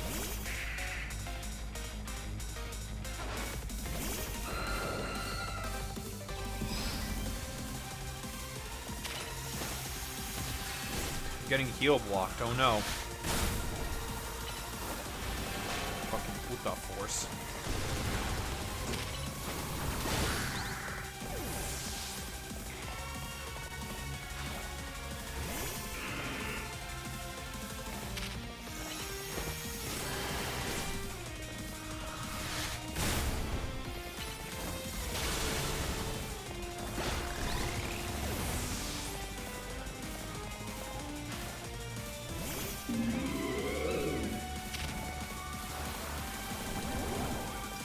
Fucking ghost type now.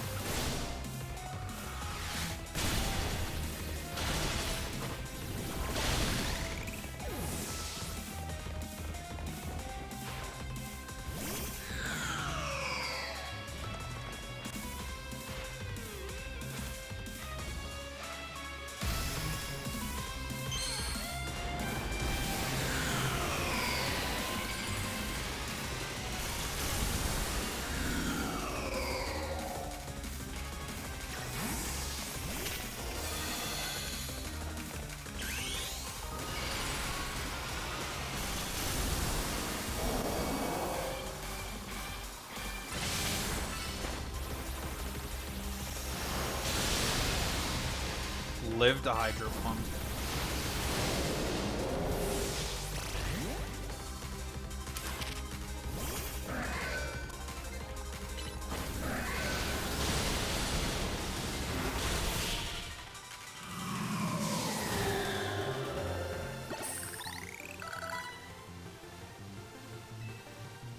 She's dead, sir.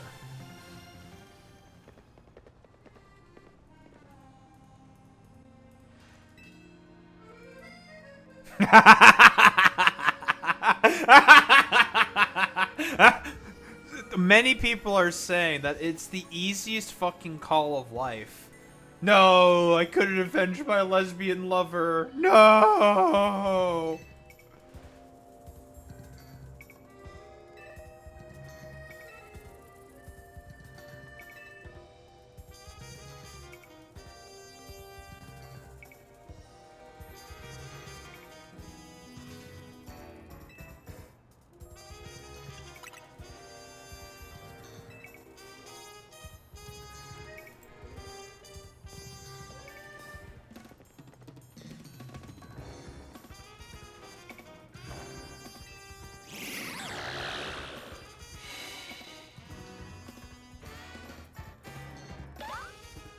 What are you doing there, Buster?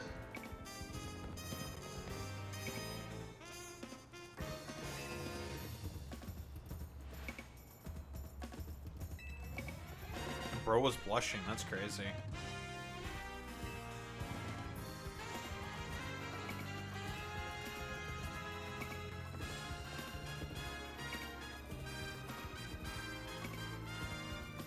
That's crazy. Listen, it's still a fucking simp off. Hey, thanks, man.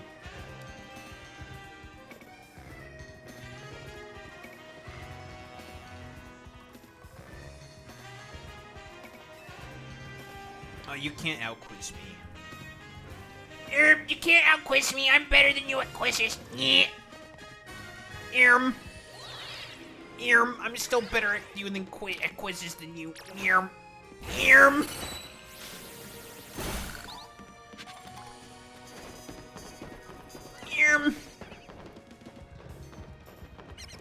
I'd beat Boy Meets Minnie in a quiz.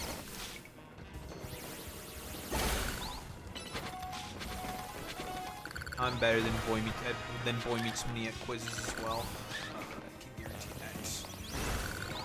Boy Meets Minnie does not stand a chance in comparison.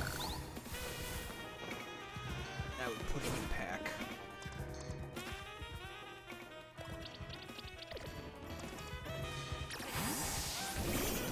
Come forth, my stupid chud son.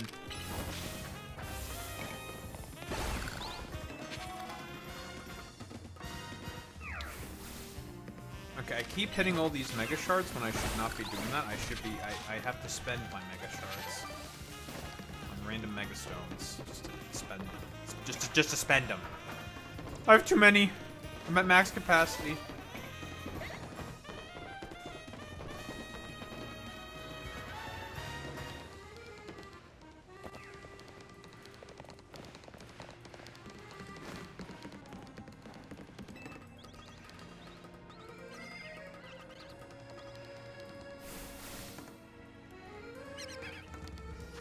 Honestly.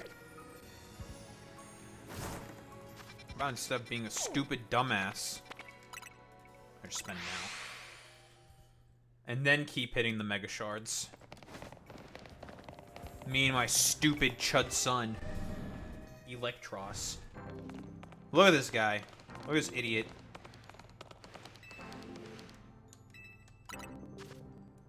Look at this freaking doofus. Give me Chandelurite, because I want it. Give me Phalanxite, just because I want it. Yeah, bro's mouth is agape. Look at him.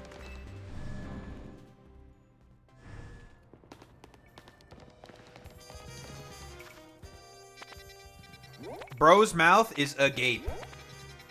He is shook. He is shocked.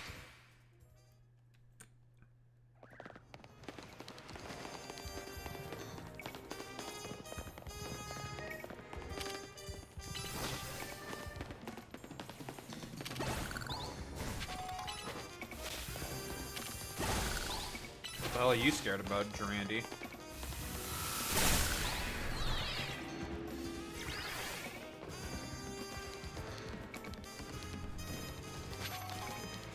Clearly, it's not about my stupid chud son. What, is the left in the Netherlands at risk or something?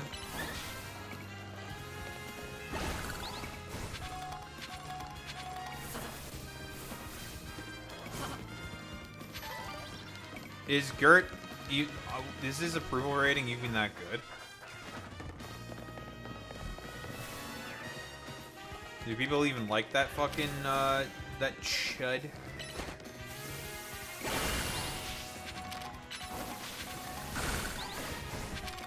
People are voting for this absolute chud named Gert Wilders. That absolute fucking chud.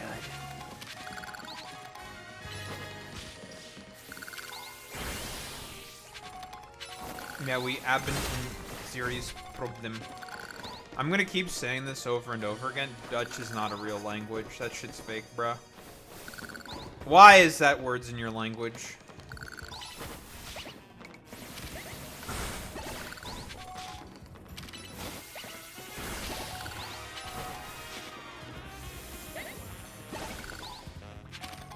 Fuck you, Esper. Punts you. See? I punted that cat. Just like I said I would, Alex. And I'm punting Alex. I'm getting punted now. Signing up their shit.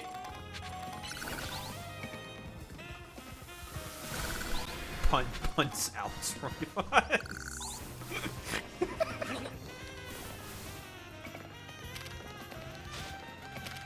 Alright, well, we have to get all these chud rocks. me my stupid Chudson. Clearly it needs to be kicked more. Alright, what's up, Puta? Need to kick it more.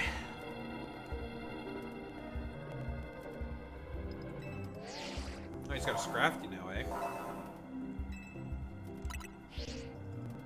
Alright, well, time to put this Ampharos into a pack. Doesn't matter, I have Mega Extra Drill. Mega Extra Drill automatically wins, doesn't matter. Doesn't matter. I'm just gonna Mega Evolve into a giant Gurren Lagann, top Lagann drill.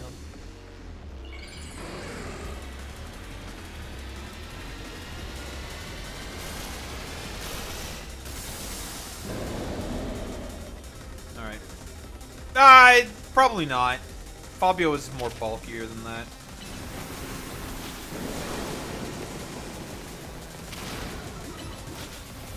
Get away from me, Fabio.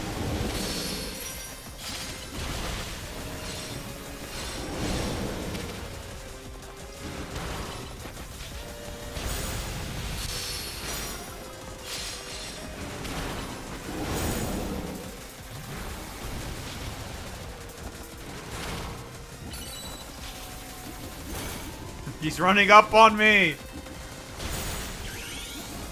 Fabio's running up on me!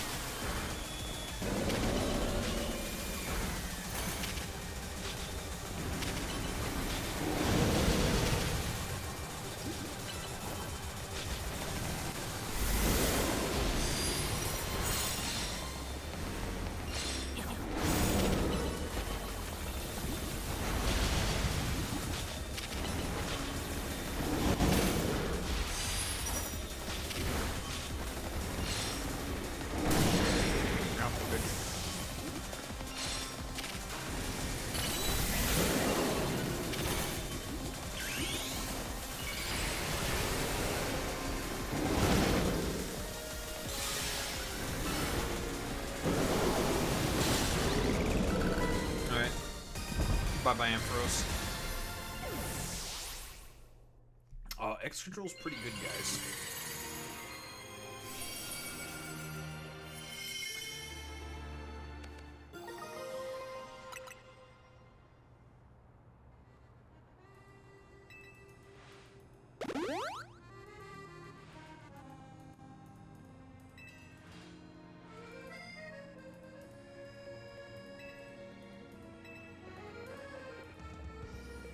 Emma.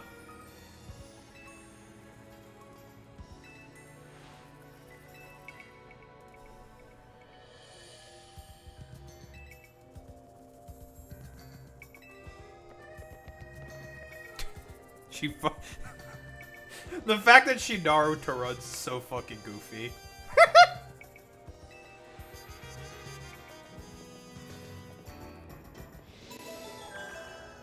Sir? We have a fucking dork who Naruto runs. It's got a fat ass. What the? Oh, hey, what's up? I'm sorry to disturb your sleep. I'm sorry. I had no idea that you were just going to materialize out of nowhere, little Abra. I apologize.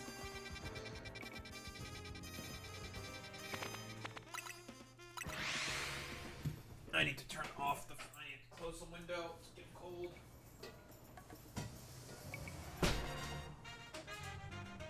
Ugh. Me and my stupid chud son. Very important. Very good.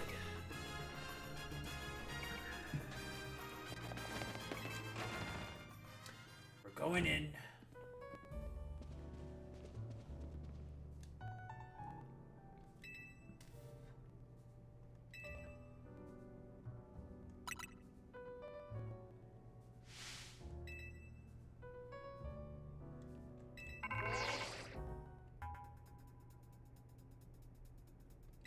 Oh, hi, Corbow.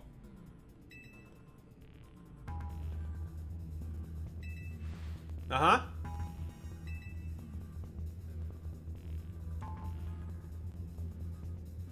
Alright, the Mafia's calling us. We're gonna be hitman.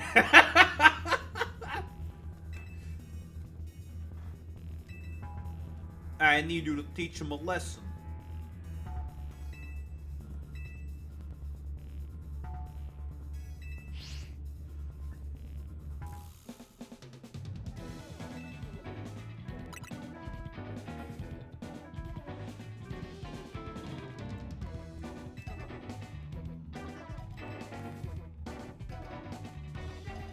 Yeah, I punted it like Emma did in that one Pokemon Generations episode.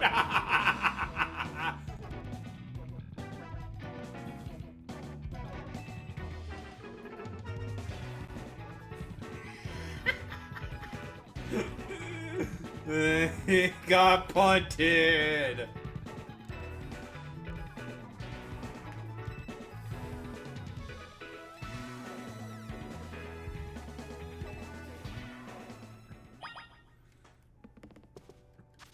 Shady old building, eh? More side quests. Love side quests. I always love doing side quests.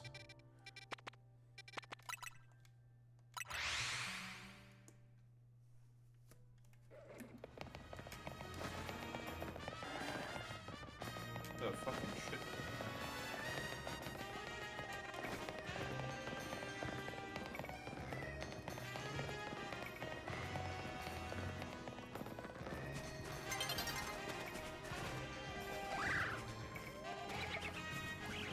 I'm disrupting the bunnies from their sleep.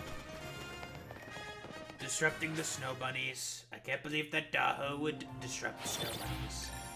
Kinda fucked up, Daho.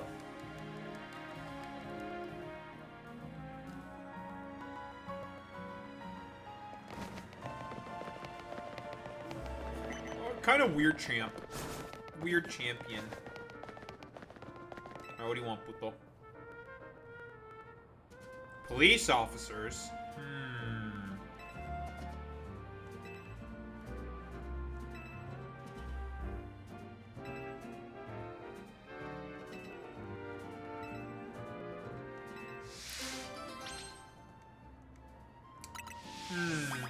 Using a shuppet in order to read people's minds.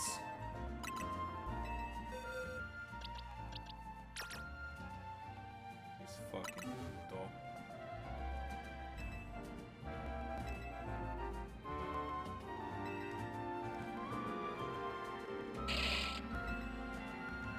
Just give me your fucking money.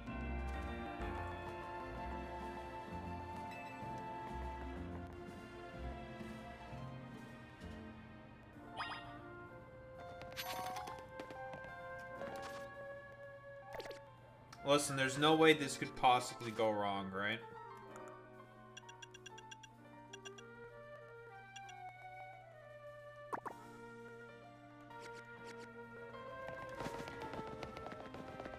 Why is this 300 meters away? What kind of racism is this? I blame Boy Meets Mini in these Ambedkarists.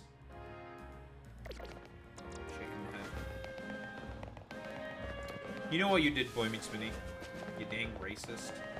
You fucking absolute chud. Very chud-like behavior as expected from Boy Meets Mini. The absolute racist chud. I think his current polling suggests he just barely make a coalition of 79 seats, 76 between the Green Green Labour, Center Left, Centrist, and the White Party without Gert's party. And I don't know if I should try and secure that with my vote. Just vote for the Socialists, who are projected to only gain 4 seats. They're not going to be a part of the coalition.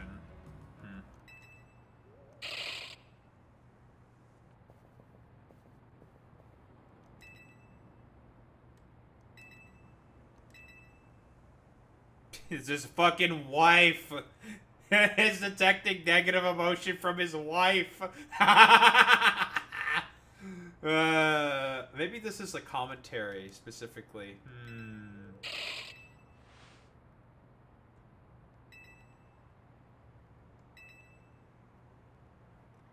It must be reacting to these ugly feelings I've been keeping inside. I didn't want you to know. Oh no.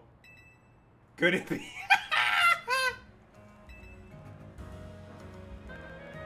Oh, it's because he's overworking himself. Ah, yes, of course, Game Freak.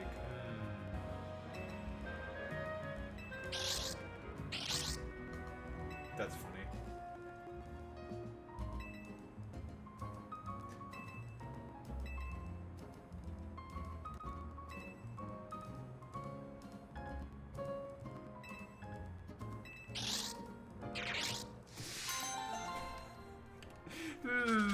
Right, of course. Get your fucking Pepe's out. Where that's a Pepe post right there by Game Freak. I know. Listen, Game Freak. I know what you're saying. Fucking Game Freak out here Pepe posting about the police. That's so funny. Sylveon.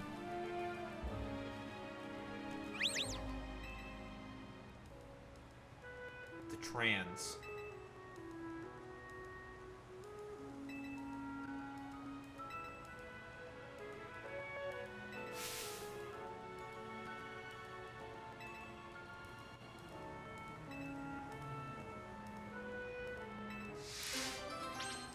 Sylveon the Soother.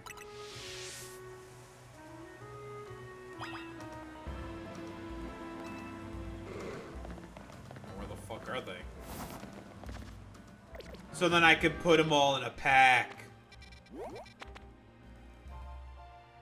Shellbell and Hondu berries.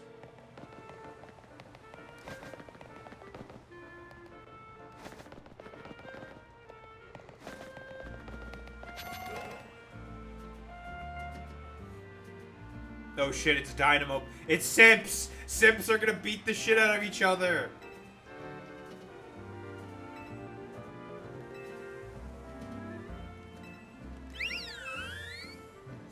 There's 2 Simps!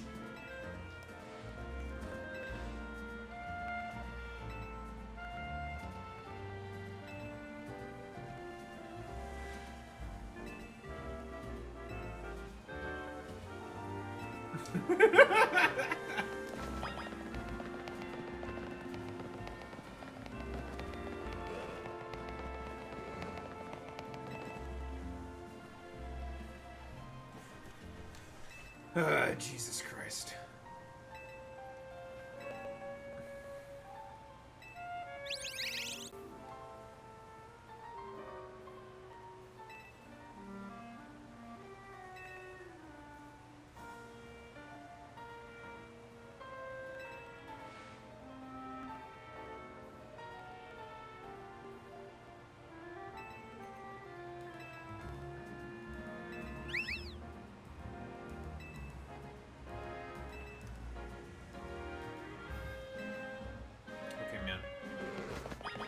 We're not doing a very good job at conflict resolution.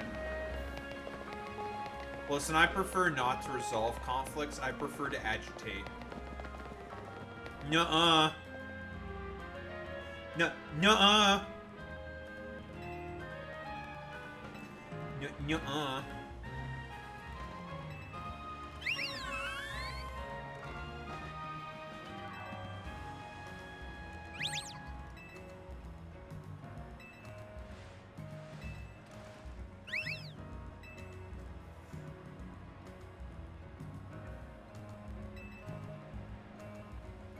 Uh, 4chan, that's why.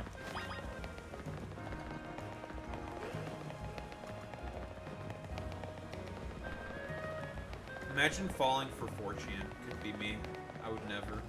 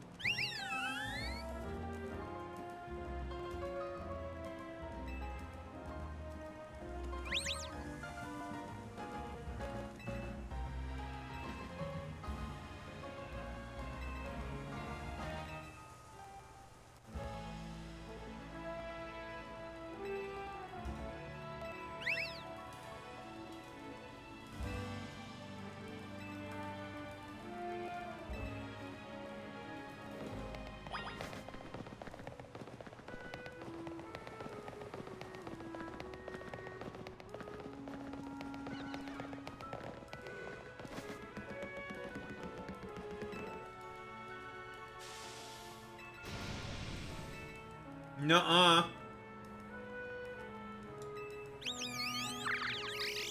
Time to nuh-uh post.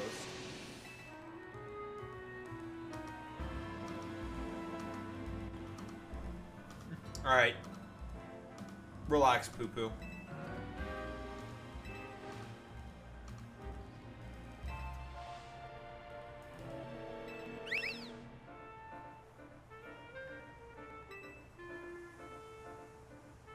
There weren't any conflicts to resolve. Not like this.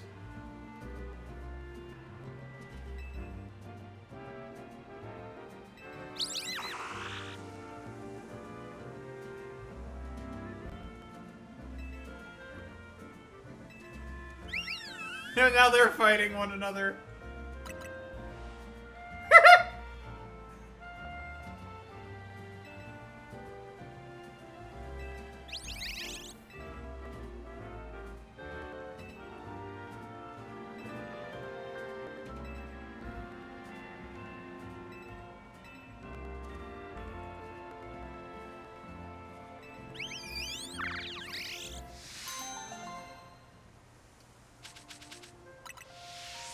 Give me your fucking money and your item. Give me your fucking money.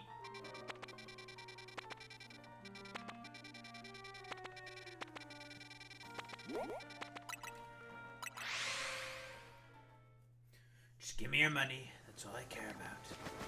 And your items.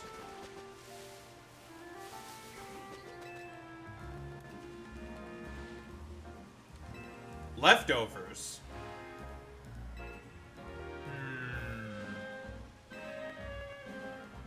About to get an actual good item? What the? No more fucking dog shit? Give me my goddamn item. Yeah, give me that shit. Fuck you. Now I'm gonna put you in a pack real quick. Yes.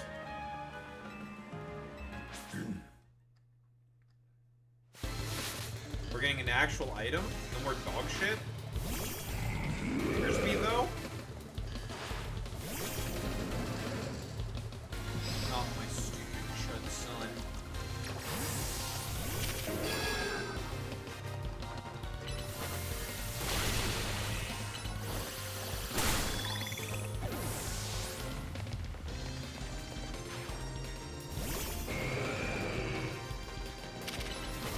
No, everyone says Onyx, but not on dicks. Why is that? Has anyone ever asked themselves that question? Why not on dicks?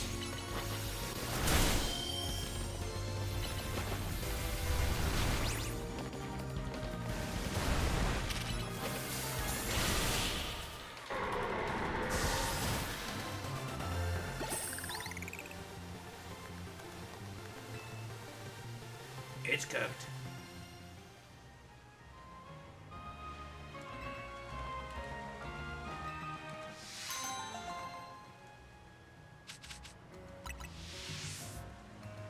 Give me that shit.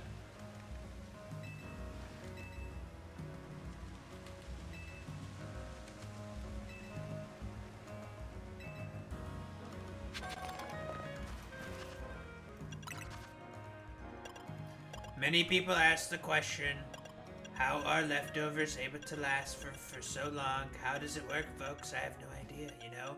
For whatever reason, the leftovers, they just, you eat at them, you keep munching at them. But for whatever reason, they never go away. And why is that, folks? Why is that? I have no idea. You know, they just seemingly last for forever. Like, listen, leftovers, you have to eventually eat them, otherwise they start going bad, folks, you know? Like, why are they just allowed to last for that long? I have no idea. You know, I ask myself this question all the time, folks.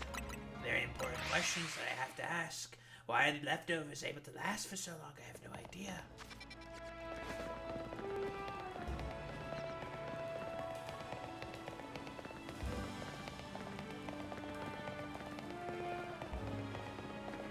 Huh? Oh, the puto's up there.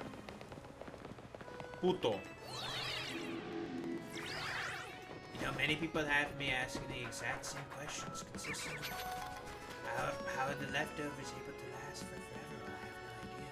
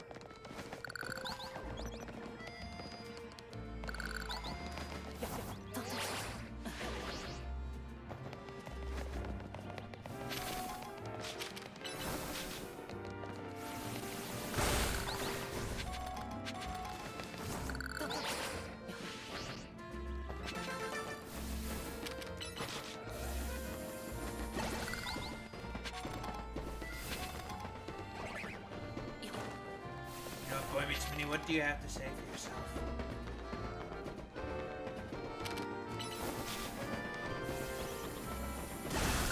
What are you gonna do about all these leftovers that seemingly last for forever? A half-eaten apple core? I'm not interested in what you're selling. Excuse me.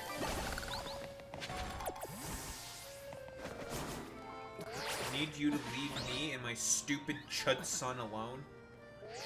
No!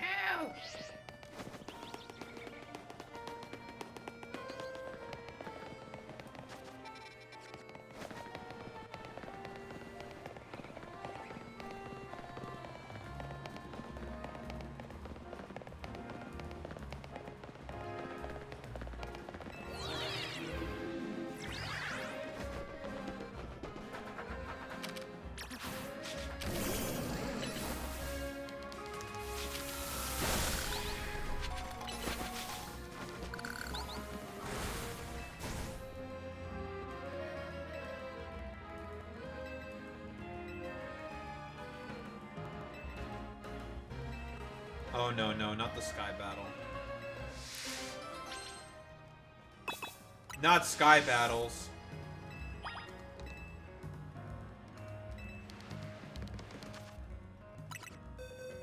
Not this stupid chud cheese. Absolutely chud-like. Chudley McChudlington.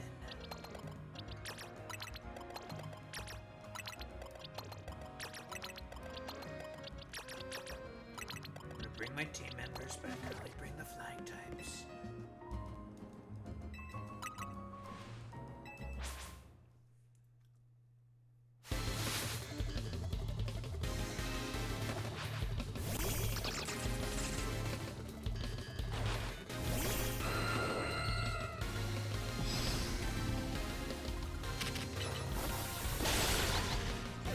Okay.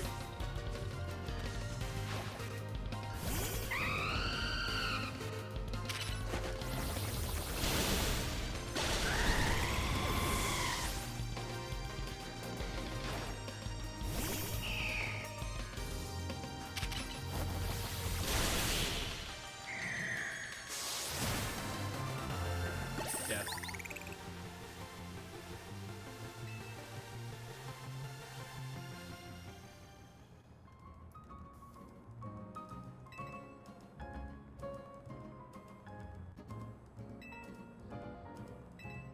'Cause they suck.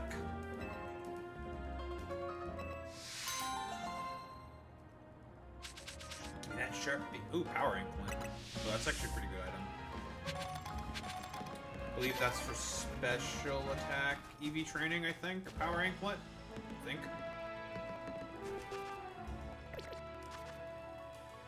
Give me surf. I thought I had enough for surf. Son of a bitch. I don't.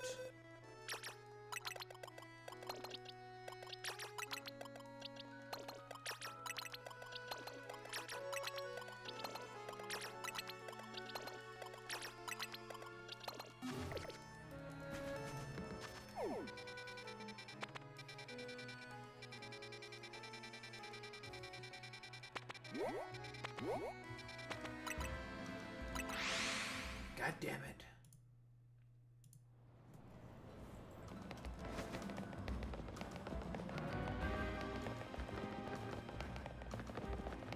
What the hell's going on here, eh?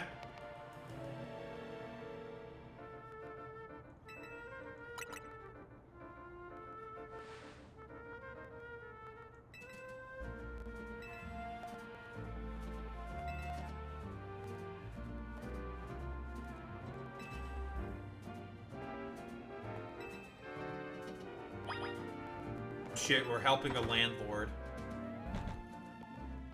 It's a landlord, folks.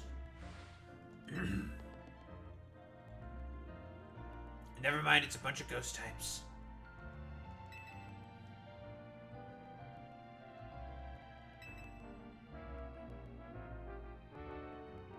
It's an opportunity to catch a Gengar.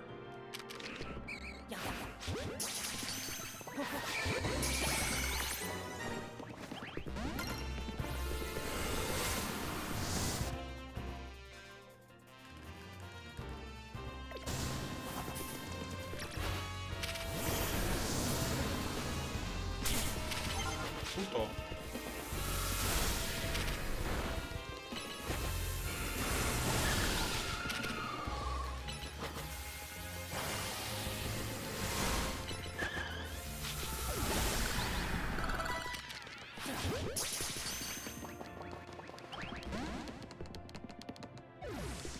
Oh, hey, it's hey, look at it is. It's Professor Leviton. That's crazy.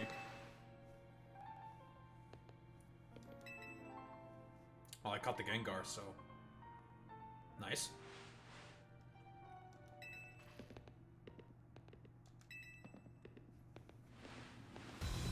Holy shit, he is short. Look at how short this little puto is over here.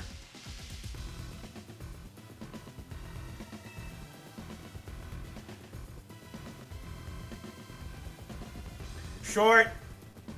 Short.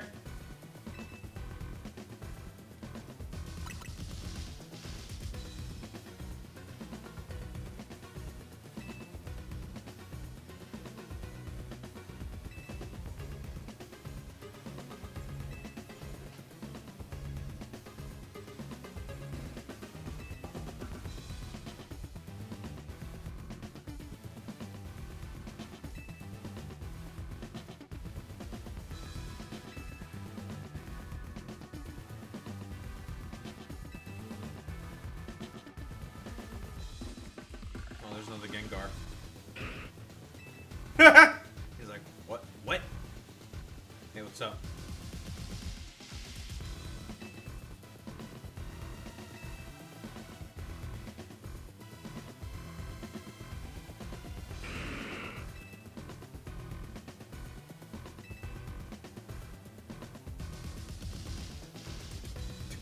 The bro just smiles.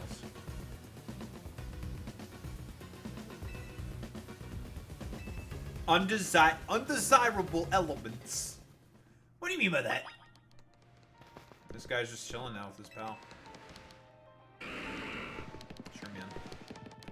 I need you to take care of some undesirables. Yeah, you know how it is. The shipping, there's a shebangle, the shaboogle. Yeah, you know.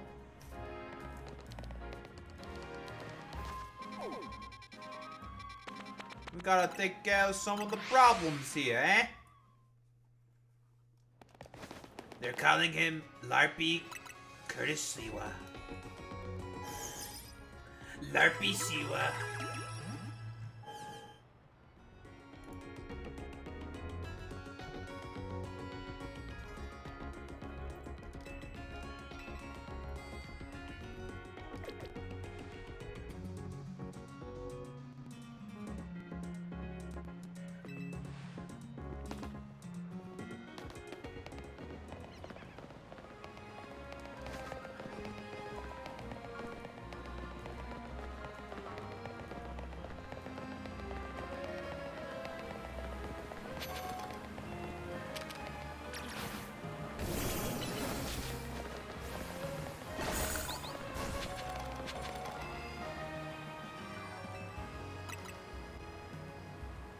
Yo, what up?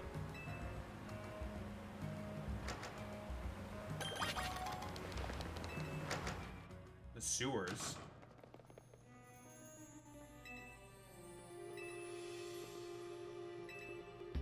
Oh, just destroying mega shards? Okay. Okay. Go forth, my chud son.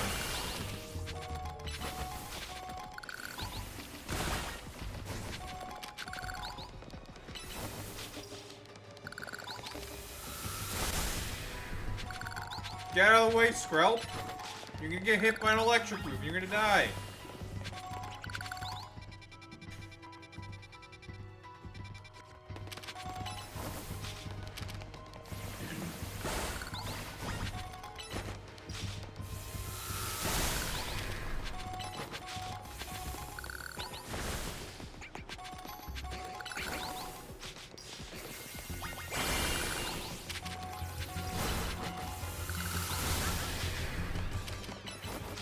Get for getting in the way, people.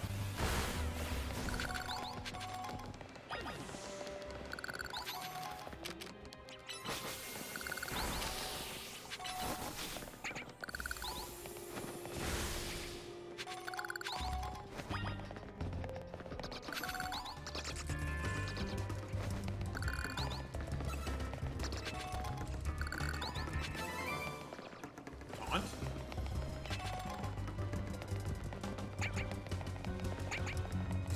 Get away from me.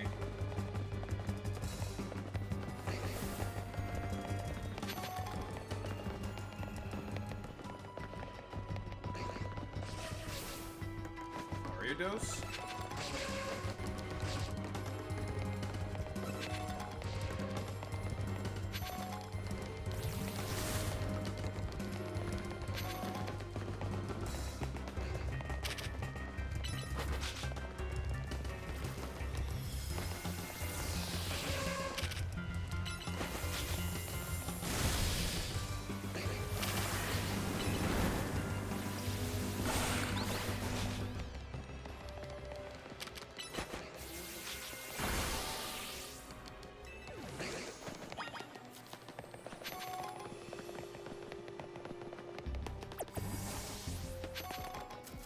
Alright. Easy peasy.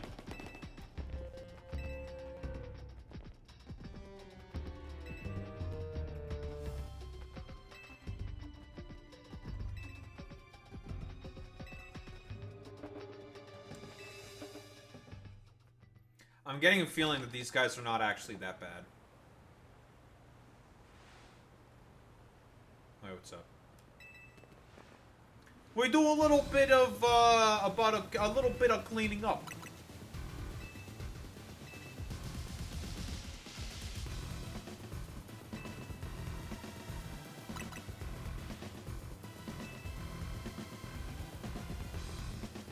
Well, there's the name drop. How the fuck do you know about Lysander? He is, or was, a very wealthy and generous businessman. That's a way to put Lysander.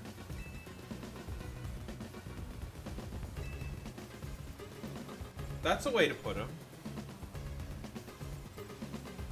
Oh, well, he tried to murder everybody. He tried. Yeah, but you know.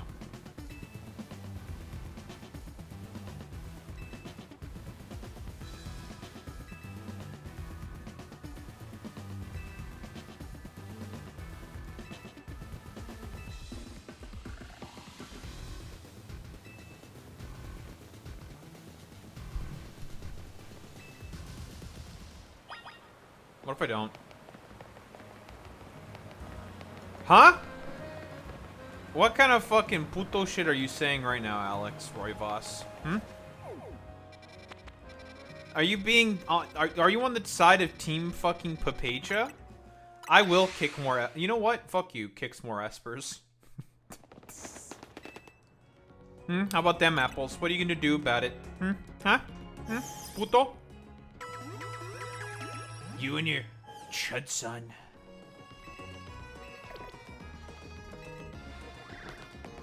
Yeah, posting fucking dabubu. Imagine fucking being a dabubu poster. Fucking dabubu posting.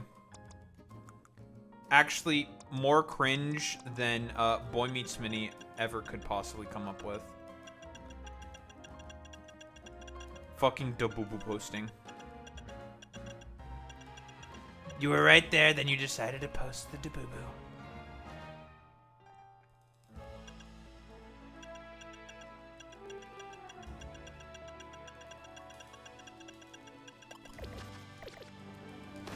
Only the most cringe, stupid idiots post dabubu. What the hell's going on here, eh?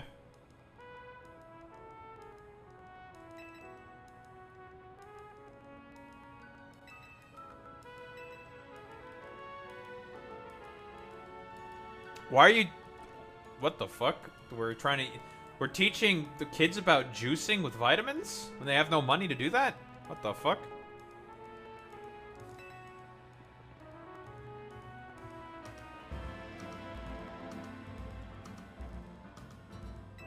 Society of Battle Connoisseurs.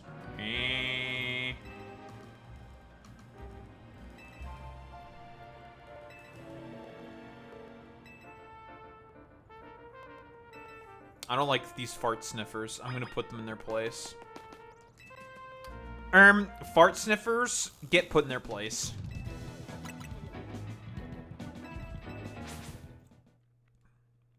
Yeah, skills. Bro, your fucking hair doesn't even have any texture to it, little bro. You bite.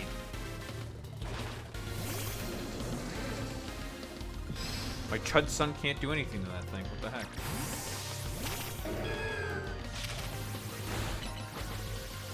Okay.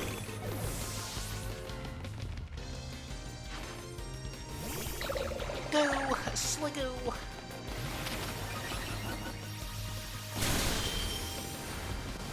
For Goo posting.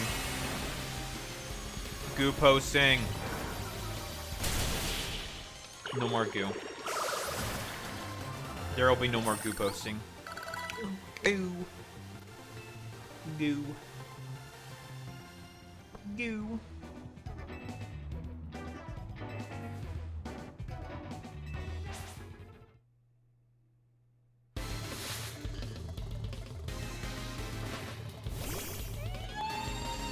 No, not the fucking leg, dude. Alright, well, time to put this chud in its place.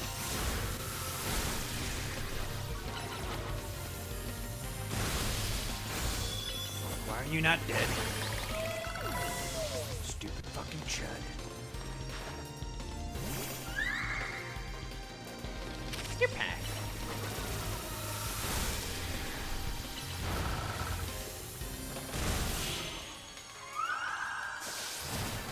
Chuds.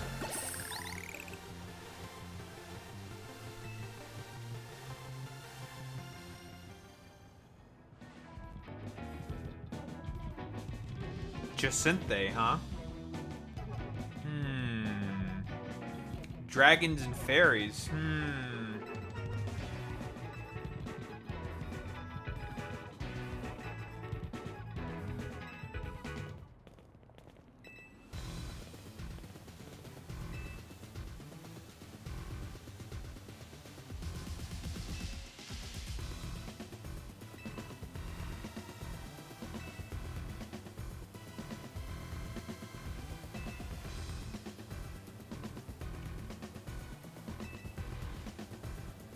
Sir, we're getting in the middle of a syndicate war.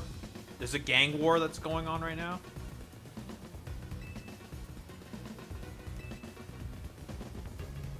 Sir, he's a bit of an outlaw.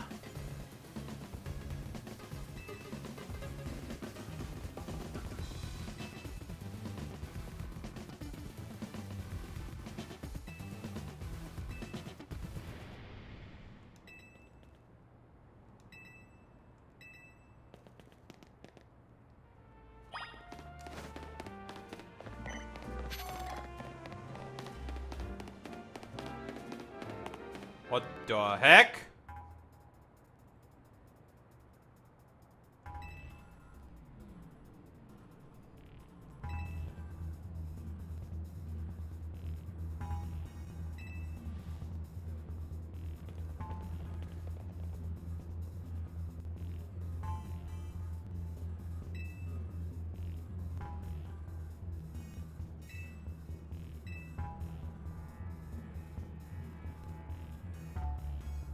Hmm.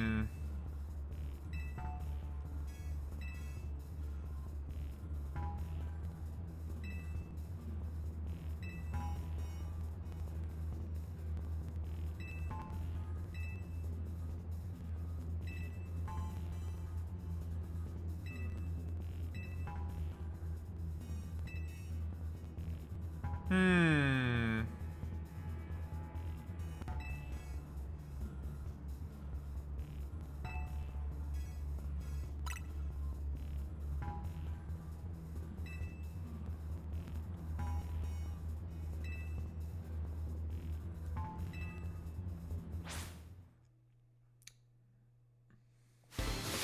Well, it's time to put this guy in a pack.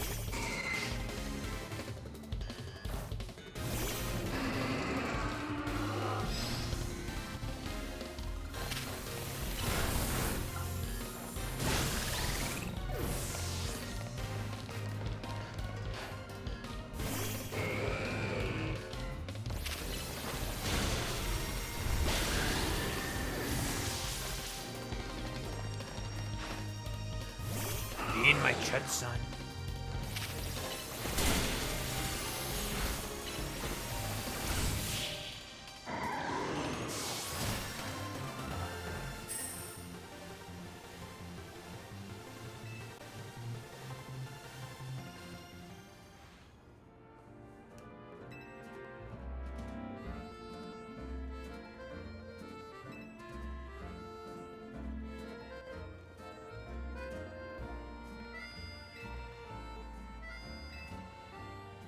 Scolipede, huh? Hmm.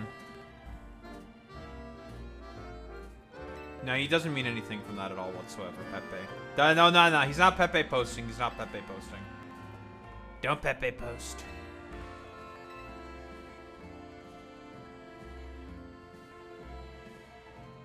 Money?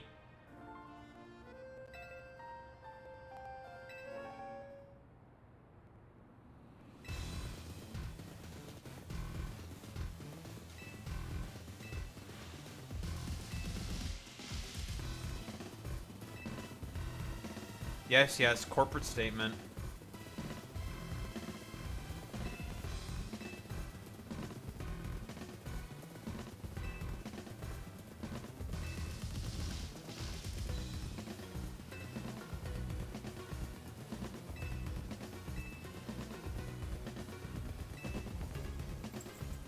Overtime, you say?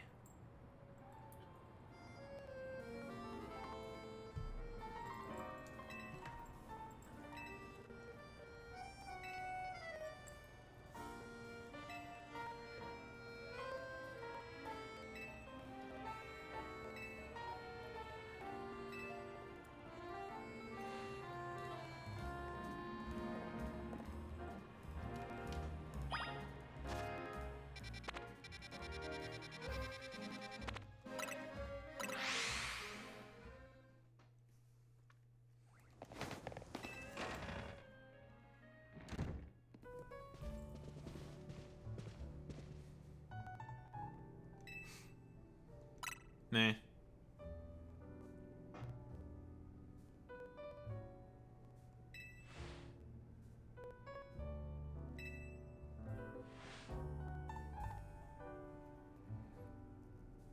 Sir, they've created a mafia based around doing volunteer work.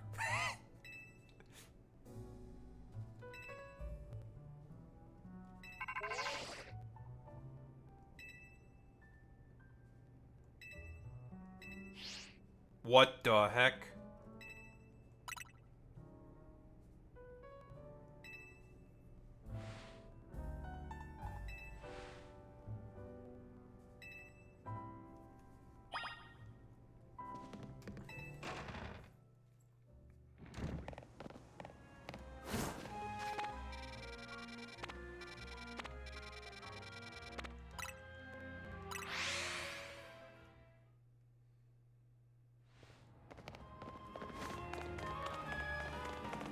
Statue of King Gambit.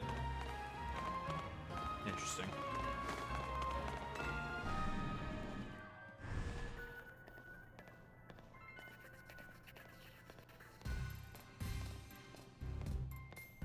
Yo, what up? Felipe.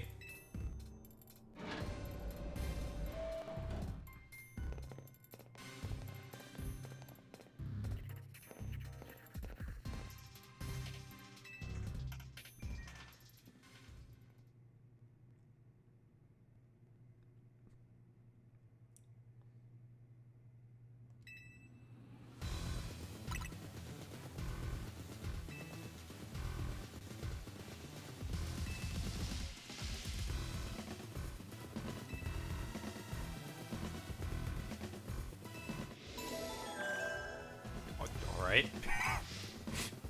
No more interest. Battle? Well. Corbu. Mm-hmm.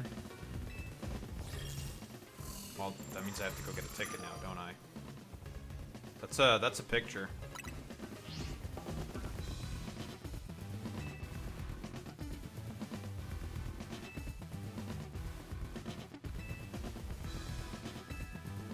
Well, alright. That's, very convenient. Well, I'm gonna have to go get one. Alright, well. They'll just be going then.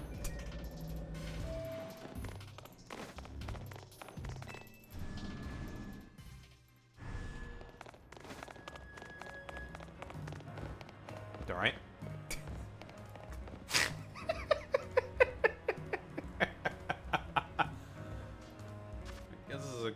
I guess this is about as okay of a spot to stop for now, I guess. Oh, you don't have a ticket yet. Well, go have fun with that, I guess. Alright, man. Jesus Christ. What a silly, silly game. We're doing a little bit of trolling, folks, aren't we? We do a little trolling.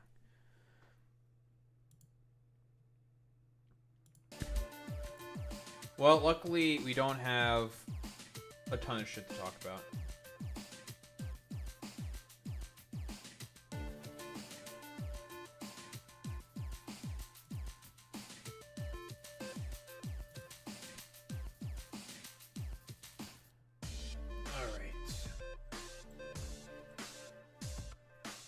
I will be right back. Gonna head to the bathroom, blah, blah, blah, blah, blah, and then we're gonna yap about shit.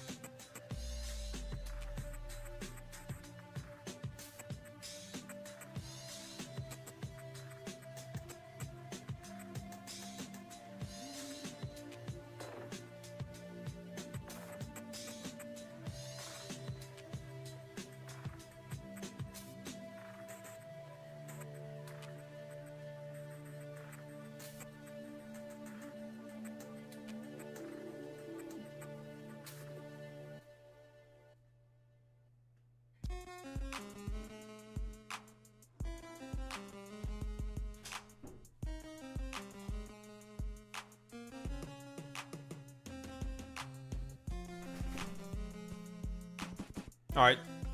We are so Barack. Alright, hopefully there is no Dabubu posting. There will be no Dabubu posting, and I will stop all instances of Dabubu posting. And there's nothing none of you people can do about the Dabubu posting. I will destroy all Dabubu posters. And there's nothing you can do about it.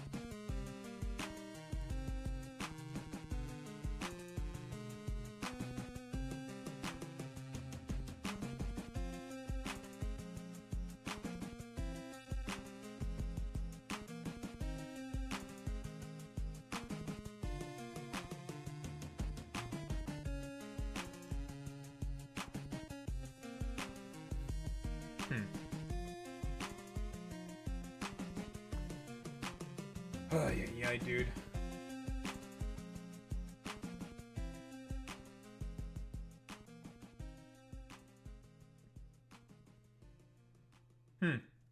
U.S. subprime lender, files for, files for Chapter 11 bankruptcy. What could possibly go wrong? What's up, Gunther?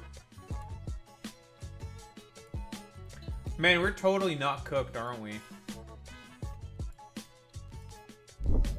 Guys, we might be a little cooked, aren't we?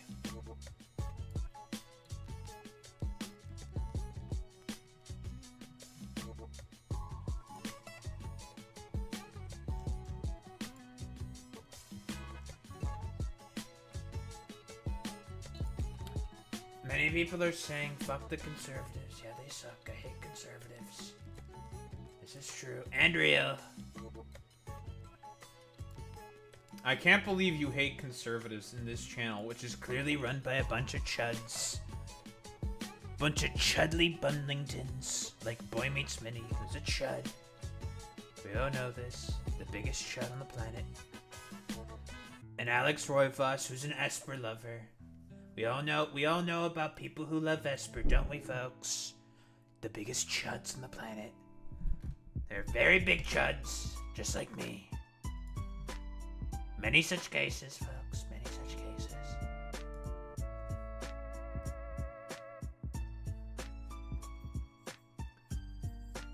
That's true. Right? Everyone praise Dale. Thank you for the follow, Gunther Spaghetti Breath. I appreciate that. But I'm not 45. I'm not even 30.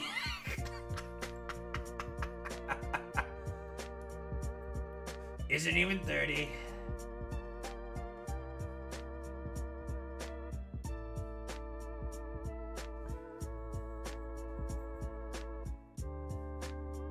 Oh, I guess you have a MAGA mom. Conservative mom.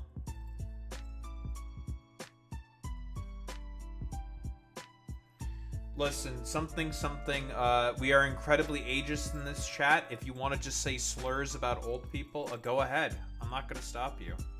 We hate old people. We hate all Gen Xers. We hate all boomers. We hate them. Except for the ones who are actually good. We hate them, folks, don't we?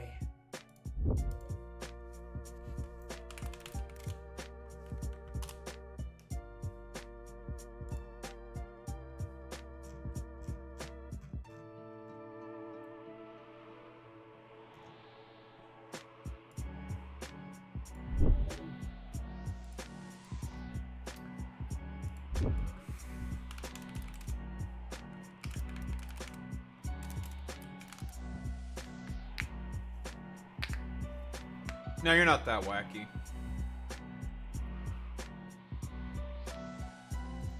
Many people are saying fuck the anti-trans. That's true. Listen, I love trans people, but I can't say that in front of my stupid chud audience because they're stupid chuds.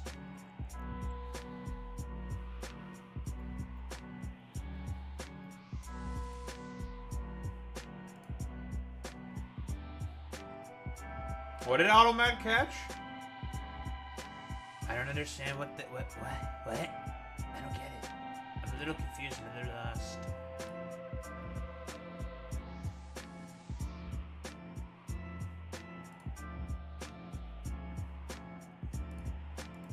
Who said that? Why is Automod being a cringe liptard?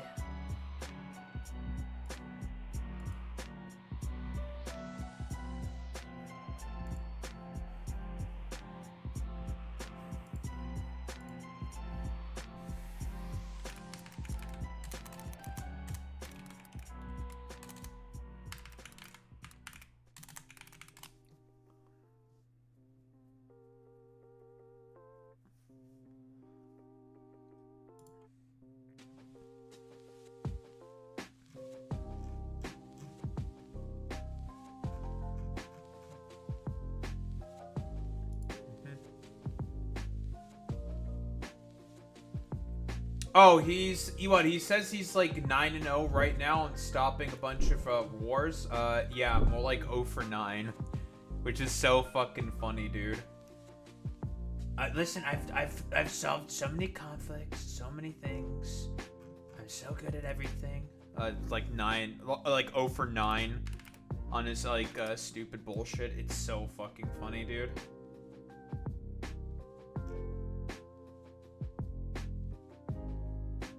I don't know what you could possibly mean. I've done nothing wrong. I'm the best. I'm the greatest. I've done so many peaceful things, folks. Let me tell you. I am the most peace-oriented candidate on the planet.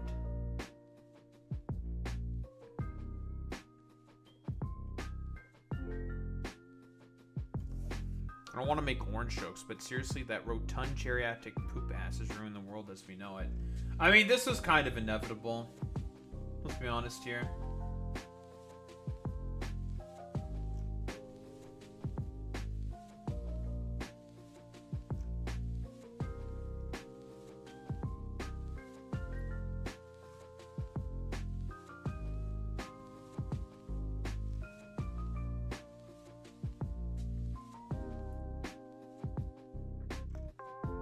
This was always gonna happen.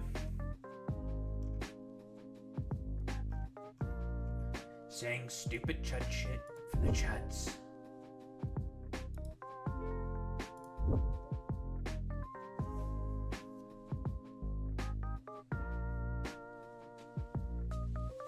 Sounds good, Gunther. That's right. Bong grips. We're smoking big doinks out in Amish. Imagine how Fox would react if Obama posted him shitting on... Oh, dude, if, like, listen, if half the fucking shit that Trump says and does with, like, his, like, 3 IQ AI videos, like, if that were posted, by a Democrat, it'd be a fucking media story, like, for days to come. It's just, like, ugh. It's a double standard, purely. That's what it is. Purely a fucking double standard. No standards. Nothing matters.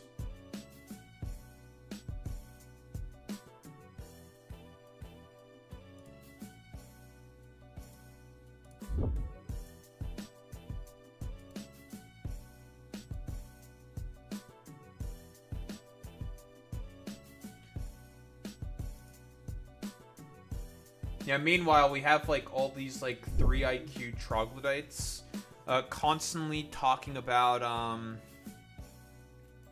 like how Zohran Mamdani is, like, the worst thing since Satan and shit like that. It's just complete propaganda, and it's all just fucking stupid and backwards.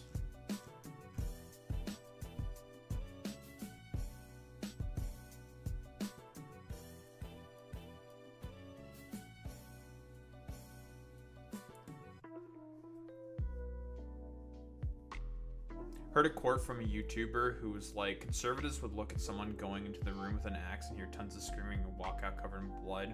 And if you said that they killed someone, and conservatives would be like, I didn't see. I didn't see it. How can you prove that? I think I've heard that exact same saying as well. I think I've heard that as well. It's so fucking goofy.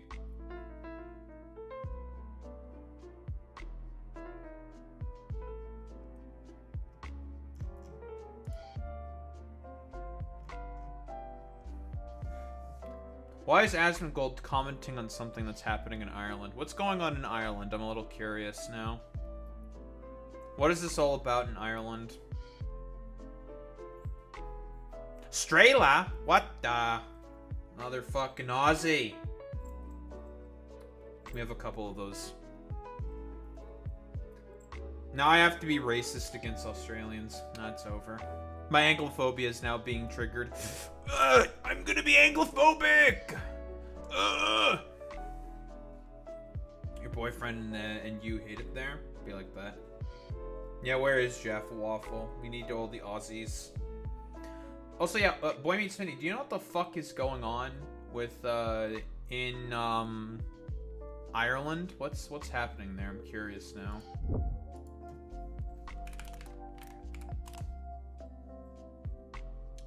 Riots in Dublin?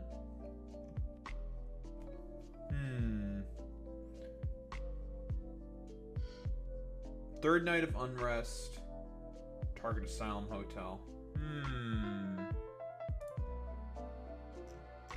Oh, it's anti-immigrant riots. Okay. So the exact same schizo fucking bullshit as always with all these like Anglophobia. Yeah, we got to be Anglophobic. Okay. I don't think I care all that much about what that dumbass Asmongold has to say about this because he's stupid and I hate him.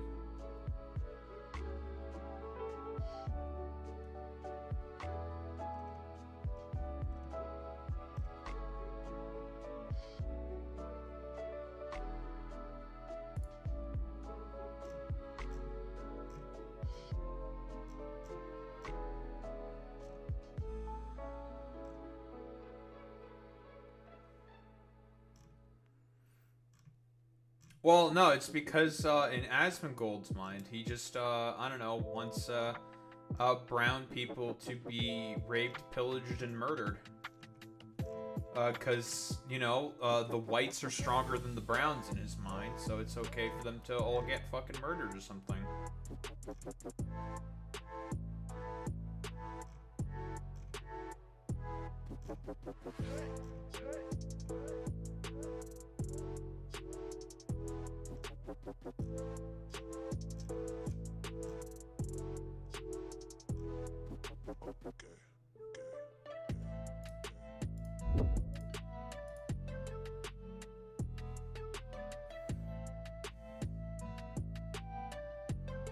Oh my fucking god, those people are so fucking stupid. Can't wait for Ireland to get taken over by Britain again. That's what's gonna happen. What could possibly go wrong?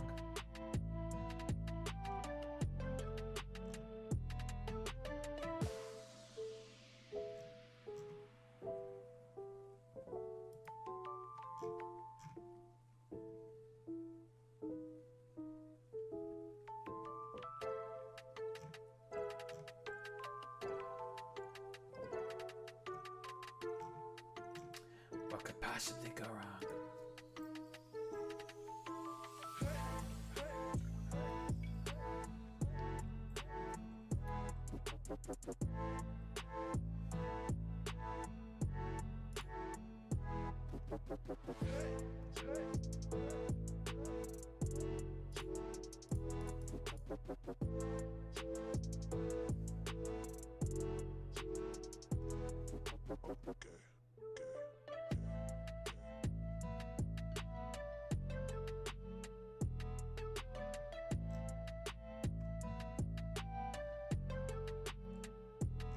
Very cool.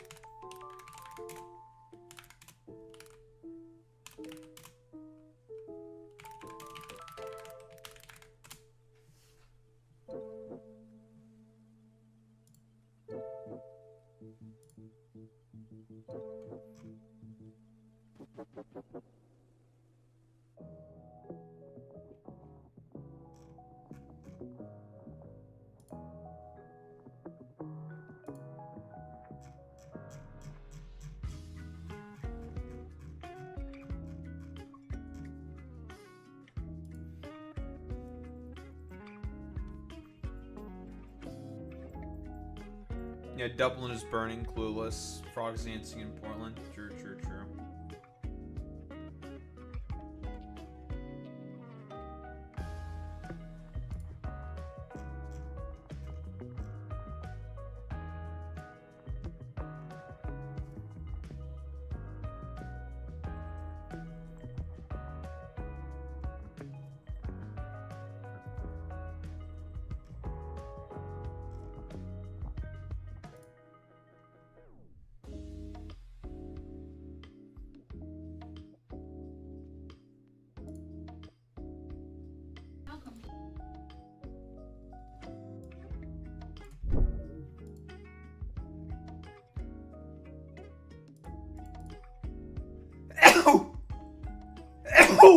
Oh, excuse me.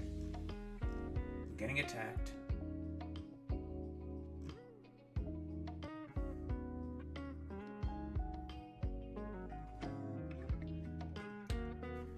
Thank you.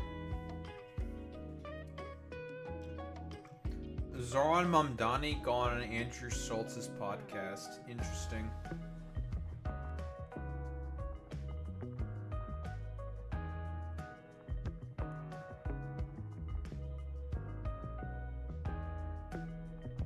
And he's making them all laugh their asses off. Interesting.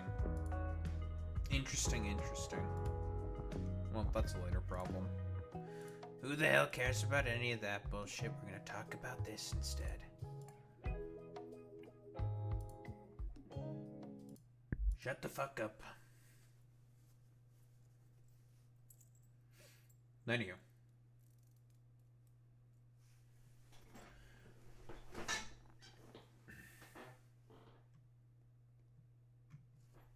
Alright, what do we have here?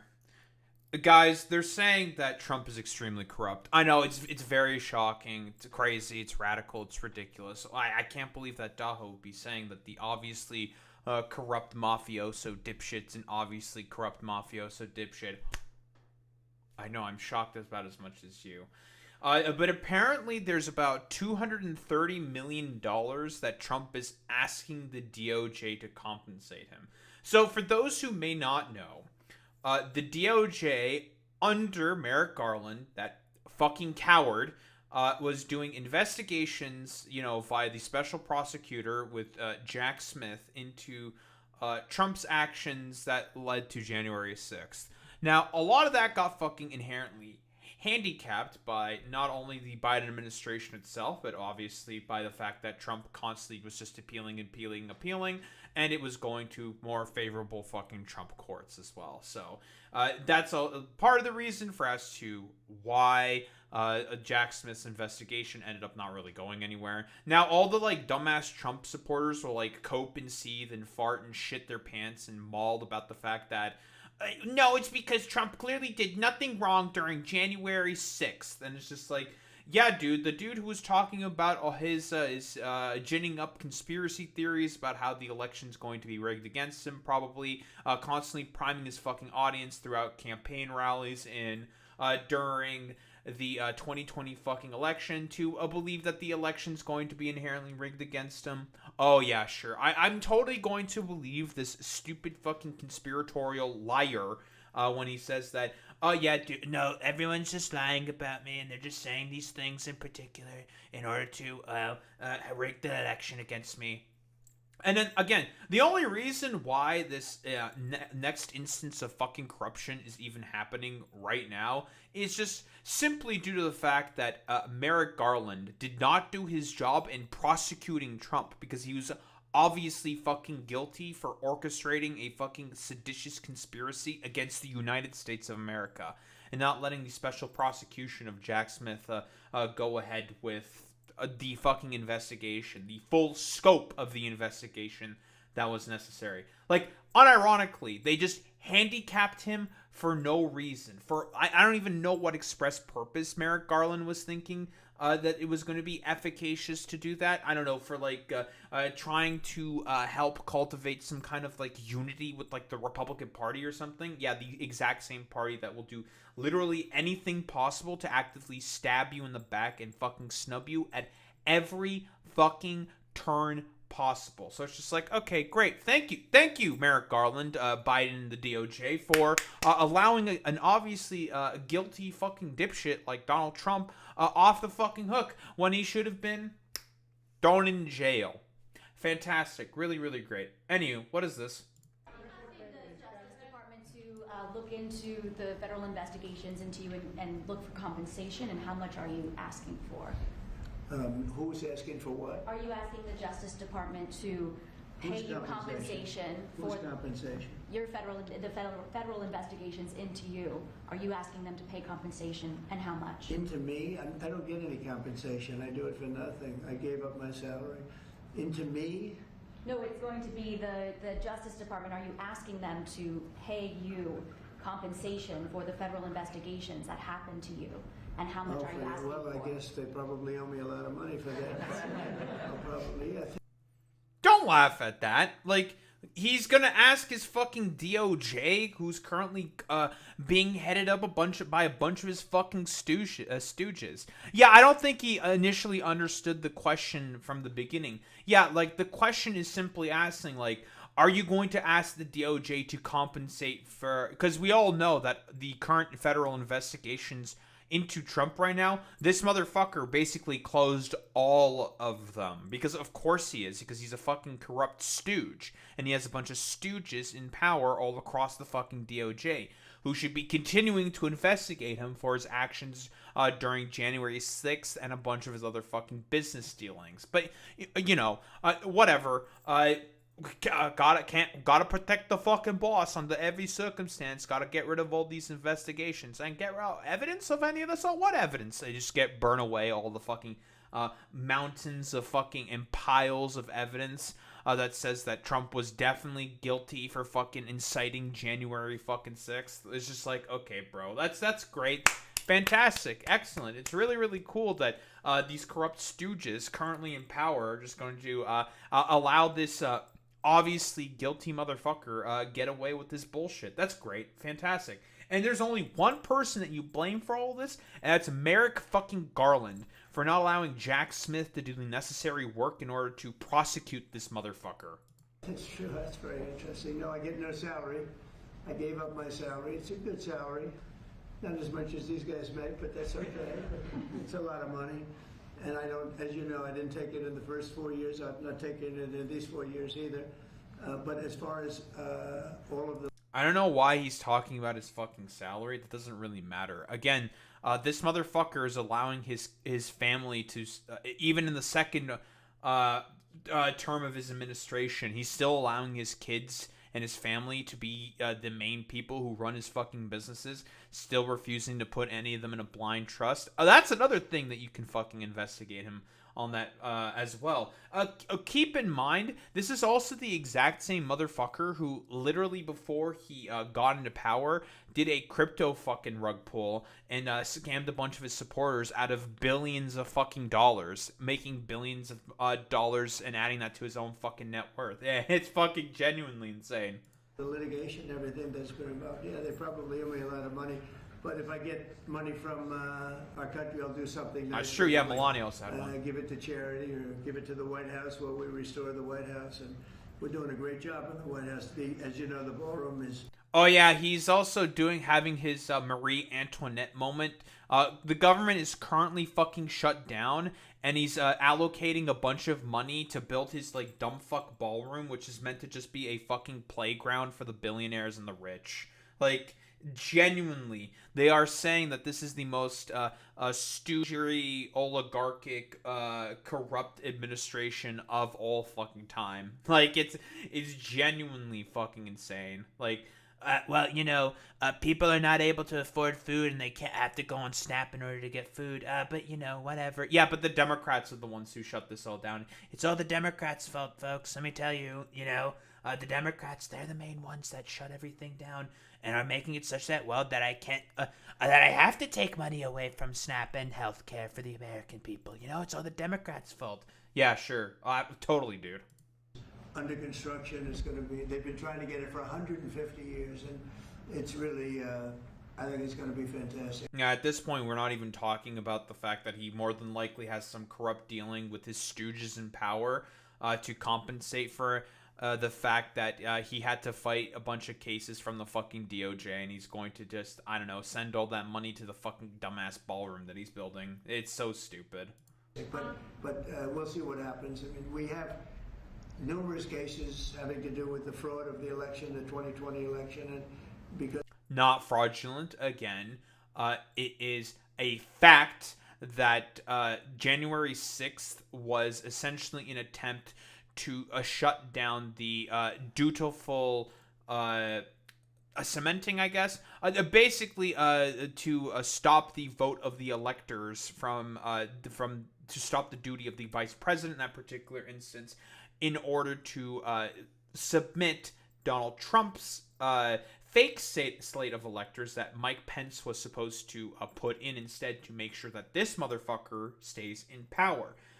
January 6th was an attempt to disrupt that sort of process. Obviously, it was not disrupted. It was essentially a fucking coup against the United States of America that was being carried out by this motherfucker. Yeah, $20 million ballroom, can't even pay aviation workers, you know. There's way more important things to think about there, Boy Meets Mini. Demolishing a part of the East Wing in order to put some stupid fucking opulent Gilded Age fucking ballroom. It's complete fucking nonsense. Like, bro's mind is still stuck back in the fucking 1880s. It's actually fucking incredible with this motherfucker. But yeah, like, submitting the fake slate of electors, having Mike Pence put the fake slate of electors instead of the real slate of electors that was meant to confirm Joe Biden as the fucking president of the United States of America. Essentially a fucking coup. Because of everything that we found out, I guess they owe me a lot of money. He lost every single case that he submitted challenging the courts on that fucking slate of electors. Again, he's lying. I think it was only 1 out of 60 cases that he won, and he was granted that based off of some procedural grounds. Overall, completely fucking irrelevant. But I'm not looking for money. I'm looking for really, I think it's got to be... It's not about the money, Spider-Man. It's not handled in a proper way. We don't want it to happen again.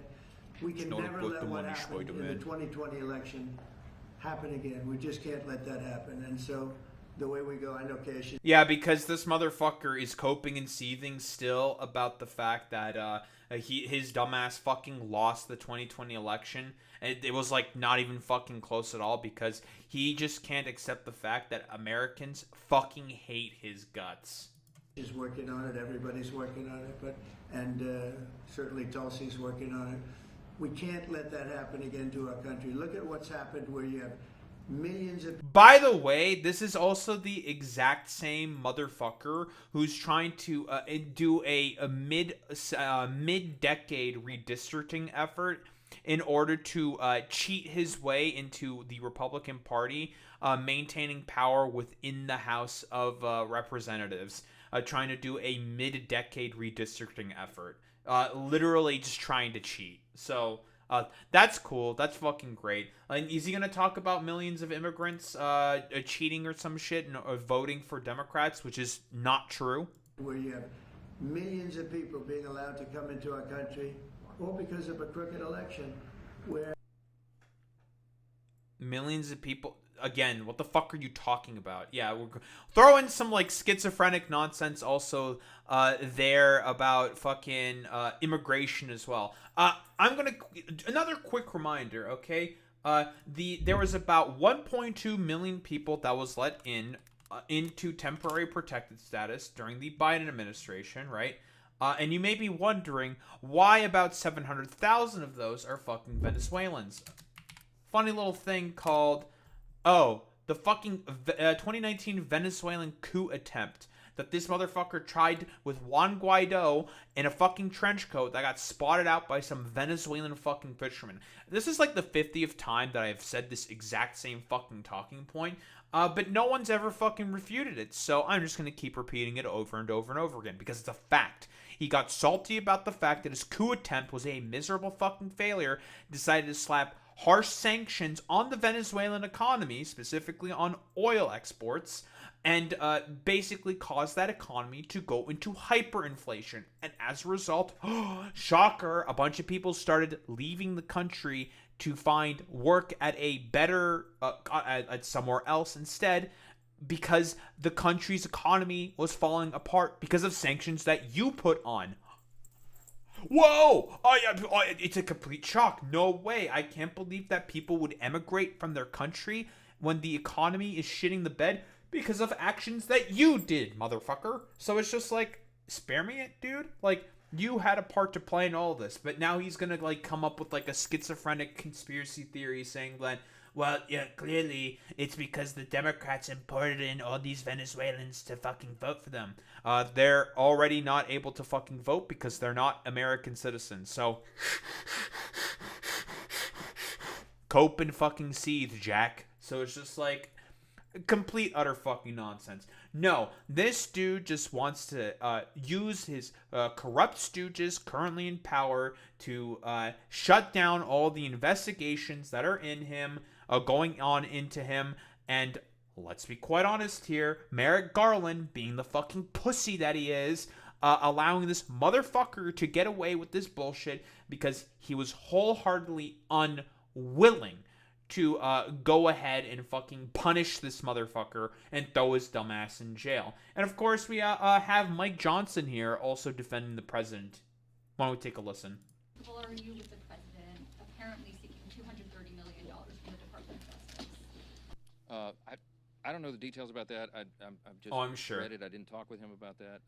I know that he believes he's owed that reimbursement. What I heard yesterday was if he receives it, he was going to consider giving it to charity. I mean, he doesn't need those proceeds.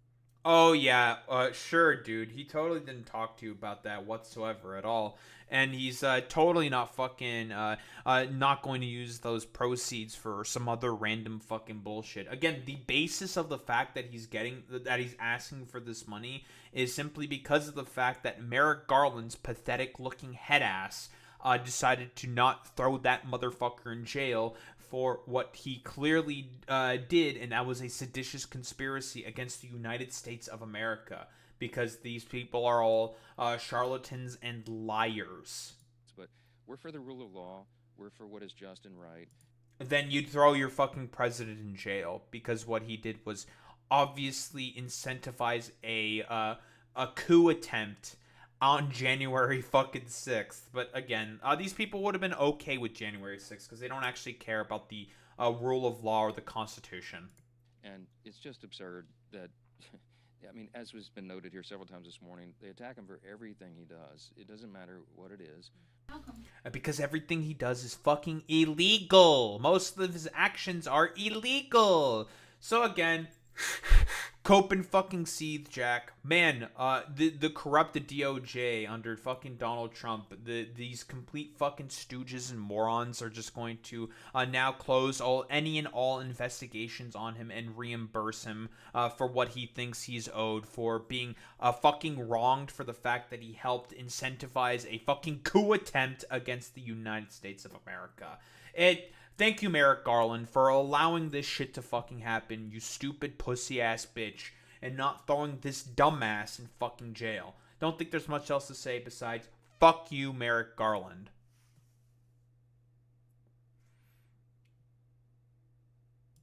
Why is Andrew Cuomo trending?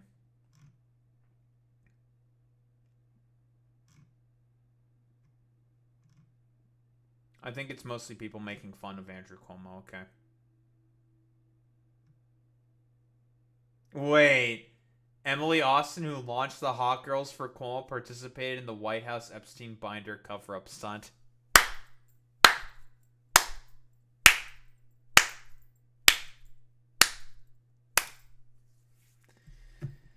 Hold on.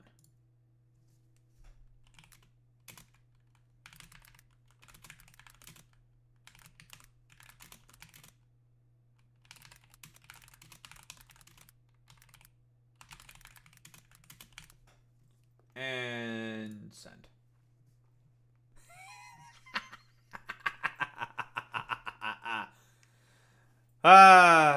Man, it's... Can we get some fucking duck smoking gif emojis? Cause that's a fucking classic right there. Classic. That's a fucking classic right there, dude.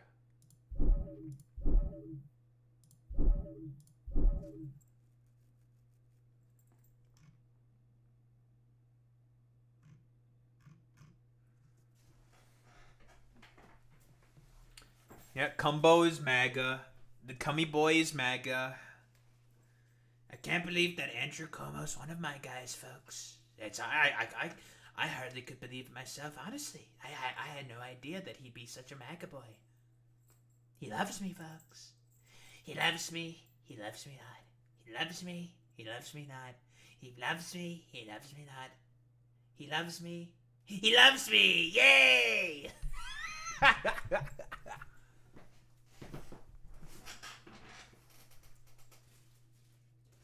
Andrew Cuomo loves me, folks. He does. It's true.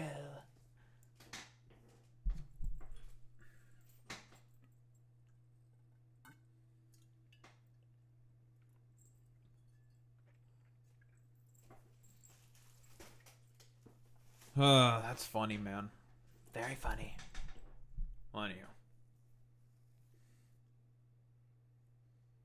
Let's get started with this shit.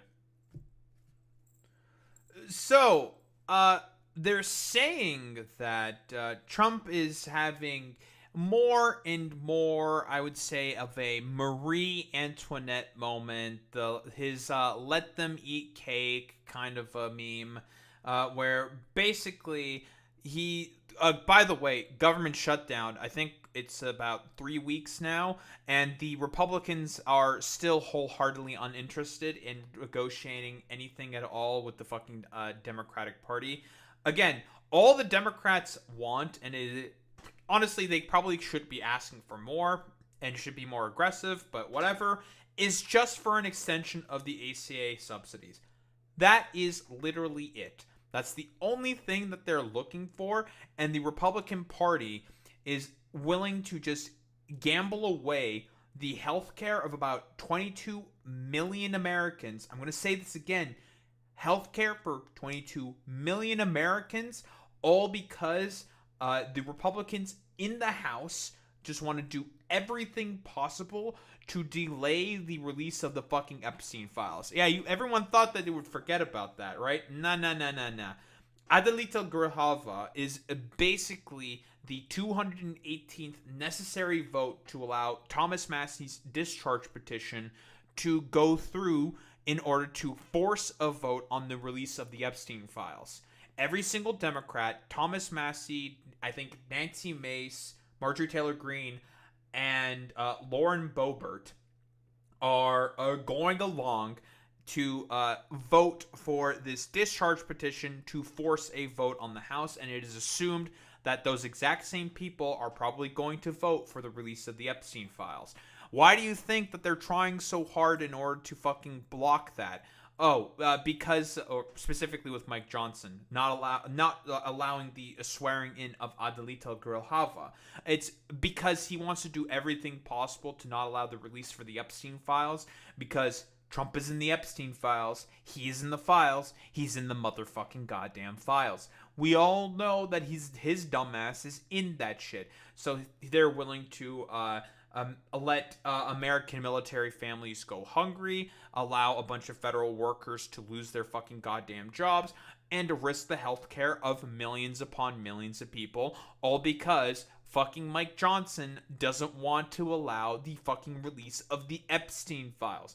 Even Trump himself, he doesn't want to have the release of the fucking Epstein files because we've known since May, and this was reporting that was done by the Wall Street Journal, that his dumbass is in the Epstein files, and his name appears in there multiple times, as what Pam Bondi, his attorney general, has told him.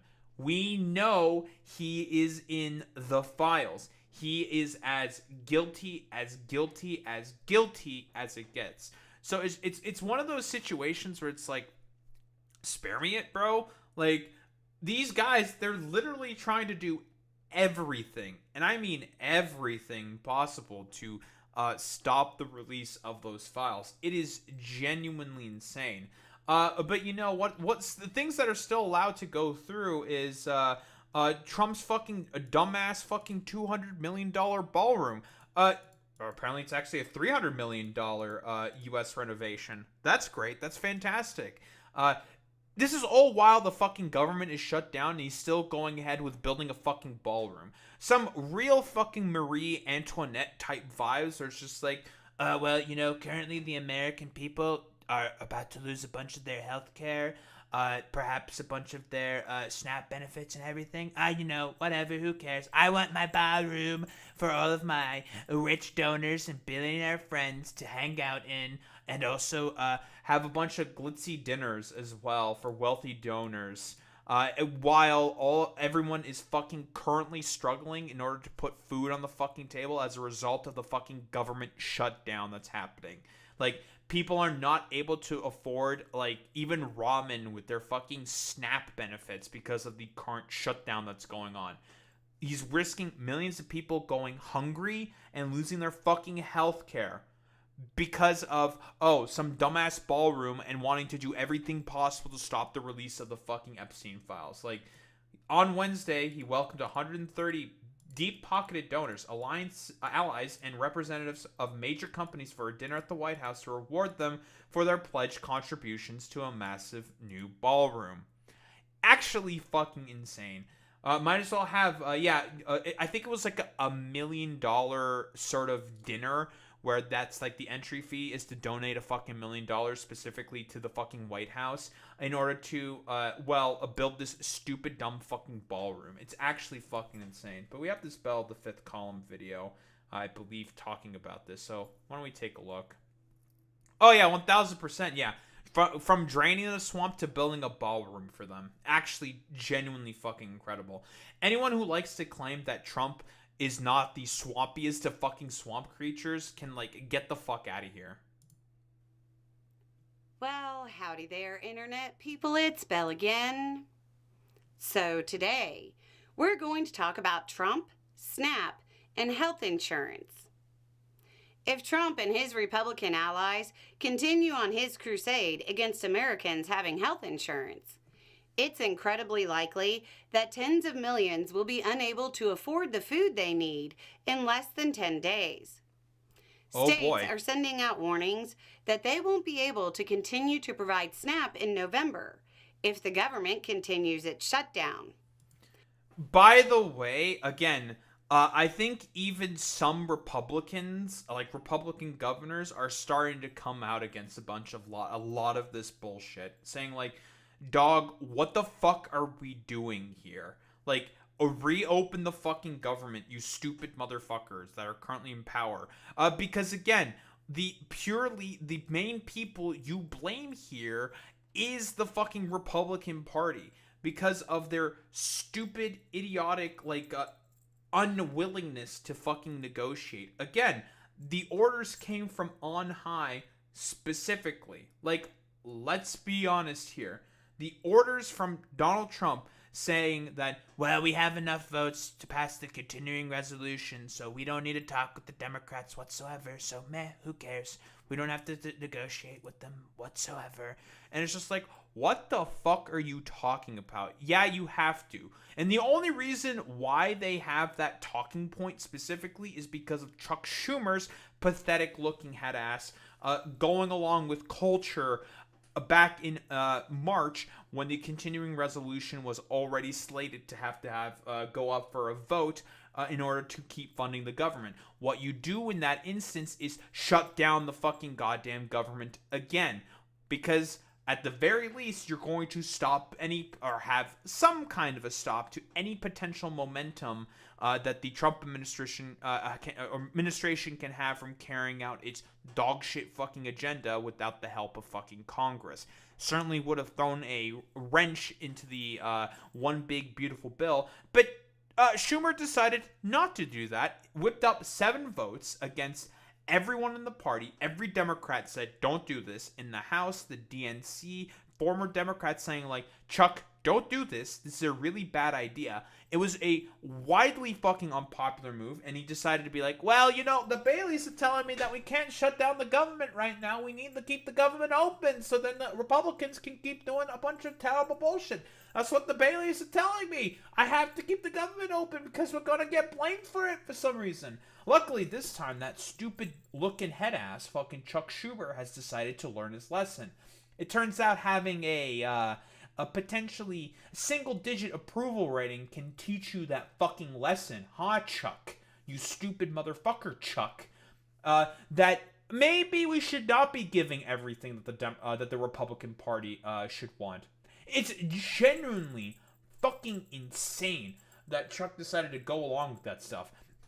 And that's why they now have that fucking talking point saying like, well, we don't need the Democrats because they're just going to capitulate anyways. Because in every single instance, they have been capitulating because of Chuck Schumer's like schizophrenic friend saying like, the Baileys are telling me that we can't do anything, so we have to just do nothing because that's what the Baileys are telling me to do. We have to do nothing because that's what the Baileys are saying. They say the Baileys are saying do nothing, so we're going to do nothing. It's just like, what are you talking about, you fucking moron? This is genuinely fucking insane, dude.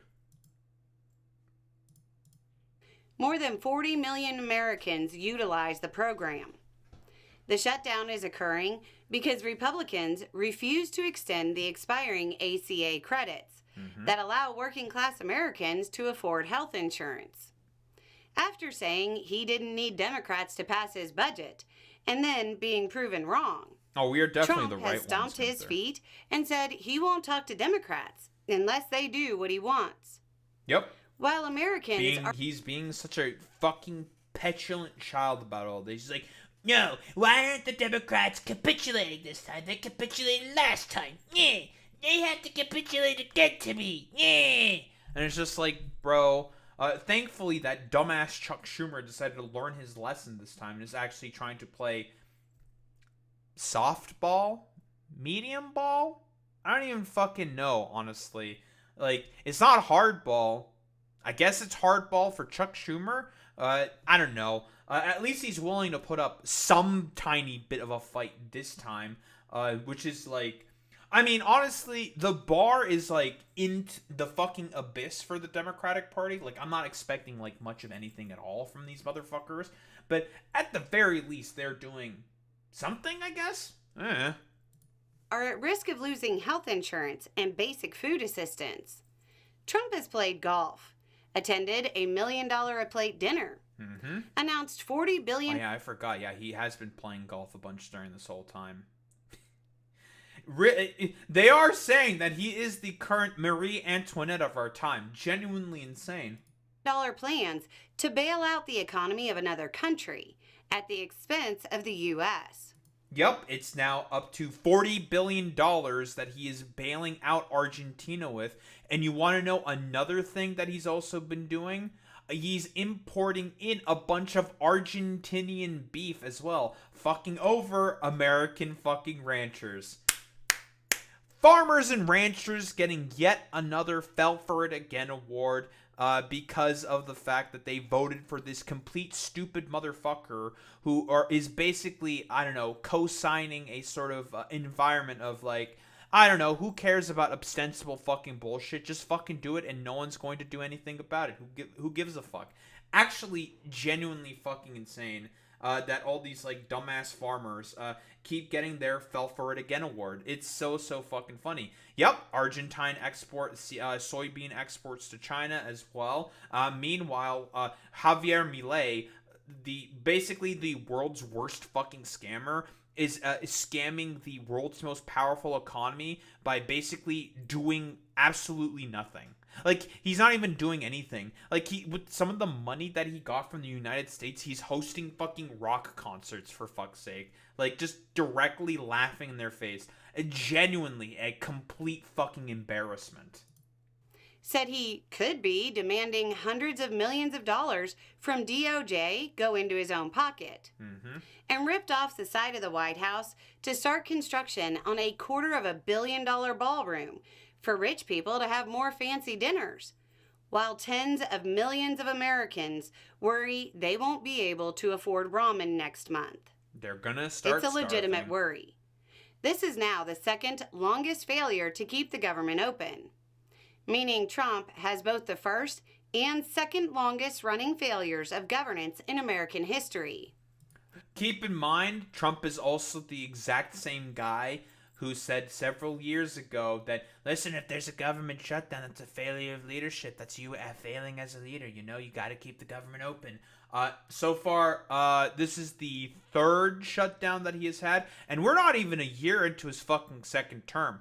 Third fucking shutdown over his 5 years in fucking power. Genuinely fucking insane. There is no clear sign when Republicans will announce that working class people deserve health insurance. At this point, because it seems pretty clear that they are willing to deny working class people, the disabled, seniors, and children food to make sure they don't have to help the working class obtain affordable health care. True, boy meets mini. But here's the really weird part. Republicans have groups working on their plans to extend the ACA tax credits. There are enough Republican votes to pass the extensions. They know they need to extend them. They've failed to keep the government open, hurt the economy, and are causing tens of millions of people to worry because they don't want to admit that Trump's one big beautiful bill was some fucking dog shit. Again, we've looked at the fucking approval rating of the one big beautiful bill. It is in the complete shitter. It is not a fucking popular bill, as much as like Republicans love to fucking cope and seethe about it, being like, no, it's actually a really popular bill and everyone fucking loves it. It's like, yeah, I don't think so, dude. Absolutely fucking not. Like, all of the cuts to Medicare and Medicaid. By the way, rural hospitals to this day are starting to close the doors, and we haven't even seen the full effects of the cuts for the rich. The solidifying of those 2017 tax cuts, which only benefit the fucking rich specifically, because Donald Trump seemingly believes in Art Laffer and trickle-down fucking economics. Yeah, dude, trickle-down economics really, really works, even despite the fact that literally every economist has said, like, that's a bunch of bullshit. It's a bunch of nothing burger. That dumbass, let's be honest here, that dumbass fucking Ronald Reagan decided to come up with like literally anything possible for Art Laffer to justify a trickle-down economics. And keep in mind, you should take a look if you want to actually see how much of a failure trickle-down economics was.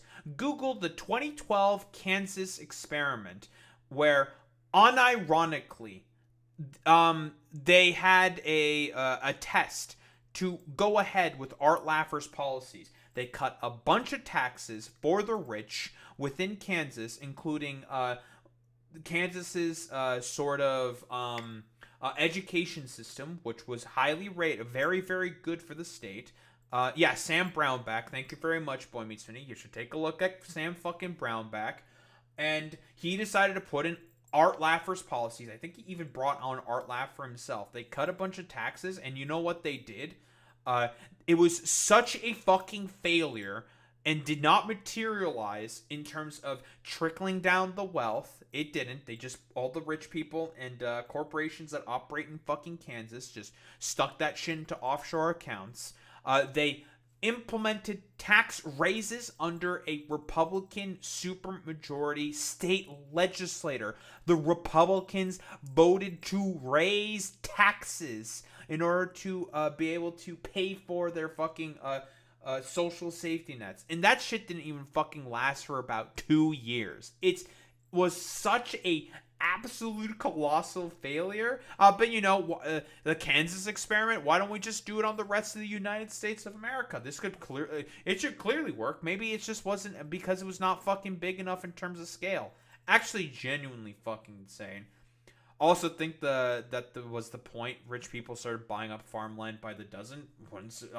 Honestly, during that shit, Boy Meets Mini, wouldn't surprise me whatsoever. Which failed to extend the ACA credits in the first place, was an absolute betrayal of the working class Americans they pretend to care about. They know they'll have to extend the tax credits. Yep. Trump's shutdown is all over Republican ego and their unwillingness to admit they failed America's working class. If you're counting on Snap... That, and also not doing everything possible to stop the release of the Epstein files. I think that's also a very, very important angle to look at this by as well. These motherfuckers want to do everything possible to not have the Epstein files make the light of day, because that would make them look really, really bad in the eyes of their fucking voters.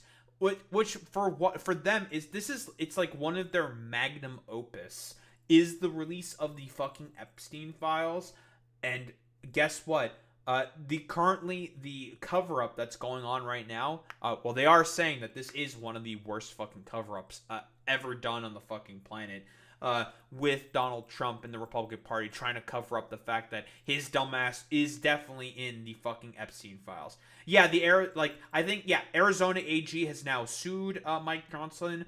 Same with Adelita Grajava is also suing Mike Johnson, because Arizona's 7th district currently has zero fucking representation within Congress, because he's just doing everything possible to not swear her in, because again, they're afraid of that fucking discharge petition that I've mentioned before, which would force a House floor vote on the Epstein files to force the DOJ to actually release that shit unredacted.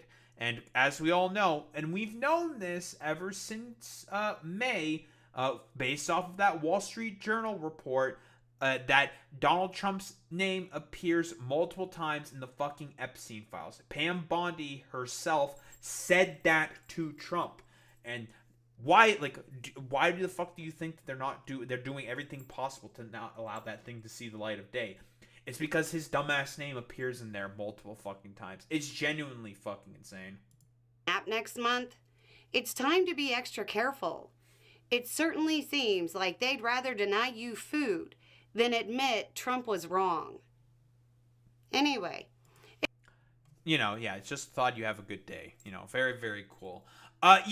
Genuinely fucking insane. They're willing to throw away healthcare for tens of millions of Americans. They are willing to allow tens of millions to probably fucking starve without those SNAP benefits, all just to protect the ego of one petulant, stupid, idiotic orange buffoon who is some form of a fucking pedophile. We all know his dumbass is in the fucking Epstein files. All of this misery and suffering of the American people simply just due to the fact that they don't want to admit that they fucked up, that they're wrong, and everything that they push for is incredibly unpopular and fucking idiotic. Republicans love to talk consistently about how they have a mandate. Complete nonsense, I know.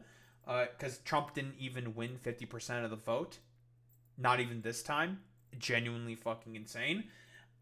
And they want to talk about how the American people, how they're incredibly popular and stuff like that. Yet they keep passing consistent policy and doing everything possible that is incredibly unpopular. Trump's approval ratings on every fucking issue, even crime and immigration, is down. He is underwater on all fucking issues. Every single one of them.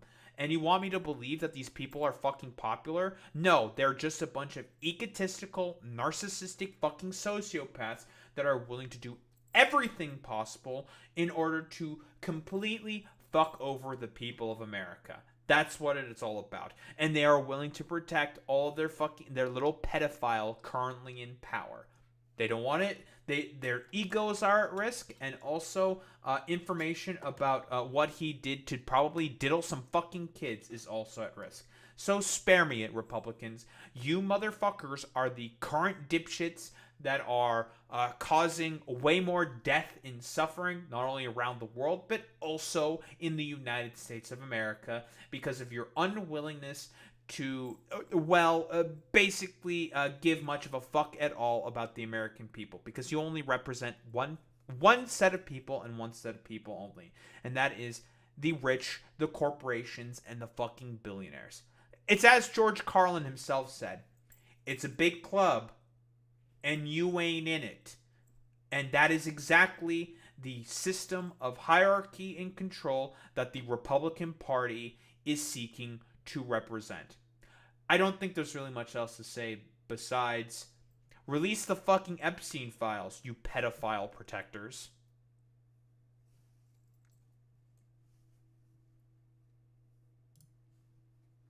Nice meme.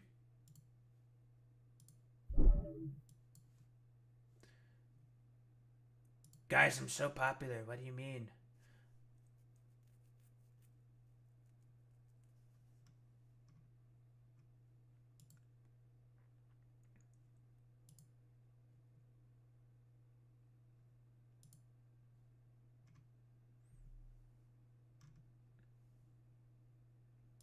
We're making a lot of people mad right now. I love making people mad.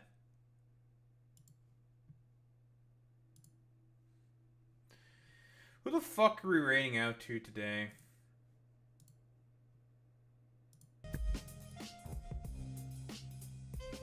I will admit I have the type of respect of one type of conservative and those who are ilk. Holy shit, we made a mistake. Yeah, those guys don't really exist.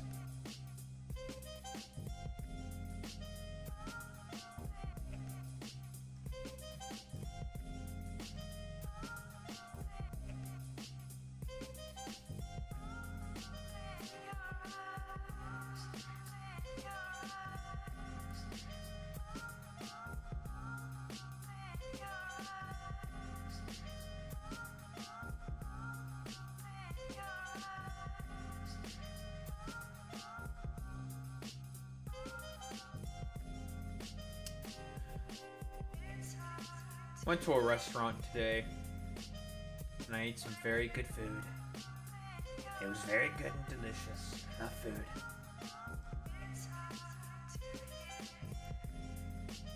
It's delicious, folks, let me tell you.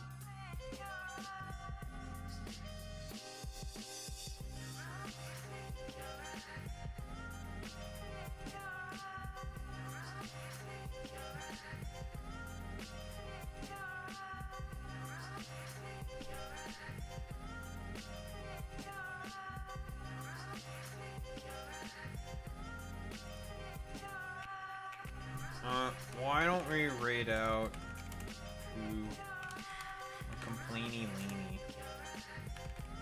Why not? Alright, idiots. Raid messages.